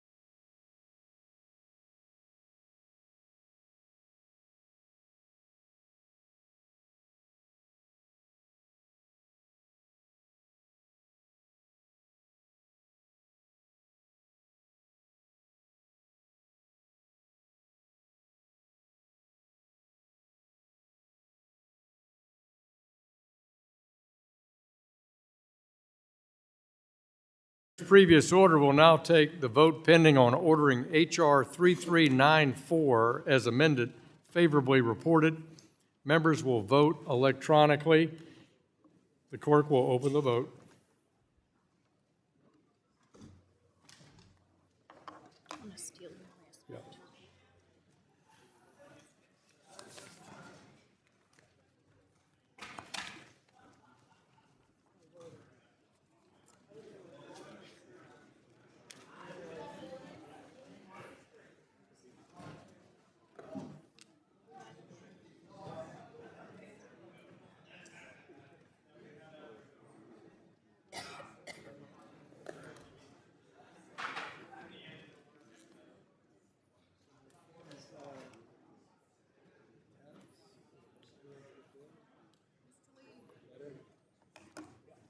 Mr. Lee, you voted? Mr. Gottheimer, have you voted?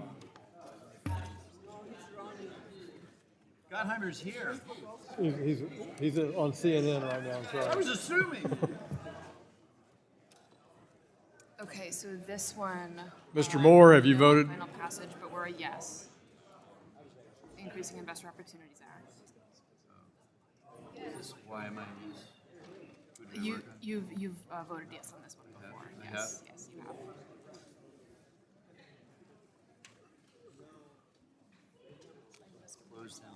That's right. Yeah. Mr. Moore? Yeah, all these are. Okay, working on it, I see that, sorry. Correct. So let's see, accredited investor definition. Okay, so this one, you voted yes on this before. Is there any member who has not voted? Is there a member who'd like to change their vote? Clerk will close the vote. And therefore she thinks they should be able to. This is accredited investor definition review act. Clerk will report. Mr. Chairman, on this vote, the ayes are 45 and the nays are 1. Sorry, the page. A majority having voted in favor of H.R. 3394 as amended, the bill is ordered favorably reported to the House. Without objection, a motion to reconsider is laid on the table. Without objection, the staff are authorized to make necessary and conforming changes to the bill. And pursuant to House Rule 11, Clause 2L, I give notice that all members have the requisite number of days to file supplemental, minority, additional, or dissenting views. Pursuant to the chair's previous order, we'll now take the vote pending on ordering H.R. 3381 as amended, favorably reported. Members will vote electronically. The clerk will open the vote. And we feel your pain, buddy. We feel your pain.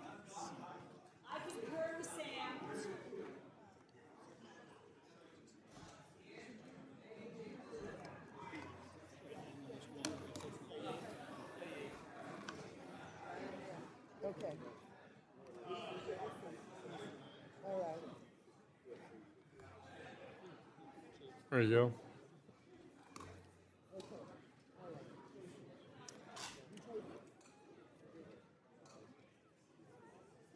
Is there any member who has not voted?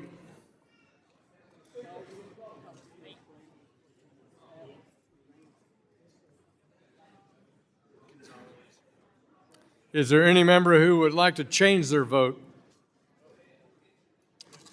Clerk will close the vote. Stand by. It was green. Now it's. Is it working? Is it still open? Okay. Yeah. Clerk will report. Wait.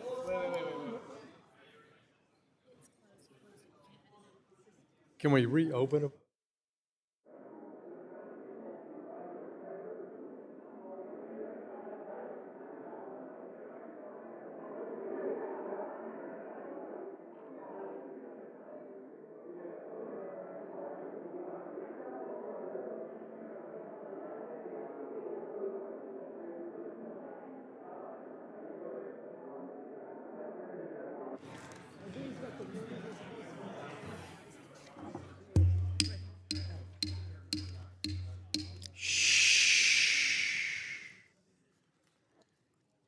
As a courtesy to the gentleman from Texas, we'll revote because you can't reopen a vote once it's closed. And it was green when I closed it, and then it turned yellow.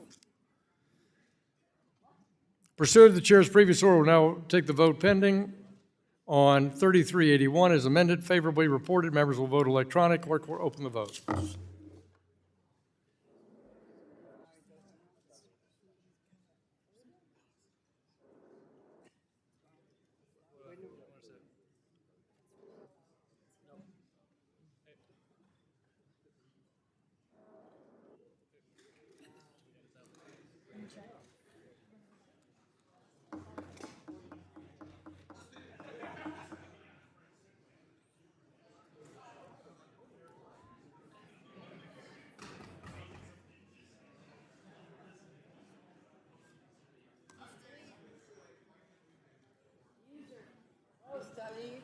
Is there any member who hasn't voted? Is there any member who wants to change their vote?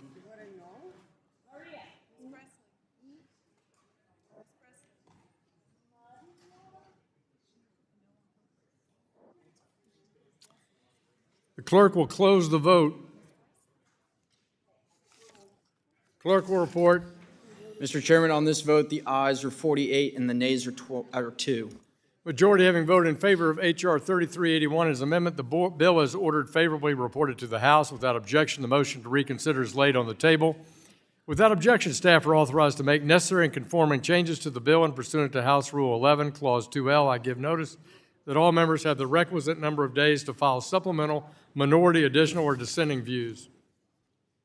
Pursuant to the chair's previous order, we will now take the vote pending on ordering H.R. 3422 as amended, favorably reported. Members will vote electronically. The clerk will open the vote.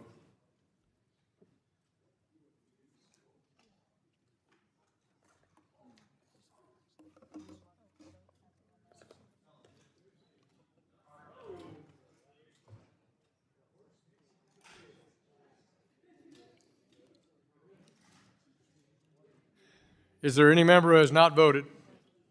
Is there any member who wishes to change their vote? Clerk will close the vote. Clerk will report.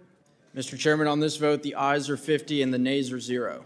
Majority having voted in favor of H.R. 3422 as amended, the bill is ordered favorably reported to the House. Without objection, a motion to reconsider is laid on the table.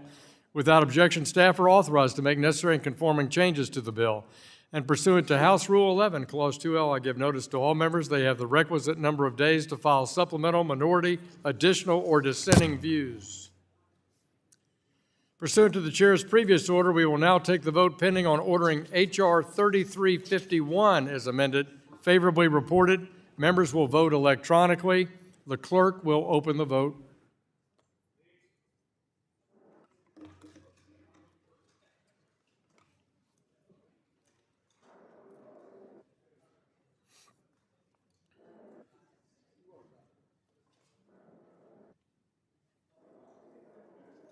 Is there any member who has not voted?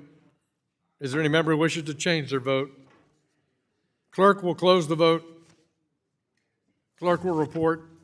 Mr. Chairman, on this vote, the ayes are 50 and the nays are 0. Majority having voted in favor of H.R. 3351 as amended, the bill is ordered favorably reported to the House.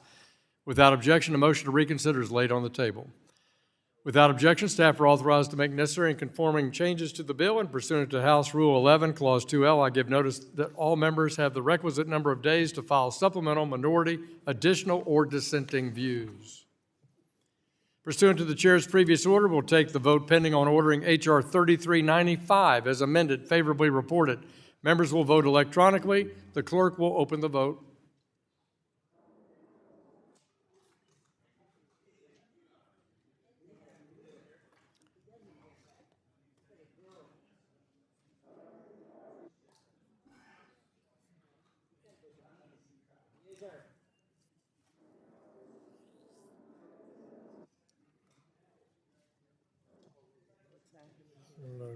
Aim right down that. Yeah, I see that.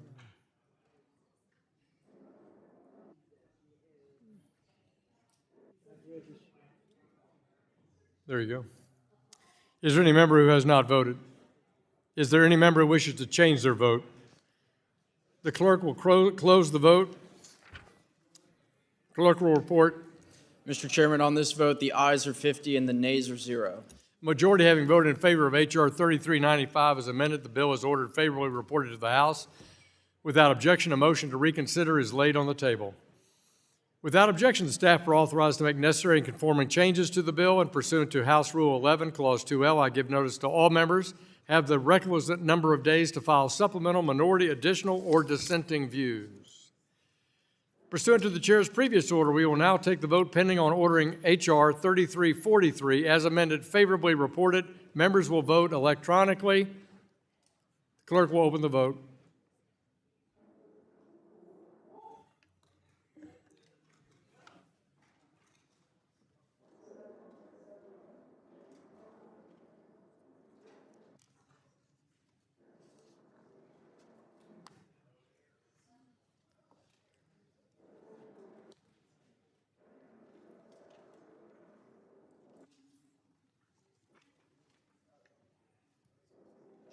Is there any member who has not voted? Is there any member who wishes to change their vote? The clerk will close the vote. Clerk will report. Mr. Chairman, on this vote, the ayes are 49 and the nays are 2. A majority having voted in favor of H.R. 3343 as amended, the bill is ordered favorably reported to the House. Without objection, the motion to reconsider is laid on the table. Without objection, the staff are authorized to make necessary and conforming changes to the bill, and pursuant to House Rule 11, Clause 2L, I give notice to all members have the requisite number of days to file supplemental, minority, additional, or dissenting views. Pursuant to the chair's previous order, we will now take the vote pending on ordering H.R. 3357 as amended, favorably reported. The members will record their votes electronically. The clerk will open the vote.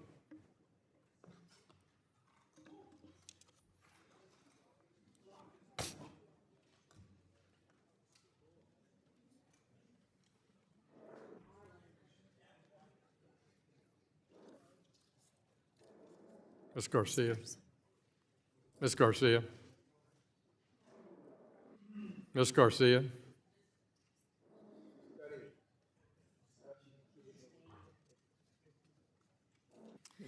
Is there any member who has not voted? Is there any member who wishes to change their vote? Clerk will close the vote. Clerk will report. Mr. Chairman, on this vote, the ayes are 51 and the nays are 0. A majority having voted in favor of H.R. 3357 as amended, the bill is ordered favorably reported to the House. Without objection, a motion to reconsider is laid on the table. Without objection, the staff are authorized to make necessary and conforming changes to the bill, and pursuant to House Rule 11, Clause 2L, I give notice to all members have the requisite number of days to file supplemental, minority, additional, or dissenting views. Committee will now take the postponed votes on the pending amendments to H.R. 3383. The question is on the amendment offered by the gentlewoman from California, Mrs. Waters. This is Amendment H.R. 33831. Clerk will open the vote.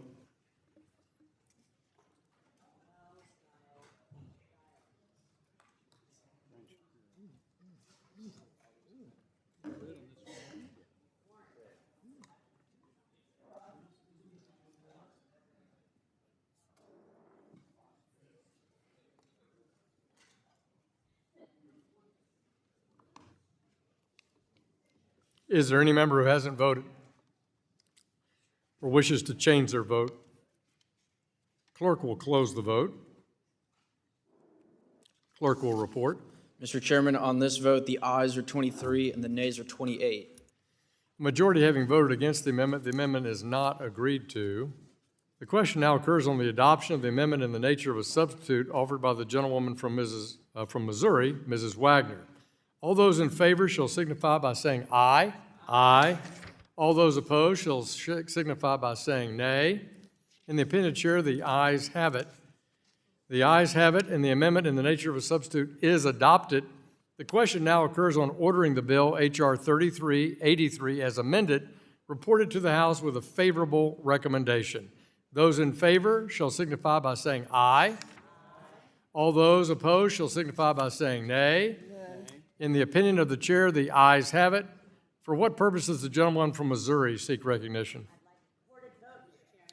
Mrs. Wagner requests a recorded vote. All those in favor of recorded vote, raise your hand. A sufficient number having raised their hand, a recorded vote is ordered. We will now take the vote on ordering H.R. 3383 as amended, favorably reported. Members will vote electronically. The clerk will open the vote.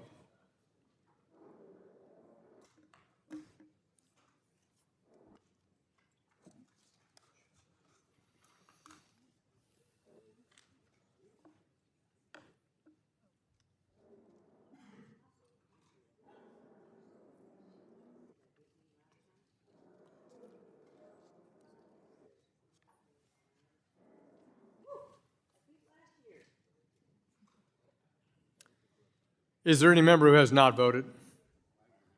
Oh, I'm so busy counting Dems. Is there any member who wishes to change their vote? The clerk will close the vote, and the clerk will report. Mr. Chairman, on this vote, the ayes are 41 and the nays are 10.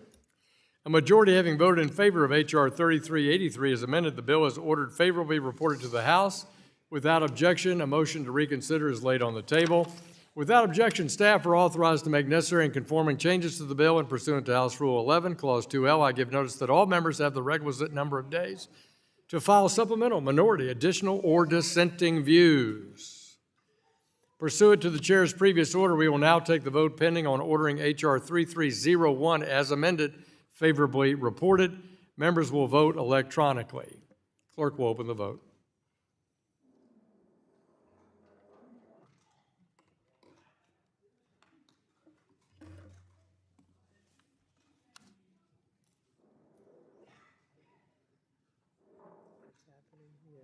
There you go. Mr. Liu. Is there any member who has not voted? Is there any member who wishes to change their vote? Clerk will close the vote. Clerk will report. Mr. Chairman, on this vote, the ayes are 50 and the nays are 1. Majority having voted in favor of H.R. 3301 as amended, the bill is ordered favorably reported to the House. Without objection, a motion to reconsider is laid on the table. Without objection, staff are authorized to make necessary and conforming changes to the bill, and pursuant to House Rule 11, Clause 2L, I give notice that all members have the requisite number of days to file supplemental, minority, additional, or dissenting views. Pursuant to the chair's previous order, we will now take the vote pending on ordering H.R. 3339 as amended, favorably reported. Members will vote electronically. The clerk will open the vote.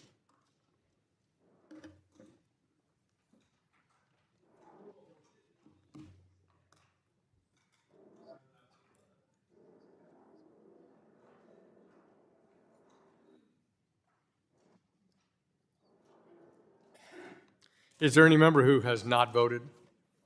Is there any member who wishes to change their vote? The clerk will close the vote. The clerk will report. Mr. Chairman, on this vote, the ayes are 49 and the nays are 2. A majority having voted in favor of H.R. 3339 as amended, the bill is ordered favorably reported to the House. Without objection, a motion to reconsider is laid on the table. Without objection, the staff are authorized to make necessary and conforming changes to the bill, and pursuant to House Rule 11, Clause 2L, I give notice to all members have the requisite number of days to file supplemental, minority, additional, or dissenting views. Pursuant to the chair's previous order, we will now take the vote pending on ordering H.R. 1190 as amended, favorably reported. Members will vote electronically. Clerk will open the vote.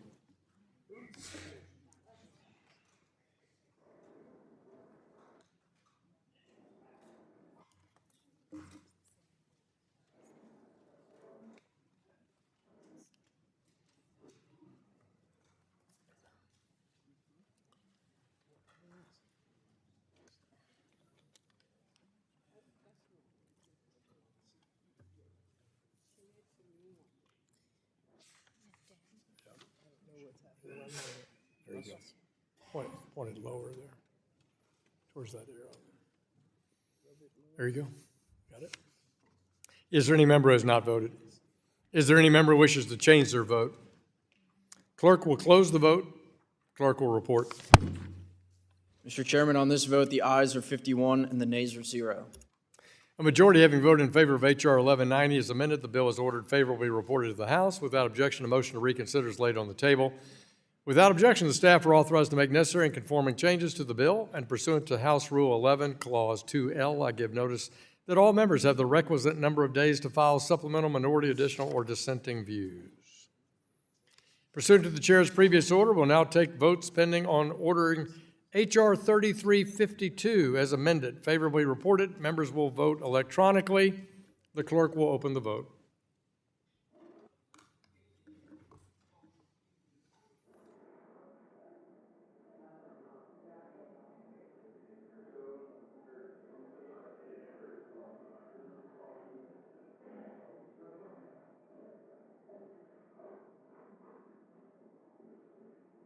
Is there any member who has not voted? Is there any member who wants to change their vote? Clerk will close the vote. Clerk will report. Mr. Chairman, on this vote, the ayes are 50 and the nays are 1. A majority having voted in favor of H.R. 3352 as amended, the bill is ordered favorably reported to the House. Without objection, a motion to reconsider is laid on the table. Without objection, the staff are authorized to make necessary and conforming changes to the bill, and pursuant to House Rule 11, Clause 2L, I give notice that all members have the requisite number of days to file supplemental, minority, additional, or dissenting views. The committee will now take the postponed votes on the pending amendments to H.R. 3348. The question is on the amendment offered by the gentlewoman from California, Mrs. Waters. This is amend H.R. 3348-1. The clerk will open the vote.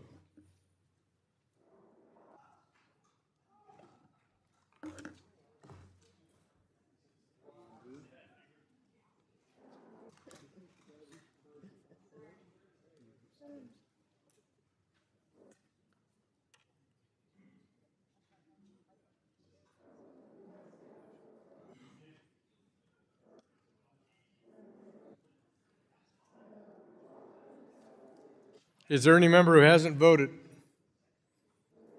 or wishes to change their vote? Clerk will close the vote. Clerk will report. Mr. Chairman, on this vote, the ayes are 22 and the nays are 28. A majority having voted against the amendment is not agreed to. The question now agrees on the adoption of the amendment in the nature of a substitute offered by the gentleman from Michigan, Mr. Huizenga. All those in favor shall signify by saying aye. Aye. All those opposed shall signify by saying nay. In the opinion of the chair, the ayes have it. The ayes have it, and the amendment of the nature of a substitute is adopted. The question now occurs on ordering the bill, H.R. 3348, as amended, reported to the House with a favorable recommendation. Those in favor shall signify by saying aye. Aye. All those opposed shall signify by saying nay. In the opinion of the chair, the ayes have it. For what purpose does the gentleman from Michigan seek recognition? Mr. Chair, I would request a recorded vote. The gentleman requests a recorded vote. All those in favor of a recorded vote, raise your hand. A sufficient number having raised their hand, a recorded vote is so ordered. We will now take the vote on ordering H.R. 3348 as amended, favorably reported. Members will vote electronically. The clerk will open the vote.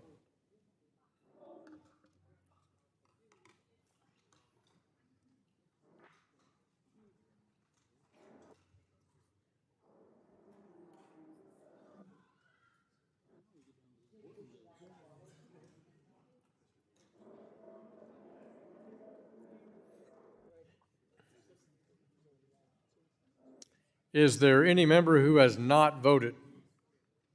Is there any member who wishes to change their vote? Clerk will close the vote. The clerk will report. Mr. Chairman, on this vote, the ayes are 34 and the nays are 16. A majority having voted in favor of H.R. 3348 as amended, the bill is ordered favorably reported to the House. Without objection, a motion to reconsider is laid on the table. Without objection, the staff are authorized to make necessary and conforming changes to the bill, and pursuant to House Rule 11, Clause 2L, I give notice that all members have the requisite number of days to file supplemental, minority, additional, or dissenting views. Pursuant to the chair's previous order, we'll now take the vote pending on ordering H.R. 2441 as amended, favorably reported. Members will vote electronically. The clerk will open the vote.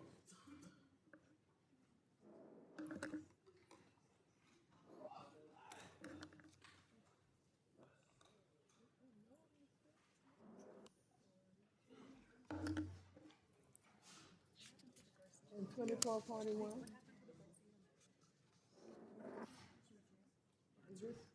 She withdrew it. She withdrew it. Yeah. You said no vote?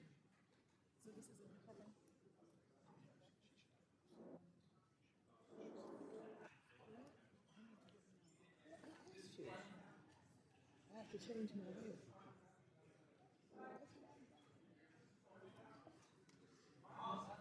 Is there any member who has not voted? Is there any member who wishes to change their vote? The clerk will close the vote. Clerk will report. Mr. Chairman, on this vote, the ayes are 39 and the nays are 11. A majority having voted in favor of H.R. 2441 as amended, the bill is ordered favorably reported to the House. Without objection, a motion to reconsider is laid on the table.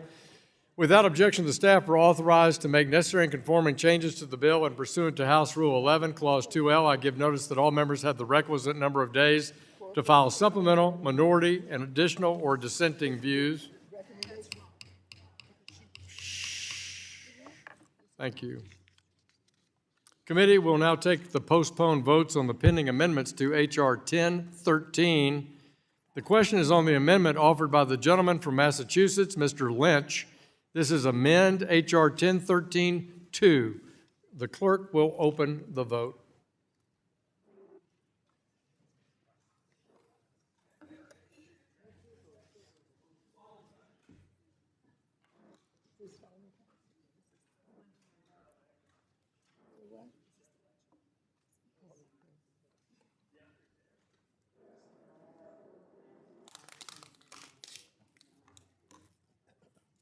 Is there any member who hasn't voted or wishes to change their vote?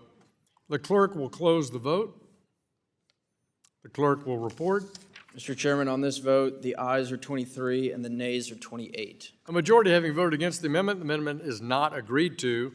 The question now occurs on the adoption of the amendment in the nature of a substitute offered by the gentleman from Oklahoma, Mr. Lucas.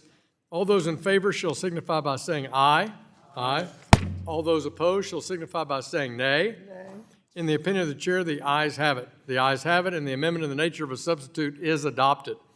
The question now occurs on ordering the bill, H.R. 1013, as amended, reported to the House with a favorable recommendation.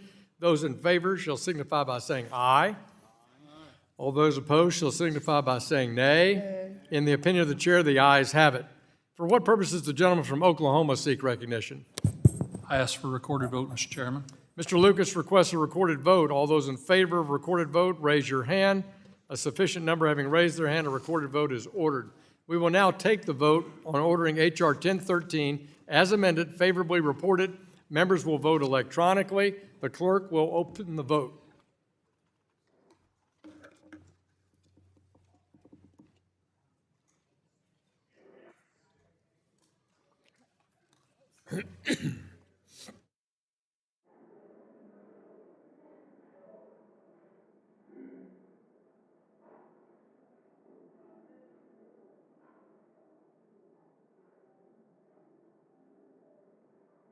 Is there any member who has not voted? Is there any member who wishes to change their vote? Clerk will close the vote. Clerk will report. Mr. Chairman, on this vote, the ayes are 43 and the nays are 8. Majority having voted in favor of H.R. 1013 as amended, the bill is ordered favorably reported to the House. Without objection, a motion to reconsider is laid on the table. Without objection, the staff are authorized to make necessary and conforming changes to the bill, and pursuant to House Rule 11, Clause 2L, I give notice to all members have the requisite number of days to file supplemental, minority, additional, or dissenting views. Pursuant to the chair's previous order, we'll now take the vote pending on ordering H.R. 3323 as amended, favorably reported. Members will vote electronically. The clerk will open the vote.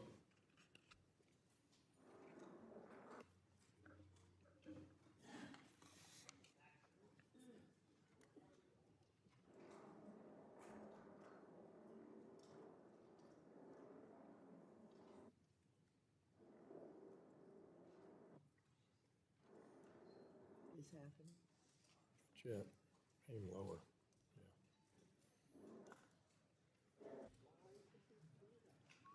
Know what's happening.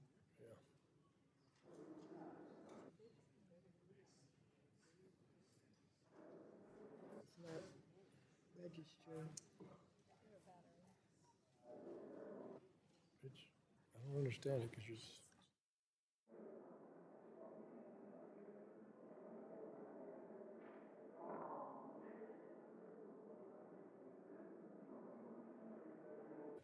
Ed, could we check a battery, please? She got it, never mind. Is there any member who wishes to change their vote? The clerk will close the vote. Clerk will report. Mr. Chairman, on this vote, the ayes are 31 and the nays are 20. The majority having voted in favor of H.R. 3323 is amended. The bill is ordered favorably reported to the House. Without objection, a motion to reconsider is laid on the table. Without objection, the staff are authorized to make necessary and conforming changes to the bill, and pursuant to House Rule 11, Clause 2L, I give notice that all members have the requisite number of days to file supplemental, minority, additional, or dissenting views. Pursuant to the chair's previous order, we'll now take the vote pending on ordering H.R. 1469 as amended favorably reported. Members will vote electronically. Clerk will open the vote.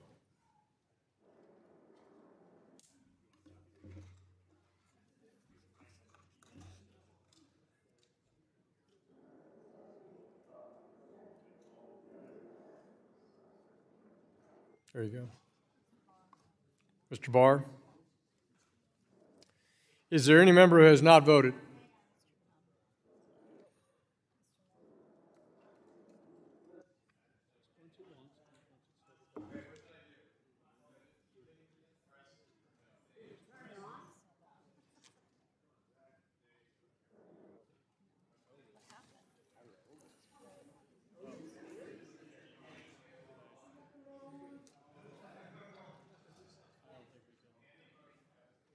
Jesus.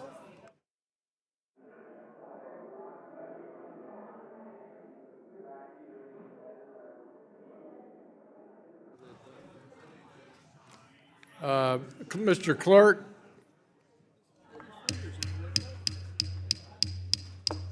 let's revote this, Mr. Clerk. Let's close this vote and open the vote again on H.R. 1469. Put your finger on the green button. Way to go, Zach.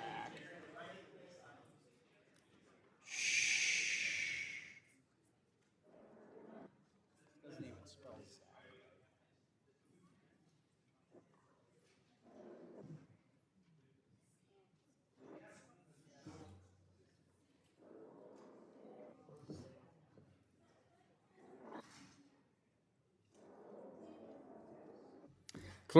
Clerk will open the vote.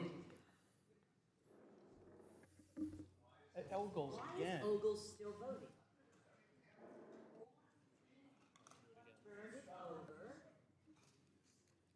Then your name is on the back of your voting device. It's N-U-N. We got a rogue. All right, let's figure out what's going on there. Let's suspend for a minute. Ogles creates a problem even when he's not. It's a problem he's not even here.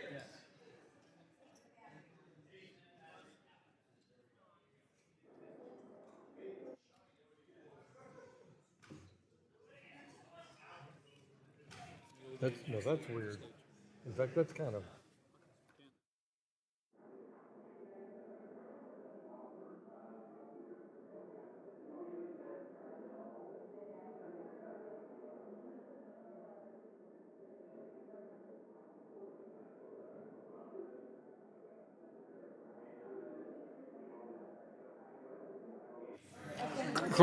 Clerk will open the vote. Members will vote electronically. Try this again.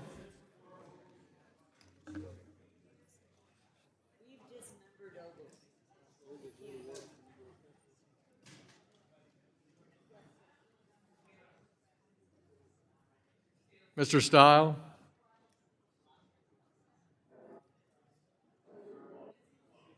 Ms. Dela Cruz?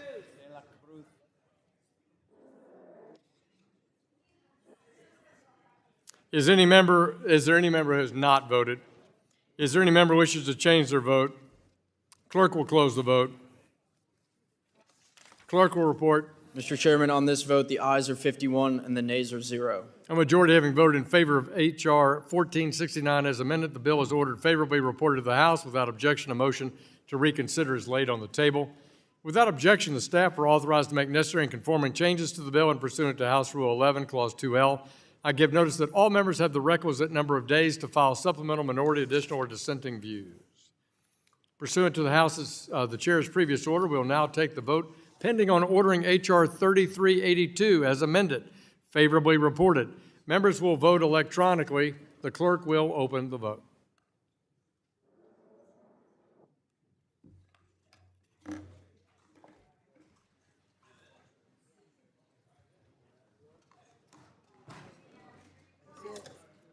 Yeah. Shh. Is any member who has not voted? Is there any member who wishes to change their vote? The clerk will close the vote. Clerk will report. Mr. Chairman, on this vote, the ayes are 51 and the nays are 0. A majority having voted in favor of H.R. 3382 as amendment, the bill is ordered favorably reported to the House. Without objection, a motion to reconsider is laid on the table. Without objection, the staff are authorized to make necessary and conforming changes to the bill. And pursuant to House Rule 11, Clause 2L, I give notice that all members have the requisite number of days to file supplemental, minority, additional, or dissenting views. Pursuant to the previous order, the Chair declares the committee in recess. Subject to the call of the Chair, we will reconvene at 10 a.m. tomorrow morning. Thank you. The committee stands in recess.